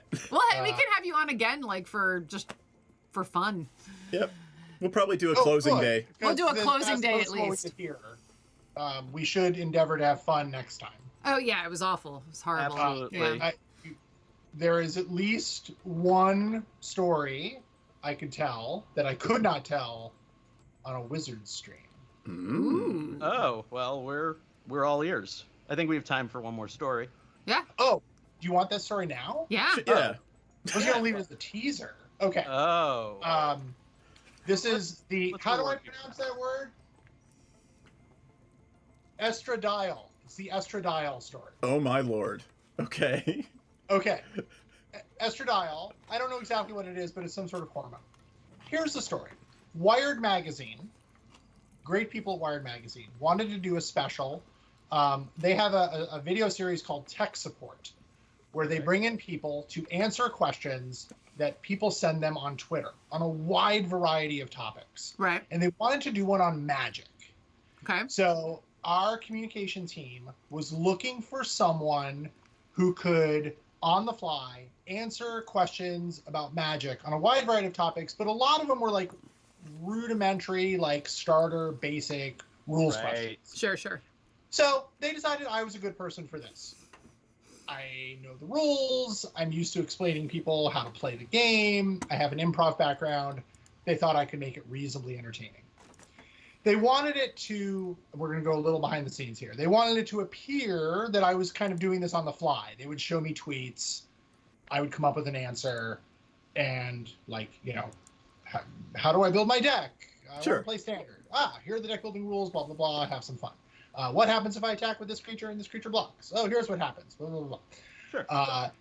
The night before, they send us, me, and the people on the team in charge of it, a list of questions to kind of vet what's going on. The last two questions on the list are medical questions about estradiol. And we assumed, now that this video series, Tech Support, like I said, they do it on a wide variety of topics. So we assumed that these two were just cut-paste errors from a list of questions on a different video. So we told them, like, we looked at all the questions, and they're all like good magic questions. A couple we didn't want to answer for reasons. And they're like, you know, we're not, question 5, 12, and 17, let's cut those, but we'll do these. It'll be great. Awesome fun. Sure. Last two questions, by the way, I don't think these were for us. Those look to be for a different video. Blah, blah, blah, blah, blah. Right. I'm sorry. It was the first two questions, not the last two questions. Right, Like, we think this is a cut-paste error. So we're filming this right in the center of lockdown, like when things were real bad with COVID. So I go into Wizards, and I'm literally like one of the only people in the building. So I'm doing everything myself because we wanted to have the nice Wizards backdrop, and it wasn't just me at home. It was like me in this like the studio. So the tech person had gotten there like an hour before I did and set up the camera. All I had to do was walk in, hit a button, and sit down, and we're good to go. So I sit down, and I'm talking to the producer on a Zoom thing, and we're chatting. Everything's great. This is awesome. I get in position. I'm all good. I'm mic'd up, and we're going. Like, okay, first question. And they put up the thing, and it's the question about estradiol. And I thought, like, we had told them this question is obviously not magic, obviously not for us. I thought they were just pranking me. Right. So, without missing a beat, I just answer it. Like, as a joke, the night before, I did some, like, rudimentary research. Like, what is this? I don't even know. I recognize the word as a medical term, but I don't know what it is. My wife's a doctor. I'm like, what is this? She explains. So I launch into a legitimate answer of the question. I would love to have heard that. And everyone just stops. Like, what? That's awesome. Like, here's Matt Tabak. He's an editor for Magic. He's from Wizards of the Coast. He's going to answer your Magic questions today. Question 1. When applying, what is the preferred procedure? Blah, blah, blah. And I'm like, well, Bob from Connecticut. It wasn't even Bob. It was like a woman's name. It was like, well, Helen Mary from Connecticut, Yeah. You see, the risks with applying this particular hormone include sleeplessness. And I'm just like reciting the thing from Wikipedia. And they're awesome. like, what? I think we need to do a series, Brian. I think we need to do a series of, like, for the rest of this campaign, bringing on people from the Magic universe and be just And like, asking them questions that have questions. nothing to do with magic. Yeah. Right. Now that we've got that under Just pick a control, subject. What happened to mana burn? Apply an damage on the ointment in this stack. way to mana burn. Apply an ointment. Right. I assumed they were pranking me, not just messing up the question. Right. That's amazing. All right, we are ending. Yes, We are it is. We've ending been doing this this 4.5 madness. hours. I'm exhausted. Thank you, you so everyone. much. Thank you Topic so much question for gave Matt us. for populating our comment feed and closing out the stream Yeah, today. thank you so much. Everyone, if you're watching this stream, please donate. This movie is awesome. They did a really Thank good you. job. All right, wave goodbye to everybody. I'm going to kill the stream. Here we go. Goodbye. Thanks.